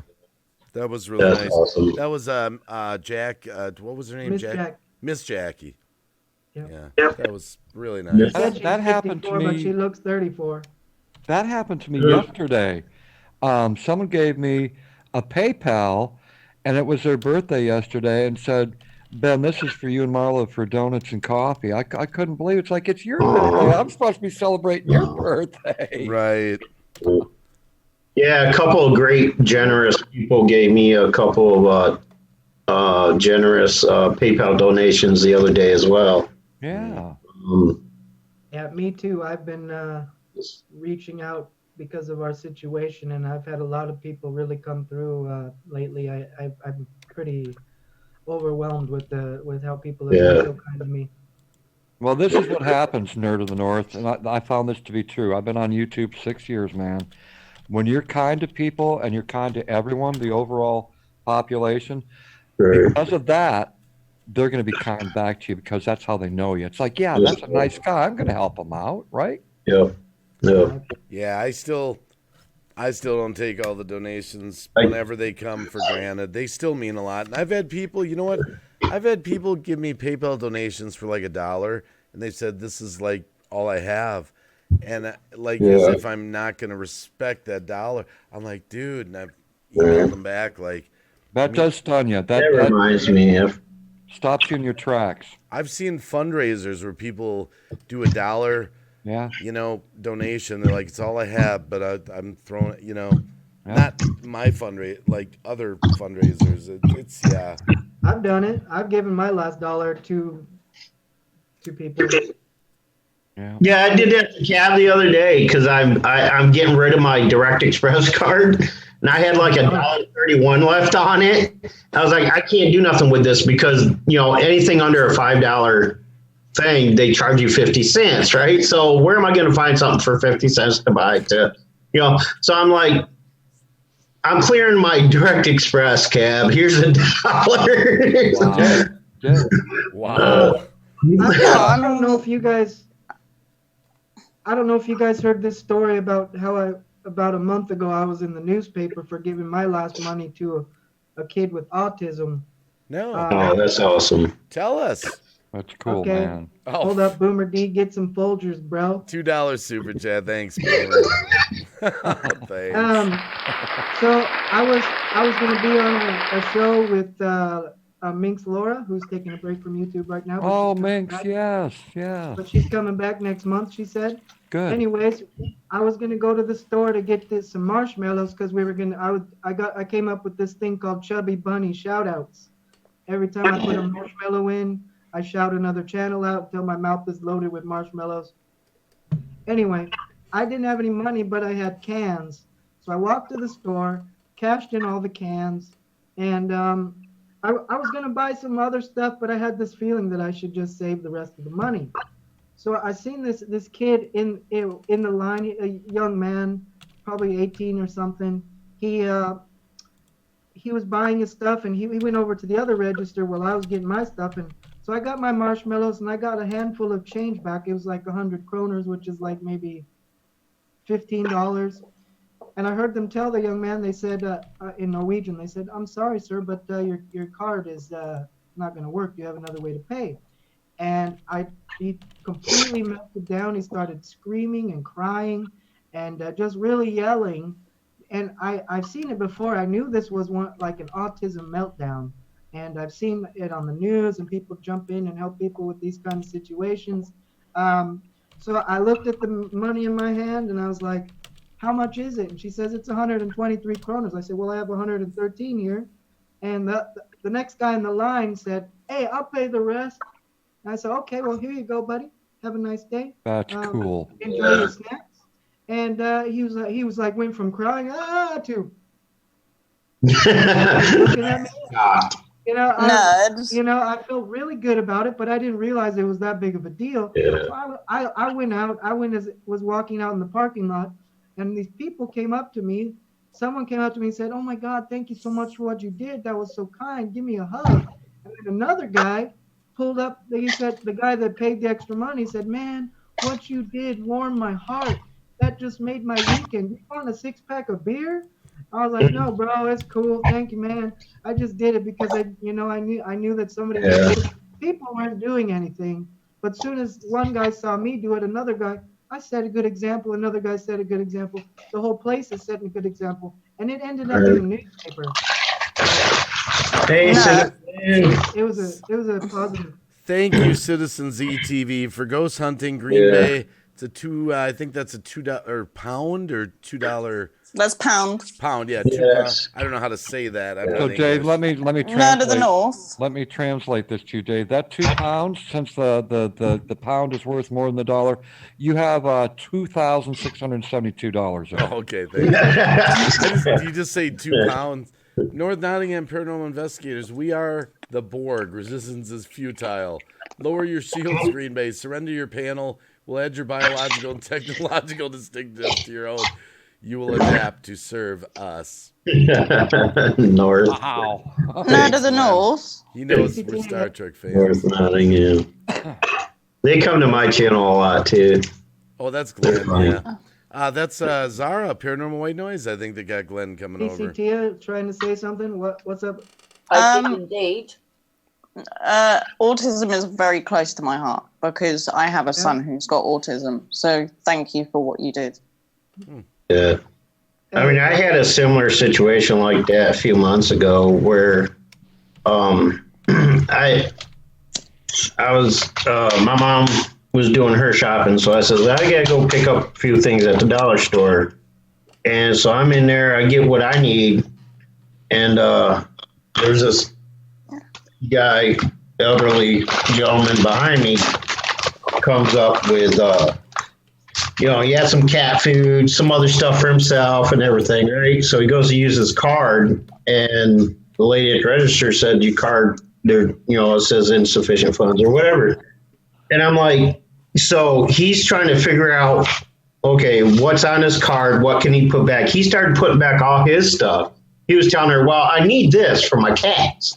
Okay, so, he had kitty litter and food and stuff like that, and started taking his stuff away. And I'm like, no, hang on. How much does that all come to? What is it? She goes, well, I cleared it, so I don't know. I was like, well, add it all up again. And so she adds it all up, came to like 19 something or something like that. And I'm like, you know what? Here, I got a 20 back in my change. And I says, here, let him, his cat's got to eat, okay? So I says, here, this, give him the change, whatever, And there's like 5 or 6 people behind us. I thought they were looking frustrated because of having to. And I turned around and all these hands came at my way, like wanting to shake my hand. And it was like, oh, you're a godsend. You're an angel. And I'm like, I'm just a regular guy that saw a guy that needed help. He's got to feed his cats, Yeah, I'm going to tell people in California how they can get some free groceries if you live in LA. I was on Scott Baio's channel the other day. Chachi? He's got a channel on YouTube, Scott Baio Official. He did a live stream. He said one of his pet peeves is when people in the checkout line pay with checks because it slows down the line. So he said, if you're in a line with Scott Baio, just so you know, what are the odds? But he said if you whip out your checkbook, he'll pay for your stuff. So anyone who runs into Scott Baio, if you want to get some free groceries or whatever, you have to just whip out your checkbook and then say, oh, aren't you Scott Baio? Hold on a sec. I'm going to pay with my check. I got a big, long check I'm about to fill out. I want to get that guy on our panel. I want to get Scott Baio up here. I want to get Chachi up here. He's got a YouTube channel. Yeah, he does. I shook his hand in Hollywood once. You met him? I met him in Hollywood, and him and Zsa Zsa Gabor. Zsa Zsa Gabor? Oh my goodness! You slapped. Well, the other day it was funny because I was dropping Scott Baio's channel link in there, and I was telling everyone in the chat, go subscribe to Scott Baio, run one of his videos, tell him Green Bay Wacky sent you. You know what's funny? He's got 500,000 followers on Twitter, but he's only got 7,600 followers on YouTube. He's just sort of does live streams. Well, we were just talking about that. I don't always have money to give away, but I'll tell you, I am always on the lookout and ready for a chance to jump in and help somebody or save the day for somebody.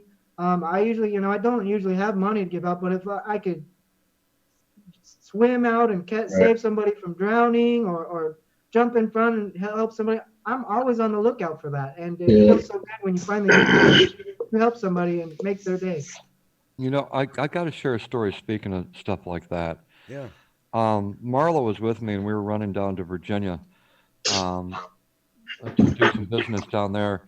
And we stopped at a gas station. Now, normally I don't stop at this gas station. The trip is 2.5 hours down, 2.5 hours back. So there was a reason that I had to stop at this gas station.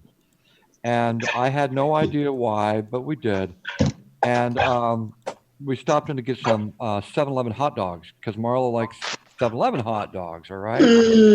So we come back out to the truck, and I'm sitting there eating my hot dog I'm standing outside my truck with the door open. And I've always believed that somehow God places people in your life. I really, really believe in that, okay? And so I'm standing there eating my hot dog, and a woman comes up to me, and she taps me on the shoulder and says, sir, can you help me and my boyfriend out? And I said, what's going on? So she points to her car, and it's an old car, and I don't know how the heck the thing is running, but it's an old car just sitting there. And she said, do you have $5 that you can help us so we can get back home? And I said, of course. Well, as she walks away, Marla looks at me and said, Ben, don't do that. Don't do that. Don't help them out. There's a lot of people like that out there that just want money. I said, Marlo, I've got to do it. So I went over and I grabbed the gas pump and I it was already in the tank, and they'd filled up what they could. And so I went beyond the $5 and I filled up the tank. And so it was, I'm not going to say how much it was, but it was a certain amount of money, and I filled up their tank for them. They couldn't believe it. And I've always believed that that's going to come back someday, right? It's going to come back. You help people out and it's going to come back tenfold. Oh, It yeah. did. It did come back tenfold to me. And one thing that I've learned is don't brag about what you do for other people, right? Right. Be very humble about it. Be very humble about it. And truly, you will be blessed by tenfold. And I can't think of a time that I've never been blessed by God's grace, truly. So 2 lessons were taught that day. To Marlo, it was like, Marlo, I don't see people like the way you do. You know, I can't be a stereotype and say, well, they're going to take the money and use it for something else. And the other thing is God was intervention in this transaction with those 2 people. So it made them feel good and it made me feel good. And I told Marlo all the way home, I said, you know what? I'm still excited. I'm so happy that these people were able to get home. I was excited. Could simply lift another person up. Yeah, we didn't lose Zara, by the way, Glenn. I switched it to speaker view while Cab was telling that story. It only activates by voice, so Zara was still there. Dave, you want to tell a quick story? We lose. I thought it was like, did we lose, comma, Zara? It was like, oh, I was eating. By the way, I do like that. I was having a sandwich. I do like that shirt, Zara. Can I add to Cab 7's real quick? Do you remember me telling you the other day about what happened with the delivery with me and my neighbour? Refresh my memory. This is the jumper. Well, for those of you in chat that don't know, this is how weird things can get sometimes. I ordered this jumper from eBay, and it was due to be delivered on this certain day, and it was coming in a grey package.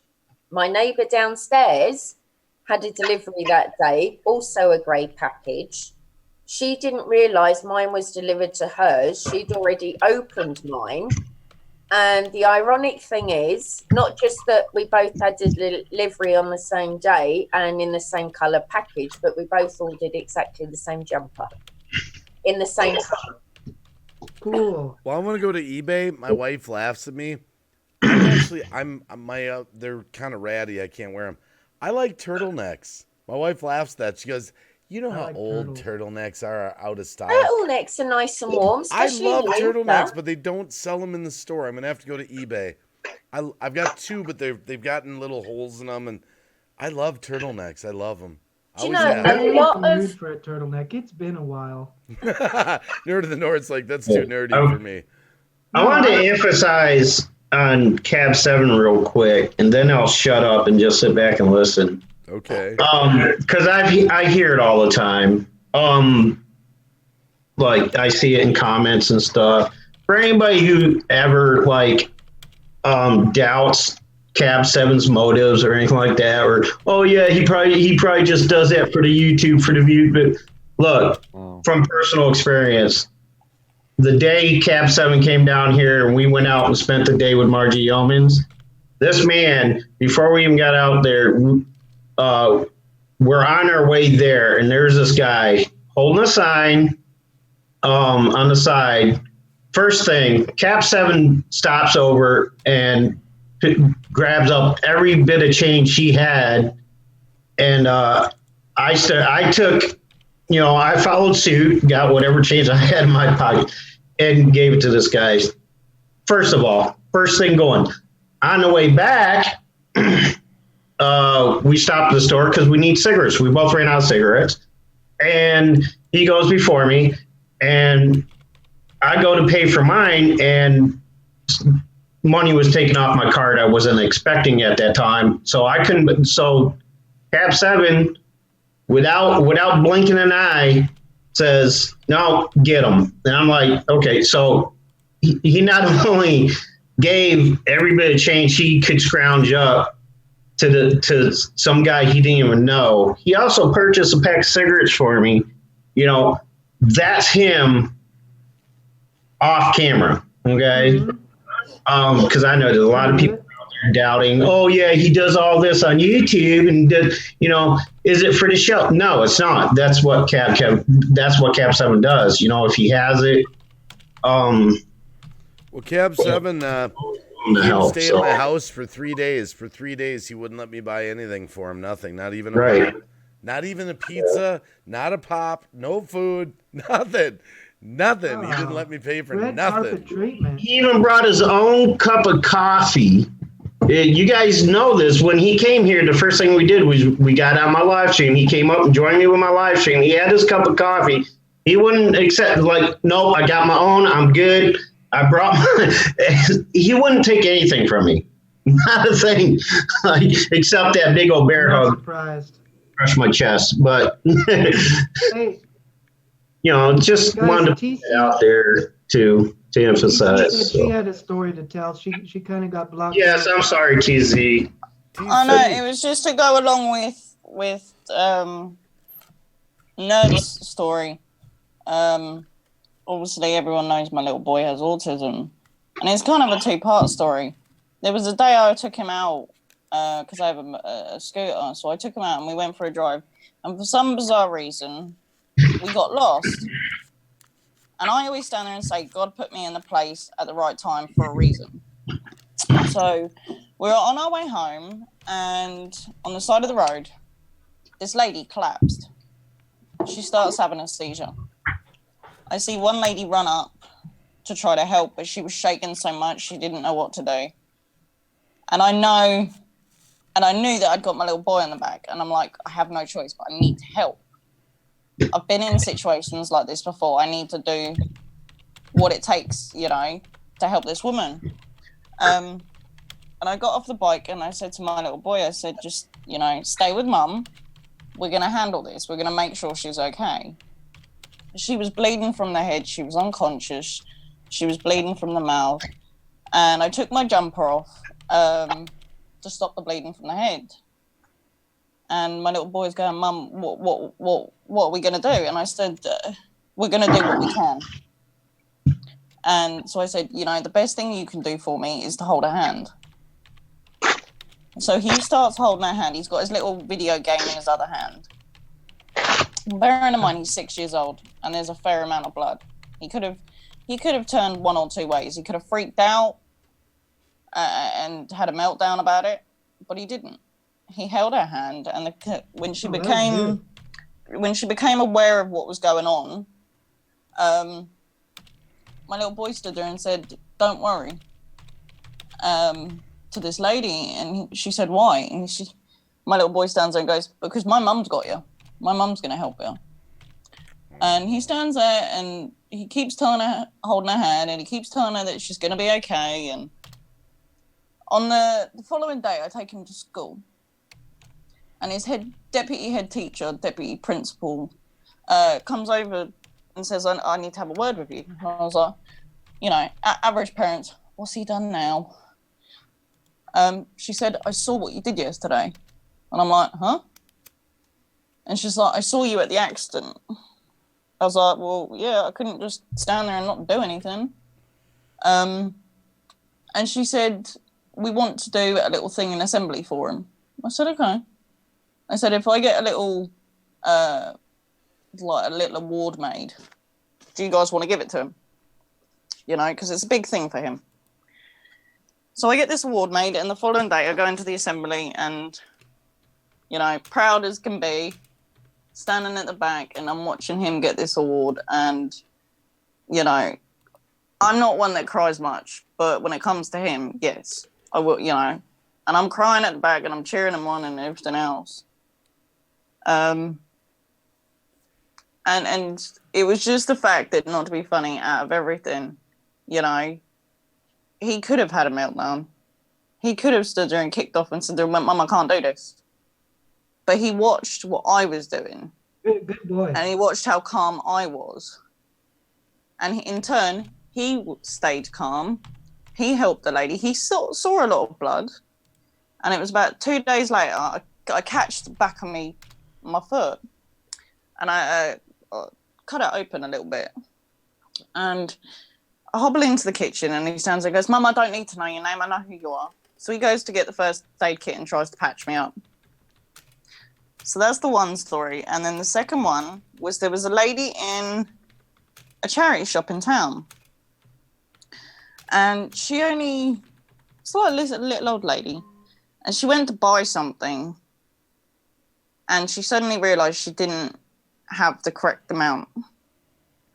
And I can't even remember what she was off, but I know that at that date, my little boy had, I think it was about £2 in his pocket. And so she stood at the counter and she was like, and she starts getting stressed and kerfuffled and she didn't know what to do. So my little boy pulls out his £2 out of his pocket and he looks at me and I said, if you want to. And he stands there and he goes up to the checkout where this woman stood, you know, getting all flustered. And he slides the £2 on the counter. And then he walks back over to me. And the lady turns around and says, what are you doing? And he said, I'm helping. And, you know, there's little things that he does that he's only 6. Wow. But it takes someone to inspire him and to push him in that right direction. He's 6 years old, but with autism, he's on a higher level of thinking than the rest of us. Oh, I know. Although some things don't, you know, process the way the rest of us does, he's on a higher level, and that's. I'm not surprised that he behaved that way.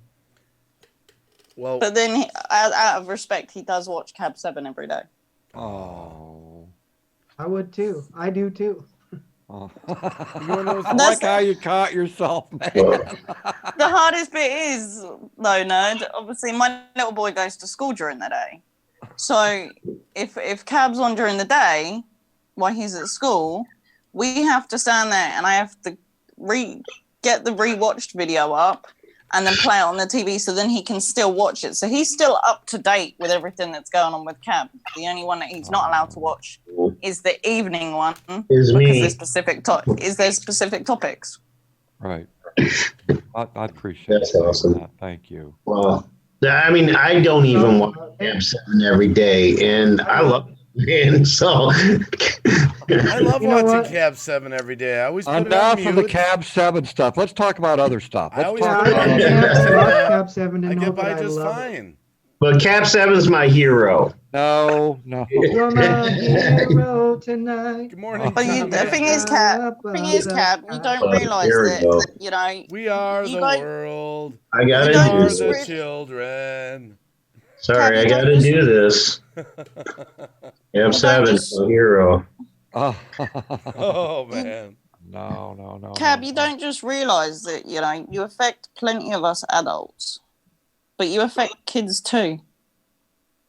And my little boy wants to watch you every day. Oh Lord. You know, there's not that many channels other than his gaming things that he watches. Cab takes his hat off.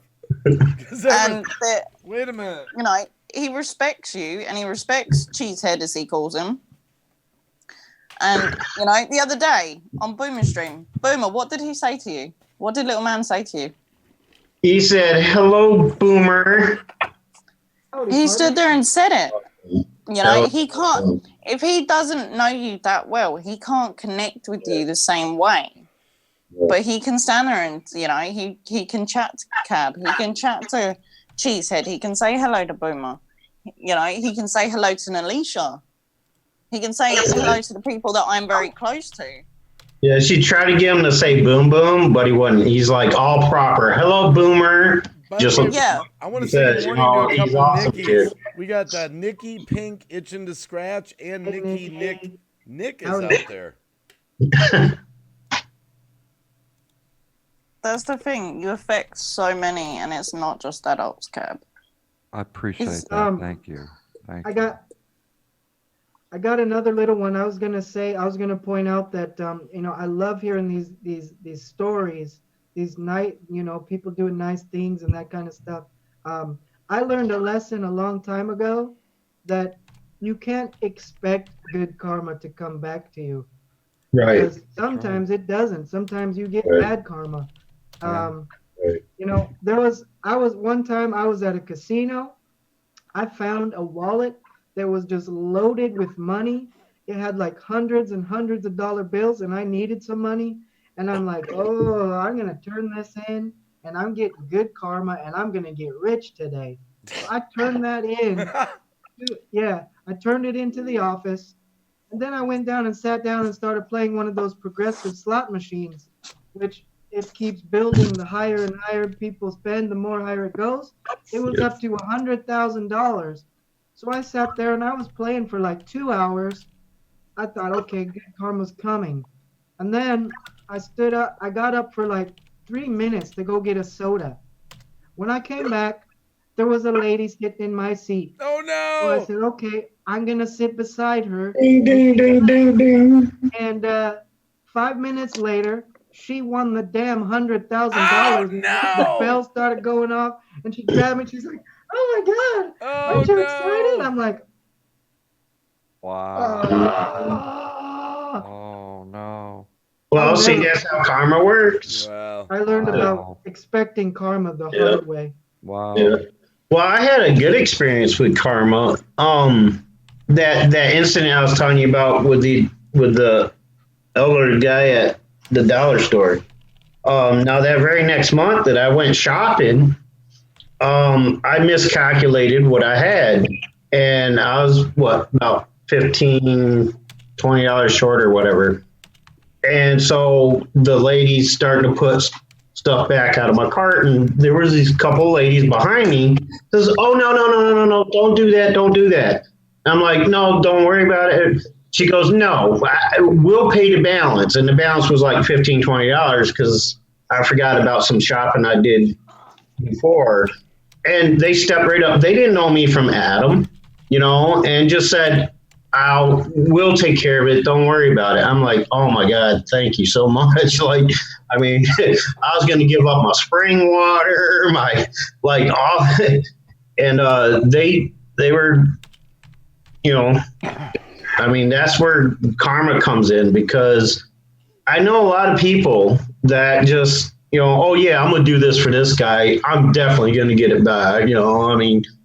And it don't work that way. The minute you think you're doing it to get something back, that's where karma goes wrong, people. Oh, yeah.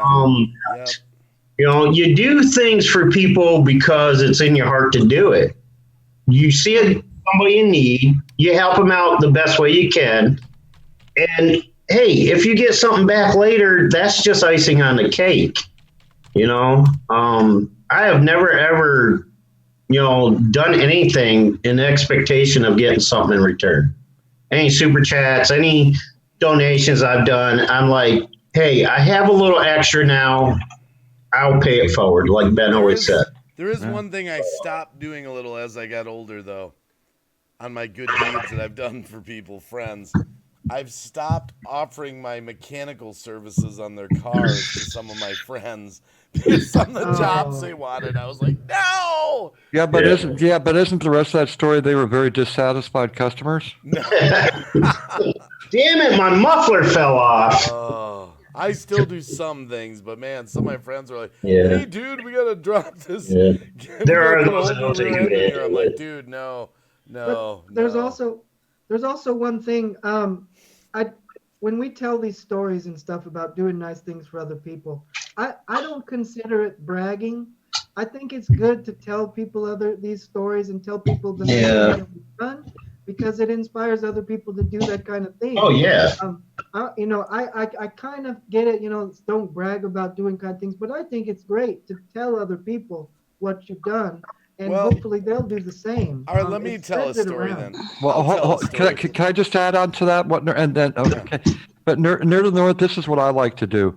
I like to brag like about you, or like Green Bay, or Boomer, or Paranormal, or TC. I like to brag about the good things that you do for other people. I get more joy out of talking about things that you guys all do. I'll take that. Yeah. By the way, my daughter just said she loved me in college. We were just texting here. Oh, love you. Yeah. I'm gonna see Oh, how sweet. I'll just tell you a quick story because I heard from my kids in 15 years. sometimes people notice this and it moves their heart. A friend of mine had an old 87 Ford Taurus, and this was when he worked for me, and I had a sales company. I still have it, but I don't do it anymore. But anyway, every day I'd go to work. If I go to work, I could make $600-700. Seriously, no problem. His car, this friend of mine, the brakes went out. All the lines were all rusted, and they were squirting everywhere. And it was so bad, I had to go pick it up with my car dolly. He was stranded. I spent a whole weekend replacing every brake line on there at my own expense, and I skipped going to work just to help him out. He didn't have the money. My friend actually said to me, my other friend, Mike, said, dude, why did you do that, man? You could have made like $1,000 this weekend. Just tell him you're too busy. And I said, Mike, well, I'm a Christian, man. He needed it more than I needed the money.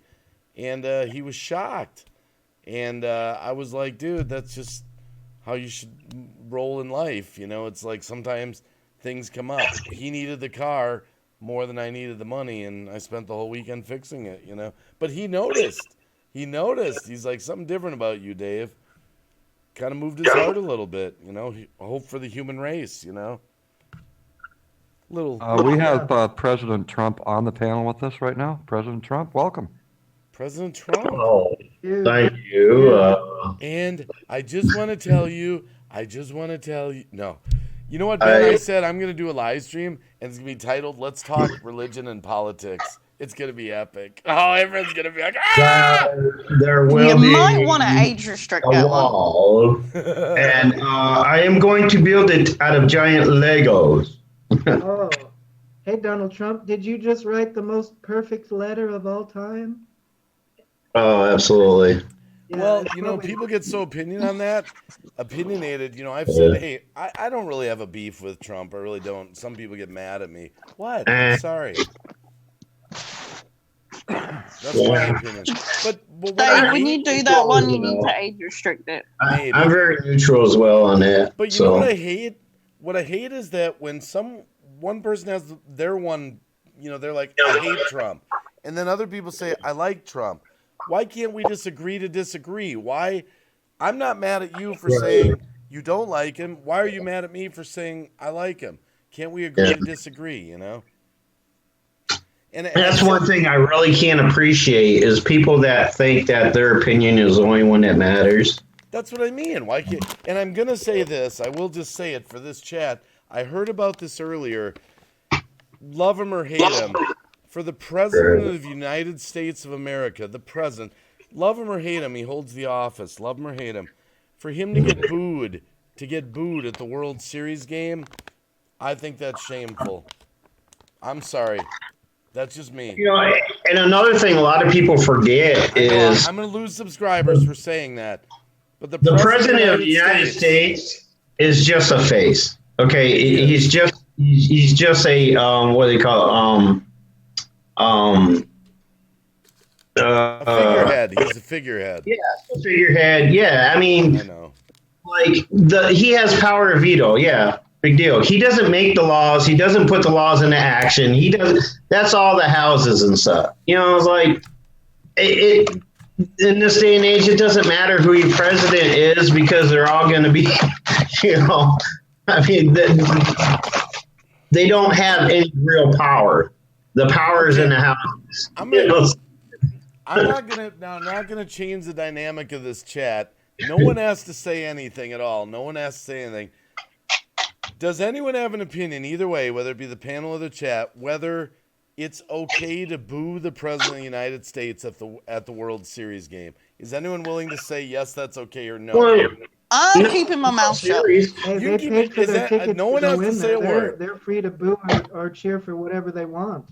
I'm going to say freedom of speech. Yes. Freedom of speech. Okay. Yeah, I mean, if you paid for the ticket, it doesn't matter who's there. You can boo or cheer to whoever you want. It's not right. It's not a politics thing. It's a baseball game, and yeah, if you can't take the booing, then don't show up. I'm just curious. I can almost put it right up there with the kneeling at the games during the I single see. I you didn't. know. I didn't like the kneeling. I didn't like the taking a knee at all. That's me. Yeah, I think it's an insult to our, you know,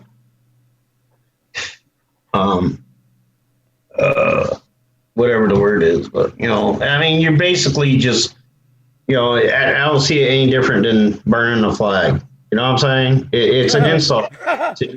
No, I'm not. Yeah, I I'm feel not like laughing they at got you. the right to do that. Story kneeling. of Dory, blaming the president for what is wrong is like blaming Ronald McDonald for a bad cheeseburger. Exactly. Story of Dory. Right. But Well, I think the kneeling is they have every right to do that if they want to, just like Well, anybody could burn the flag yeah. if they want to. But Yeah, I I mean, don't turn on football to see any of that. I don't care. I Right. want to see Tom Brady throw a touchdown. I don't care about that. Yeah. I'd rather just not see it or even talk about it. Yeah. But if that's what they want to do, that's what they want to do, and it doesn't bother me. There are some about people in the doing that. chat that are saying it was very disrespectful. So there is. I I'm not mean- the only one. So okay. I always say we could be living in a country where you get shot for stuff like that. Okay. Hey. Ring of the Fam. It shows disrespect to our country. Yeah. Well, see, me personally, let's just tell the world even more how divided America is. Let's just even make it even more. Let's just even make it more visible how divided America, we have states that are divided. I mean, Oh, what did you cab? What was that? Wow, I caught a wow. No, Dave, I got to leave. Is everything okay? Thanks. No, it's not. Thank you for bringing me up on panel, Dave. I'll Nothing- talk to you about it later, okay? Nothing to do with Dave. us. I mean, it's something else. No, it's all good. Okay. Wow. Peace out. I Cap hope it wasn't 7, love you, something I brother. said. No. Guys, if you don't know Cab 7 he'll go for someone needs his help or someone. He does that. That's who Ben is. That's who Ben is. Yeah. I mean, some people just have such a problem with setting aside the particular person and what they represent. You know, I mean, when you look, if Donald Trump was still just a guy, business guy that, you know, and he decides to tear down a neighborhood to put up a casino, yeah, I'd be the first one up there booing him. Okay. But if you're booing the president of the United States, you're not booing the guy, you're booing what he represents. You know what I'm saying? Yeah, he can be a total douchebag sometimes, but there's no reason to disrespect his position. You know, I mean, I was in the service. I've had to follow orders from people I didn't appreciate as individual people, but I respected their rank, I respected their position, and I did what they told me to. But see, that's the problem in our society now, Boomer. This is just me. There is no respect anymore for anybody, for anything. There's no. Right. There's no. But does he show respect for other people when he makes up names and calls people names and stuff? I mean, booing is the same as making up Fancy Nancy or Schumer. I'm keeping my gob shut because this is a trigger for me, so I'm just shutting up. Okay. I don't want to trigger nobody, so I'll stop. Well, no, you guys can continue talking about it. I'm just gonna keep my opinions to myself because there'll probably be a lot of people. Zara's that don't just like, this is interesting. I feel pretty lucky that I don't have to live in the States during all of this right now. In Norway, we have a king and a queen. People don't carry guns. Policemen don't carry guns. People don't get shot over nothing. And we have unlimited health care and sick days. And all this is going on over there. I feel actually blessed. I don't have to deal with all that. You guys, I feel sorry for you guys right now. Actually. It's getting deep, and there's poop emojis, Mary Neal. It's really divided, and I hate to see it because I look beyond anybody's politics or religion or color or anything. When I see a person, I don't care about any of that stuff. And that's kind of the way it is here in Norway. Everybody just cares about people. But in America, people I don't like you because you're a Republican. I don't like Right. you because you like Trump. I don't like you because you don't like Trump. Davey, It's, you reading Joy's comment? So Yeah, sad. I am. I'll find out what that was all about later. I just hate people divided. I like to see everybody coming together, and it's okay to talk about it. If you it's you can disagree, but you have to respect with disagreement. You got to be able to respect each other while you can disagree on things. Well, that's the thing. People here, I hate to say it, I'm an American. Look, I'm going to admit it because I'm serious. I was in sales for many years. Americans, guys, I love you. I love all Americans. I love this country. But we're pretty rude. We're pretty rude. I'm sorry. I'm sorry. I said it. I'm going to lose subscribers. But Fair enough. Fair enough. I'm admitting it. Yeah, I got. I I know mean, someone. I was in sales. call me out as being rude. I got to get out of here. I got to unsub. I got You to. want to know something? I'm going to be 100% honest. I got to do a hate video. I was in sales for 20 years, and you want to know who were the most respectful people that I ever ran into? This is just me. Were Asian people. They were the nicest, most respectful. It's a different culture. And I have to agree. now, they didn't always buy what I was selling, and that didn't matter. They were all, I swear, we used to always talk about this, like, wow, we could learn something, from some aspects of that culture. There was a lot of respect, I'm just saying it because I was in sales, so. Yeah, I mean, I did the sales thing for. But that's short. right, Zara, you can change the subject. Let's talk about Beanie Babies. Let's talk about. I think go for it. I'm just listening intently here. I'm just shutting up. Eagle Eye Vlogs Paranormal, you're not losing me. All right. Well, HSFL Paranormal, good old sales. When it comes to salespeople, get rude. People have a strong sense of entitlement. Yeah. By the way, if you want a good BMW, John at HSFL Paranormal is the one to contact. And remember, if you buy a BMW from John, remember the brake pads are $28,000.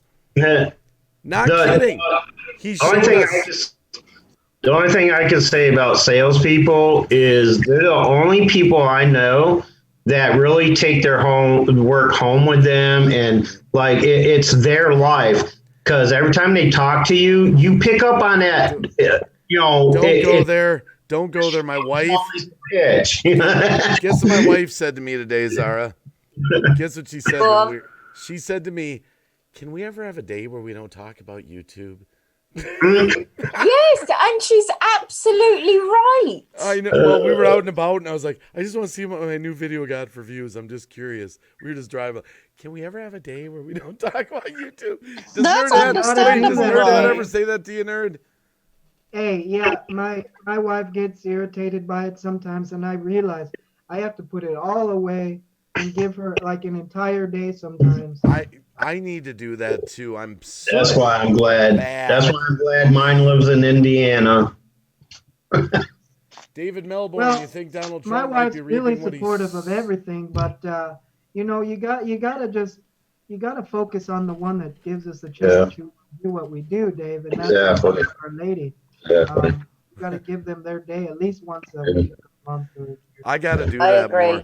And John at HSFL is correcting me. It's $14,000 just for the ceramic brakes. I go to the auto store and get brakes for my car. It's like $25, $30.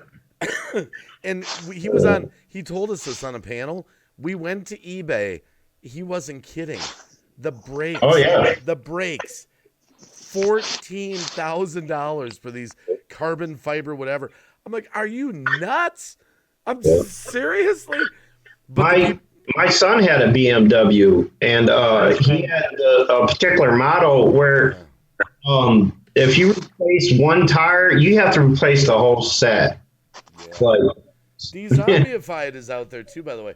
By the way, I just wanted to say, I totally respect what David Melbourne said. You think Donald Trump might be reaping what he sowed? Donald Trump was incredibly disrespectful towards President Obama, including claiming he wasn't even born in this country. I can respect that, David Melbourne.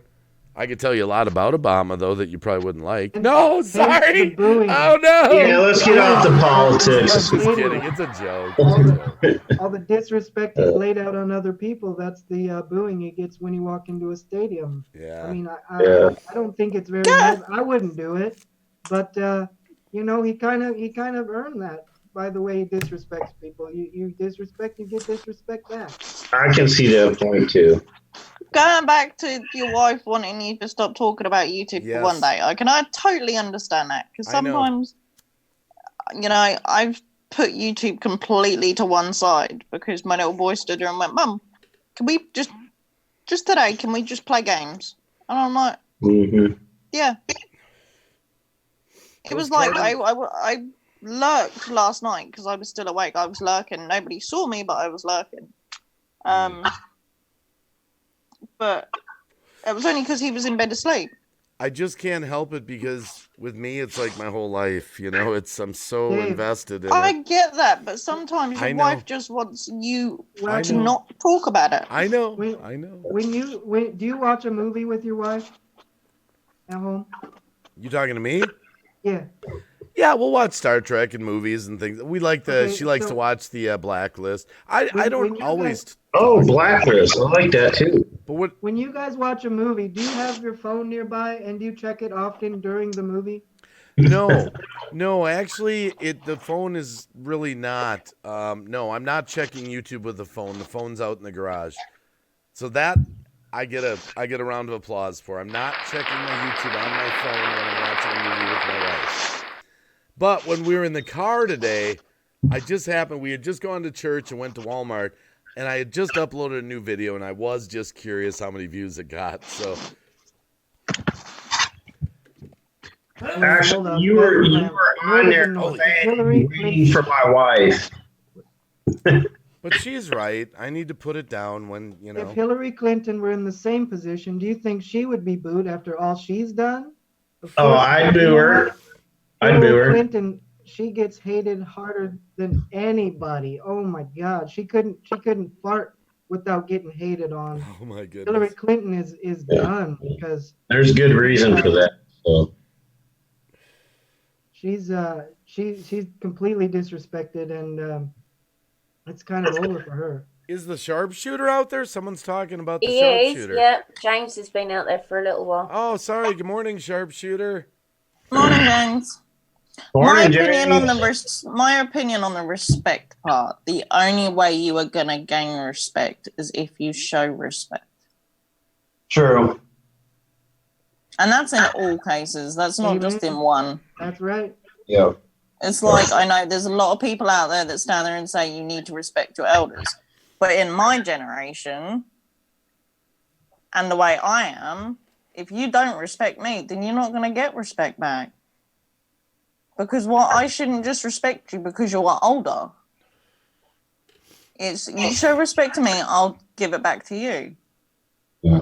And I'm probably going to get a lot of hate comments for that, but I really don't care. Oh, come on. No comment about that. It's true stuff, true talk. Well, whenever my grandmother talked to me about that, respect your elders, because for the most part, you know, especially when I was growing up, my elders had earned that respect by what they've already done. But, you know, and so, yeah, that's what I respect. You know, when grandma says, hey, you got to respect your elders, well, I can see that because, you know, during my time, my elders suffered through World War II, the Depression and stuff like that. You know, my grandparents and my great-grandfather, who was the only grandparent I ever met, you know, they suffered through that. So they earned my respect before I'm even born. You know what I'm saying? Because they've fought through what they had to during their time to already earn that respect. And over the years, yeah, it kind of has changed a little bit because, like Tia says, there's some people, you know, like she said, why are you respecting them just because? The reason, here's my problem with, and this is not politics in general, it's just anything, people in general. I think a lot of people's opinions nowadays, we're in such a fast-moving society that a lot of people make opinions without really any, they just get snippets here and there. Like, I know a lot of people that say, well, Donald Trump, he's, racist or whatever. Where did you see that? Well, I've heard it, and I know he said some stuff. Okay, did you see it with your own eyes? No. Well, okay, go show me what he said. Or someone will say about someone on YouTube, I heard this about so-and-so, so I'm not going to subscribe to him. Did you ever go to their live streams and watch them? No, but I heard bad things. Oh, okay. I think a lot of people are just forming opinions so fast. Information is just flying around that no one's really investigating anything, Right. That's right. just me. And so not just No, I agree. It's just we're hearing things. We hear a little snippet here, a little voice in your ear, My thing is, I get the fact that people have, and I did with my nan. My nan always showed me respect, even when I was being a little. But her, and I did respect her. But I've met some most ignorant older people, and it's like, well, not to be funny, but you're not going to gain respect from somebody if you're acting like that. Right. I get the fact that people have done wars and stuff like that. I really do, because my granddad was in the Vietnam War. And if he was still alive today, I would respect him 100%. But it is, I think, not to be funny. But, the other thing, I don't think people are honest enough with themselves, because sometimes, this is just me. I think a lot of people that get mad about certain things, they themselves act a certain way, the same way of what they're getting mad at. So take a look. Yes. Sometimes I think, take a look at yourself before you're sort of judging someone else, Yeah. That's just me, I got brought up the old way, so. What, the old way? What's that? Respect your elders. Open the door for other people if they're coming in or out. Sexy wink. All stuff like that. Yeah. A lot of English are, but unfortunately, with a lot of the younger generations, they have this sense of it. Not everybody. Entitlement. I'm not saying this sense of entitlement. Aren't you glad you came up here, nerd? It just goes everywhere on this live I'm not stream. saying that we should. No, don't get me wrong. I'm not saying that we should be entitled to have respect, but not to be funny. At the end of the day, if you show respect to someone, you're not even in a career. Yeah. You have to, if the boss shows you respect him and appreciates what you do, you're going to show respect back to your boss, which means you're going to work harder. Well, you got to have a bit of respect for your boss anyway, because he's your boss in effect. So you have to have some type of respect there. Right. I mean, without. And I'm not on about respect and entitlement. I'm not on about sort of the entitlement as in respect, because it's two completely different things altogether. What I'm saying is a lot of the younger generations, even younger than yourself, Tia, they have this sense of entitlement that it is their right to have all mod cons and this and that, and their parents to hand out money left, right, and center. Right. Yeah. No, that bit I can understand. I mean, it's like I said earlier. I mean, you respect the position just because you don't necessarily respect a person as an individual. You don't, you have to respect their position to a certain extent. Exactly. Like I said, like we used to make cracks about our unit commander all the time. We even dedicated a song to him with his name in it. I won't mention it, and we used to put the radio at our window and just blast it because personally he was a dick. Okay. And we didn't respect him as a person, but we did respect his authority. We respected his position. You don't become a colonel without knowing something, knowing something. So we would never, ever just disobey an order or anything just because we didn't like the guy as a person. But but that's I'll tell you something. My near on 18-year-old nephew has even turned around and said a lot of the kids in his school do not know the meaning of respect nowadays or the meaning of manners. You know, I see and that. and that's coming from, you know, well, 17-year-old.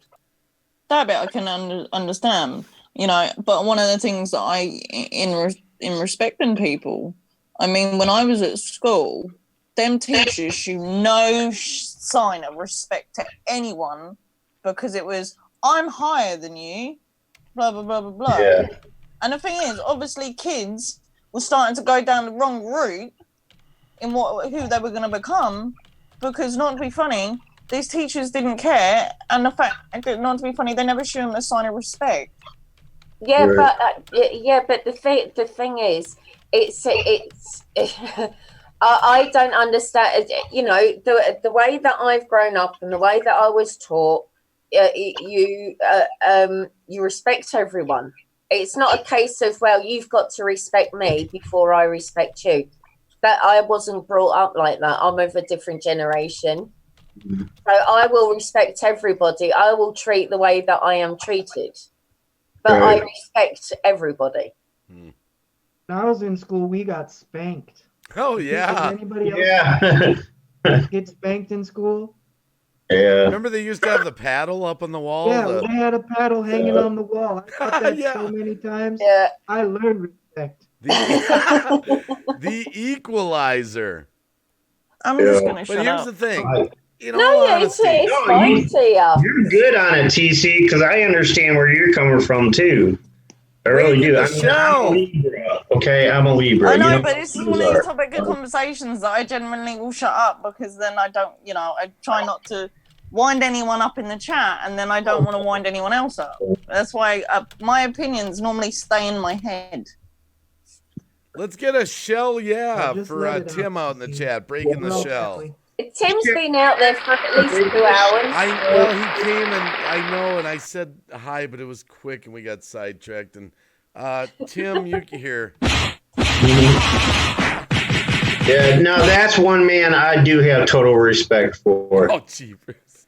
Tim. No, honestly, Tim is a good guy. He's down to earth and doesn't use his popularity. But, you know, I'm going to be honest, as a parent, even my youngest that's left in the house, not enough discipline for kids because we're too busy. We don't want to deal with it. I hate to say it. We're so busy. Well, it's not only that, but also what they say nowadays. Oh, you can't even give your kid a slap on the hand if they're naughty. I can remember a time where I got a bloody good hiding from something. I've even given my sisters a bloody good hiding, and it never did us any harm. I remember getting slapped upside the head. We talked about this. We spanked our kids when they got online. We gave them hey, butts have a lot of fat on them. There's a reason. Yeah. Even the Bible, I'm going to quote it because you know me, the Christian card. It says, spare the rod, spoil the child. That's an actual verse in the Bible. Yeah, but that doesn't always work because if you pardon the French, they're going to grow up being spoiled little brats. Fair enough with a French about the word brat. No, I'm saying if you don't give them those little spankings, they are going to. Oh, yeah, if you don't. Spare the rod, like spare the spanking, spoil the child. Yeah. My dad would say, go get the switch. We'd have to go get the switch. What's the switch? What was the switch? A branch off a tree. What was it, nerd? Yeah, my dad for a period had a fiberglass switch. That that thing hurt. Switch. Yeah, that's that whipping. Okay, all right. Or whatever he had. It kind of rotated the switch that he had, but he would say, go get it. And you got to go get it. And it's like, here you go. Yeah. Good morning, Fladian Scientist, UFO Builder, Jam AB, Donna Shaw's out there. Sharpshooters joined us. Nikki Pink itching to scratch. It's very true, Green Bay. But I tell my kids, I dare you to tell if you think that one hurts. Oh, my goodness. Let me tell you a short story here about... No, your stories aren't short, Boomer. They intended to be 10 minutes. All right, bye. No, go ahead. It's okay. Tell the short story. I mean, on the subject of respect, this is how.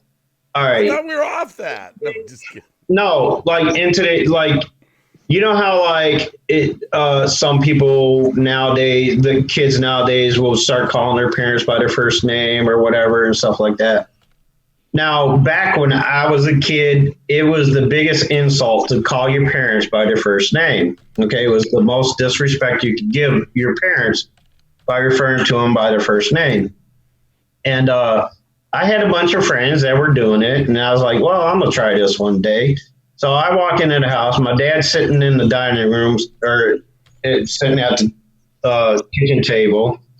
And I says, hey, how you doing, so-and-so?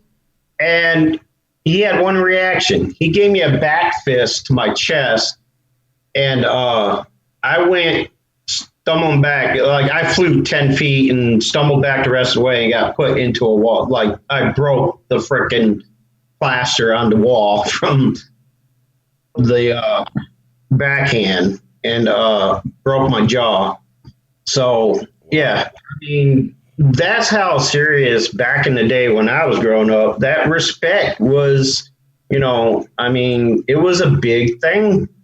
No, and I'm not a supporter of beating up your kids, but kids deserve to get spanked on their butt once in a while. A spank in the butt. My kids, you know what would happen if they got out of line? We'd give them a spank in the butt. We'd give them a hug. We'd say we love them, and their debt was paid. It was like it wasn't like you're going into timeout. We drag that on because they, of course, leave the timeout, put them back in the timeout, and put them back and put them back. The spanking, it was like done, over, debt's paid, hug, they're off playing. No problem at all. Yeah. That's Okay, not a I'm beating. definitely shutting That up is on this not one. a beating. I Spanking know your the kid in difference butt. too between beating and spanked. I got spanked, but I also had one of my mom's boyfriend beat me when I was 5 years old, like on a daily basis. So Oh, there's a see, big that's difference. wrong. That's wrong. That is wrong. That's sad. I'm sorry to hear that, nerd. And to touch on what TC was saying about respecting your elders, and not all elders deserve that automatic respect. We had a babysitter who was my parents' age at the time, you know, an elderly woman who used to babysit us. And she, for some reason, and this is memories that have been blocked in me, and I only recall it based on stories my sisters would tell. Whenever we went to be babysitted, for some reason, she found it necessary, for no account reason, to lock me in the closet and whip me with wire hangers and shit like that. So I do agree. That woman does not deserve our respect. This went on for months until my sister finally said something to my parents about it, and she no longer was our babysitter. But yeah, I mean, so I can't see TC's side. Well, you know, I remember once distinctly. This was old school. This was back in the 70s. I swore at my mom. I was like 5 years old, or, you know, because I remember where we lived. I was 5. She stuck a bar of soap in my mouth. She actually, Yeah, I can imagine. It actually was did just like- that. Yeah. And I'm I gonna did wash your never back. swear at mom again. Never did I swear at Yeah. mom again. Wash your mouth out with soap and water. I got that a couple times. I remember that. That was My old mom school. my mom's go-to was the wooden spoon. Oh yeah. She didn't use it very often, but sometimes she did. And when she did, I knew she was going to go for it. One time I ran, grabbed the wooden spoon. We got to the wooden spoon at the same time. And she tried to pull it away, and she swung me around, and it broke in half. And I didn't get spanked that time. Yeah. That would be my grandma. I like My Story of Dory. He said, Used hey, to. just want to get to your kids nowadays, just threaten to change the Wi-Fi password. That doesn't help. No, it doesn't. I'll tell you a story. No, it doesn't. I agree with that. With my oldest nephew. Now this was last year or the year before, so he was about 15, 16. He was being a right git. I mean a right git. So my sister took away all his social media, and he was still being cheeky and everything else. So my sister gave him an old toothbrush and he had to scrub between the tiles in the bathroom and the hallway. And he still didn't get it. So she made him do the kitchen as well. He did finally get it, but my sister had to resort to doing something like that. You know, so I will say this: all the kids that got spanked, all my kids that got spanked as kids, spanked, never beaten, spanked. They all Even my nephews are. They all turned out to be really good. Actually, they really did. They do. I want to clarify something with Zara, if I can, real quick. So cheeky is not a good thing. It's a rabbit. To be referred to as being cheeky is not a good thing. No, Cheeky's a rabbit she has. Cheeky's my rabbit. It's a rabbit, Boo. I wasn't talking about cheeky. When you say somebody's being cheeky. No, I say cheeky as in being disrespectful.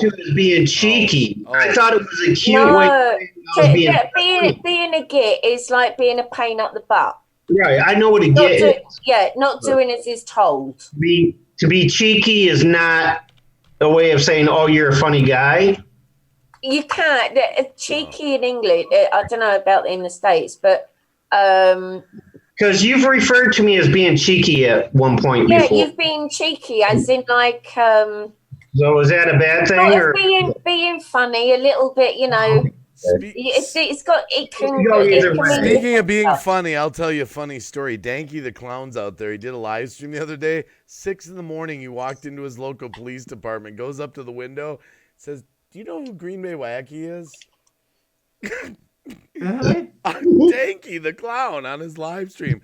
He was walking through his city streets with us. We were on his live stream. He walks to the police department 6 a.m, goes in, gets the lady there that's, manning the station, and starts talking to her. "Do you know who Green Bay Wacky is on YouTube?" I did this to the Did she know? No, she didn't know, of course. But that's Danky the Clown out in the chat. You were just talking about being funny. That was funny. I'm sorry. I'm gonna take a screenshot one time of Cap 7. Did it again of Green Bay Wacky, and I'm gonna print out flyers saying, "Do you know this guy?" And I'm gonna post them all over my city. Oh my goodness. This has been just such a fun live stream. It's gone all over the place. It's so funny when you start these live streams out, Nerd. It was just me at 3:30 in the morning, 3:45. No plan, no idea where it would go. My goodness, that we've covered so much. It's just so fun. Thanks for inviting me. Feel free to invite me anytime, brother. Hang on. I'm so glad you came up here to hang with us, Nerd. Yeah, me too, buddy. No, but we were all these spankings and all these things we were talking about. I feel like a certain degree of spanking and that kind of thing does teach you respect. But like I said, when I was 5 years old, I got beat, I got whipped with a belt, I got thrown in a trash can, I was forced to smoke weed, I was so many bad things happened to me when I was 5 years old, and I don't think it taught me respect, but I can take from one thing it did do, and it means that I'm never gonna hurt anybody. No kids. I don't want to hurt a kid. I don't want to hurt a woman. I don't know if I think it made me a better person. I don't know. But I'm never going to hurt anybody. But see, I think some people, this is just my opinion. I think some people haven't experienced a loving mom and dad just spanking their kids for getting out of line and not beating them, and so a lot of people have seen the worst side where, like you said, getting beat. So in order to relate to spankings being okay, it's got to be someone who grew up in a house where mom and dad loved the kids. They knew it. They got out of line once in a while, and they just got a spank in the butt, and that was it. No beatings, none of that. Yeah. That's the only way you can really relate to spankings being effective. That's why I'm not commenting.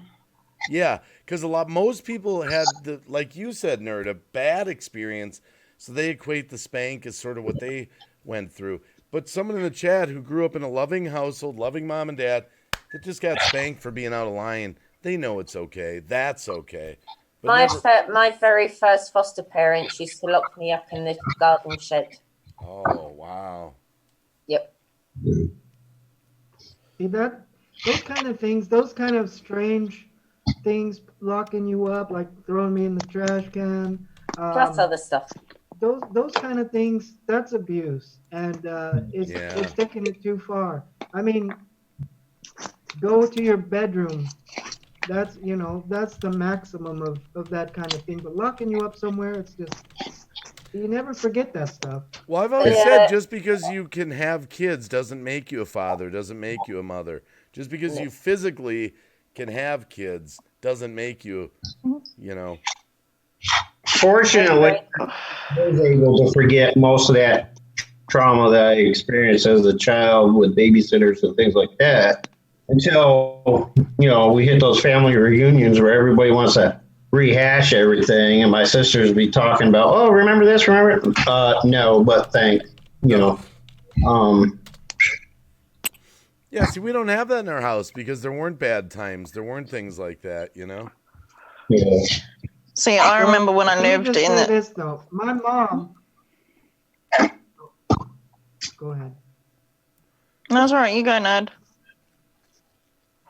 No, okay, really quick. I grew up with my mom most of my life. My dad left when I was little, and that was her boyfriend that beat me up. But my mom loved me.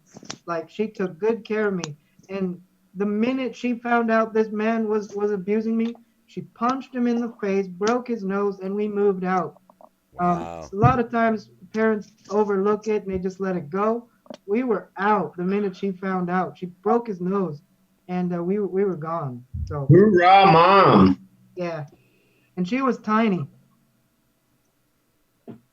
I mean, my kids are very lucky. I mean, they've had a pretty normal life, I mean, yeah, I've raised my voice occasionally. There's a couple times I regretted hitting a wall or something because I was mad once in a while.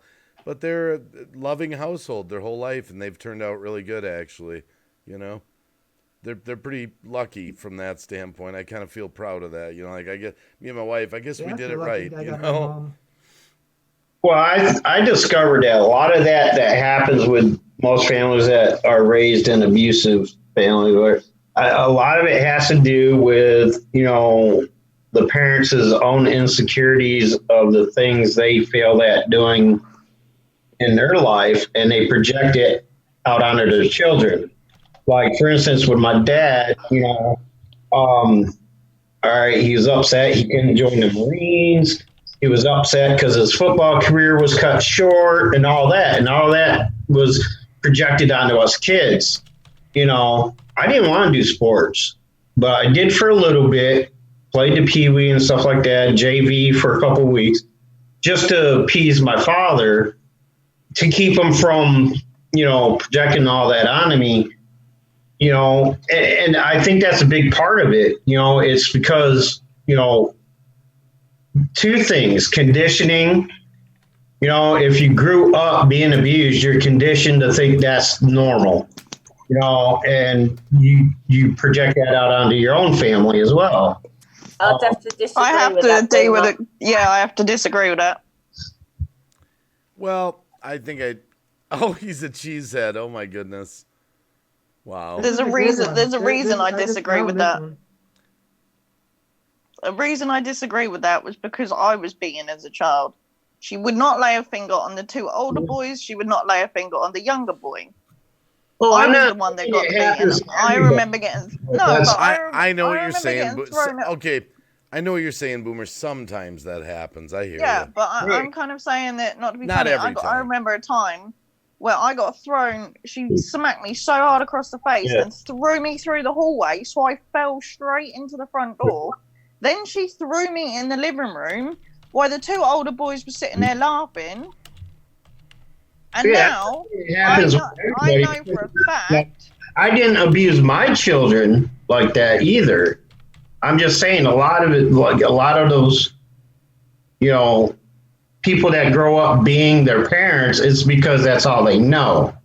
Yeah, I mean, in my respect to that was the fact that, not to be funny, with my son, and I tell this, he knows the story. He knows little bits of the story. He knows that the woman that gave birth to me isn't the person that he calls nanny. But that woman was very, very mean. And I have always told him, Mummy will never do to you what she did to me. And I don't. So help me, I would never, ever lay a finger on my son in anger, no matter how much he can stress me out sometimes. Yep. I mean, he's hit me, he's kicked me, he's bite me, and he said a lot of nasty things. But this has all been during a meltdown. Right. But I would never, you know, no matter how much, he knocked my front teeth out, but no matter how much I've got upset about something, or he's wound me up, or he's just having one of them days, you know, I would not dream of laying a finger on my son. I was just reading something in the chat. You know, it's in the chat, so I'm not making it up. Nikki Pink Itchin' to Scratch says, my 2 oldest sons were spanked. They're most respectful out of the 4 kids. My twins were not spanked, and they're the most disrespectful and entitled. Yeah. So that's coming from a parent right in the chat. You know, I don't know. I mean, my son's the most respectful person out there. Yep. But I've never laid a finger on him. Yeah. It all because I don't need to lay a finger on him to discipline him, because it's not how everybody, and this is like one of them disclaimers. Everybody raises their children differently. Yeah. And I raise mine differently. So everyone's got their own opinions, so don't ever go at me because I'm not standing there smacking my child or anything. You know, even within the same families, every child is different. You have to approach them differently for each child. Some children, whack on the ass is going to get them straight. You know, other children, you just have to kind of, because it's all, you know, we're all individuals, no matter, you know, even if we're the same siblings. Like my sisters were raised differently by my mother than us boys were, and with my father, you know, because, you know, spanking for me kind of worked to a certain extent. Spanking didn't work on my sister, okay, because she, you know, was still, you know, growing up with her, she was still the miserable, you know, always trying to get us other kids in trouble. Okay. So like, it all depends on the individual child, you know, even within the same family, they're all different. You have to approach them differently. You have to figure out what works, you know, to get them straight, you know, and total abuse doesn't work. It doesn't work. Check this out. Something epic just happened. Who is that? It's Recycle Dude. My brother. Hey, how's it going? How's it going? Recycle Dude. Can you hear me? Welcome to hell. Can hear you, bro. Hey, what's up, everybody? We can hear you. We can't see you, but we can hear you. Yeah, I'm on my phone. Sorry. That's okay. How you doing? Oh man, if this was a different type of stream, I might tell you, but something happened. I can't talk about it, but not good. But I'm here to say hello to everybody, anyways, and hang out. Wait. What did you just say? You were a little low on your mic there. If this was a different type of stream, I would have something else to say about something that happened, but it's not. So I'm just going to say hello and hang out with everybody. Hey, bro. Okay, is everything Nerd of okay? the North here saying hi to Recycle Dude. Oh, hey, what's up? Is that Nerd of the North I hear? Yeah. Oh, yeah. You probably can't see who's on the panel. Nerd of the North, Boomer D, Zara, you know, Paranormal White Noise, and TC TV is up on the panel. Oh, awesome panel. Hello, everybody. Sorry you can't What see up, me. Recycle Dude? Guys, Hey, Recycle Dude. I gotta say, all this talk about all this abuse and all this stuff, I don't enjoy talking about it, but it feels good to talk about it with you guys. But reading the chat and hearing the stories from Boomer and TC, I feel it for you guys right now, and I'm ready to change the conversation. Awesome. And Recycle Dude came by right at the opportune moment. Should I sing the fart song or? I mean, that would lighten it up. Should I sing the fart song? Oh, I'll when it's time to lighten it up, I'll just run the Cheesehead song or something. Okay, do it. Well, you sing the fart song. What is the fart song? Well, I'll sing it. You ready for it? It's not copyrighted, is it? If fart's a bad word, then I won't sing it. But, no. You want to know something funny about farting on YouTube now? It's considered a sexual fetish. Can you believe that? Jeez. Farting videos are being age restricted to 18 or older. Wow. All right, well, there's nothing sexual or fetish about this. I'm just saying. So, let me get on my fart song. All right, here we go. Sing it a cappella, though, so there's no music in the background. What? Sing it a cappella, so there's no music. No, there's no music. It's a cappella. Okay. Everybody get ready. Did you make this song up, or what is it? No, this is a song by Stephen Lynch. He's a comedian. Okay. So, all right, here we go. I made love to you all night long, but I got up to write you a song. I still remember when we fell in love. You must have been sent from heaven above. Green Bay Wacky, I don't think you could ever do nothing wrong. And then you farted. Oh, girl, you farted. At first I thought that it was kind of cute. I suppressed my smile when Grace by God let out her girly toot.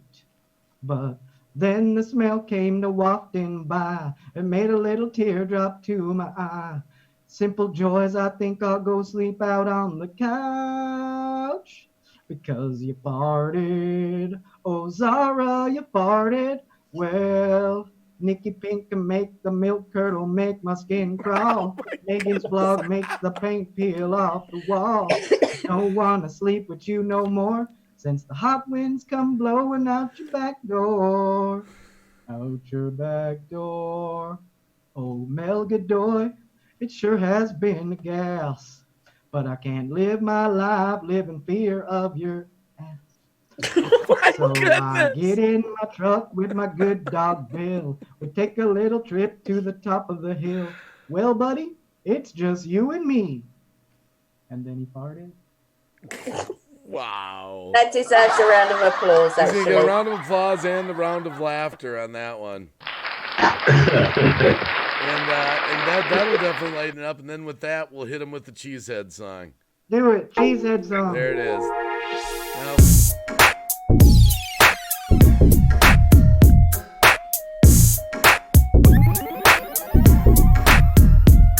I'm a cheesehead, can you dig it? Well, that's Wisconsin cheese. Can you sing it, not wing it? I tell you, it's a breeze. Go Swiss, or mozzarella, or cheddar and Colby Jack. I'm a cheesehead from Wisconsin. Hey people, that's a fact. Here it comes, the sick cheese rap. Pizza Mona Lisa real style, spend a while, make you smarten up the dial, gonna go the extra mile.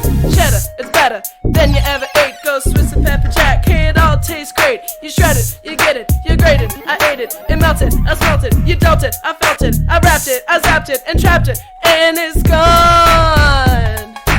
I am just a cheesehead from Wisconsin. Sing it! I am just a cheesehead from Wisconsin. Sing it! Lots of cheese that we eat like ricotta and a body, and it's blue just for you, and Gouda that's so good. We got better, it's better. Monster, it's a monster. Asiago, provolone, parmesan, so you know so many flavors in our cheese. Cause I'm saying that it's absurd. I promise that we're not. There's just so many cheese words. I am just a cheesehead from Wisconsin. Sing it!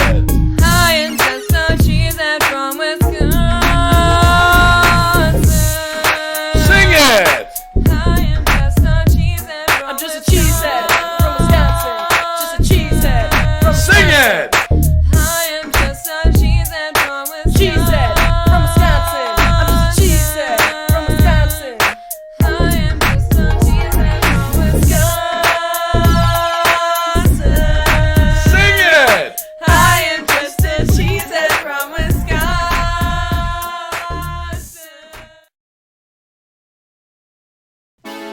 Are you happy today? Do you like who you are and where you're going? Well, I am happy and I want that to rub off on you. I'm just happy to be me. I'm so happy I'm who I'm supposed to be. I'm just happy being me. When I'm myself, that's when I feel free. Sometimes I wake up and I feel down, but then I realize that I'm no clown. I'm just happy being me. I like Chevy trucks and I like strong coffee. When you wake up, do you feel down? All you have to do is take a look around. This incredible world is such a wonderful place. There's no reason to feel down. You're alive, and it's crazy cool. I'm just happy to be me. I'm so happy, and I feel free. I'm so happy to be me. When I'm myself, it's when I feel free. Sometimes I wake up, I feel down. All I have to do is take a look around.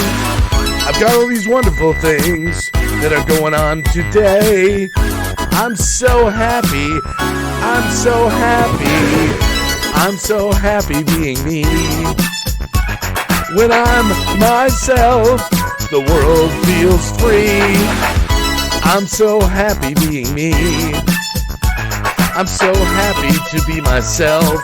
It makes me feel free. Are you stuck in a rut today? Are you just looking around thinking things are bad? Well, things are good. We're alive in this wonderful world. We're alive in this wonderful world. We are alive. And I am so happy. I'm so happy to be me. I'm so happy, and it makes me free. I'm so happy being me. I'm so happy, and it makes me feel free. I'm so happy being me. Myself is the best plan. It's who I am and who I'm supposed to be. Be yourself and be who you want to be. Be inspired. Lift yourself up and get inspired. I'm so happy to be me. Sing it! I'm just so happy and it makes me free. I'm so happy being me. The world outside is making me free. I'm so happy. I'm so happy. Go get happy, people. Go and get happy. Be happy being you, and I'll be happy being me. Because I'm so happy. So happy. I'm so happy being me.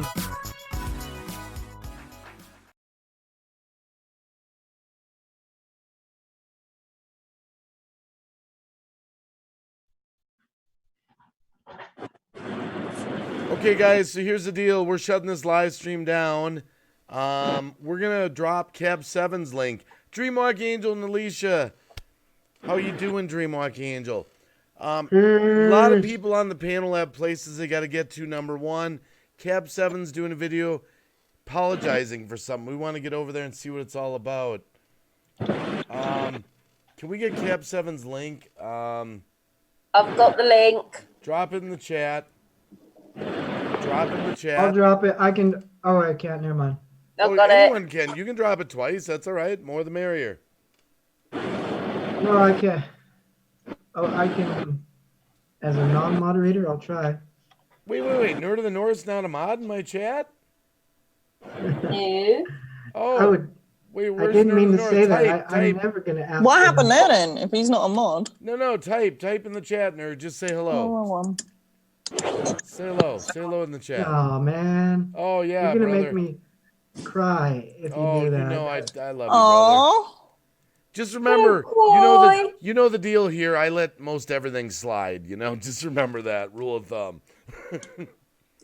There you go, brother. You got it, man. That means so much to me, man. You're my hero. Oh, nerd. We've spent time together. We've spent time together. I trust you, brother. Guys, Totally go trust you. show Cab some love. Going over Please. the cabs, guys. Guys, we're all going to Cab 7s to show him a little love, see what's on his heart. I want to thank everyone for being in the stream. Let me do a quick recap before we head out here. Now, who left the panel? We started with David, the producer. Cab 7. Recycle Dude, by the way, is up. Well, he just left. No, he is there. I'm here. He got here late, but we love him. Boomer D left. We had Herman. Herman the Great was here and fell asleep on the stream. That was great. TCTV, Paranormal White Noise, Nerd of the North. Am I forgetting anyone? I hope that's everyone. Much love to everyone. And everyone in the chat, Nikki, Pink, Itching to Scratch, Jam AB, Dreamwalk Angel, and Alicia, always a pleasure to see you. Margie Yeomans was out there, North Nottingham, Paranormal Investigators. Keep in mind, guys, if you're just getting here, we're ending. It's a 6-hour stream here, so we've had a great long stream. Miss Jackie was celebrating a birthday. Who else is here to say goodbye to? Everyone go over to Cab 7. Danky the Clown. Go show some love to Cap. He's got tears in his eyes. Yeah, Nerd guys, of the North, come thank you for the go. raid earlier. Thank you for the raid. That was so awesome of you. Go fill Cab's chat with hug emojis. Yes, go over to 'cause Cab. He's getting Fill it up. emotional. Fill it up. And when you get there, tweet it out. Mel Godoy, Moss, Stephen Dennis, Joyce Sumter. Guys, you know I'd shout everyone out, but just go over to Cab 7 right now. Love you guys. Sorry to end this so abruptly.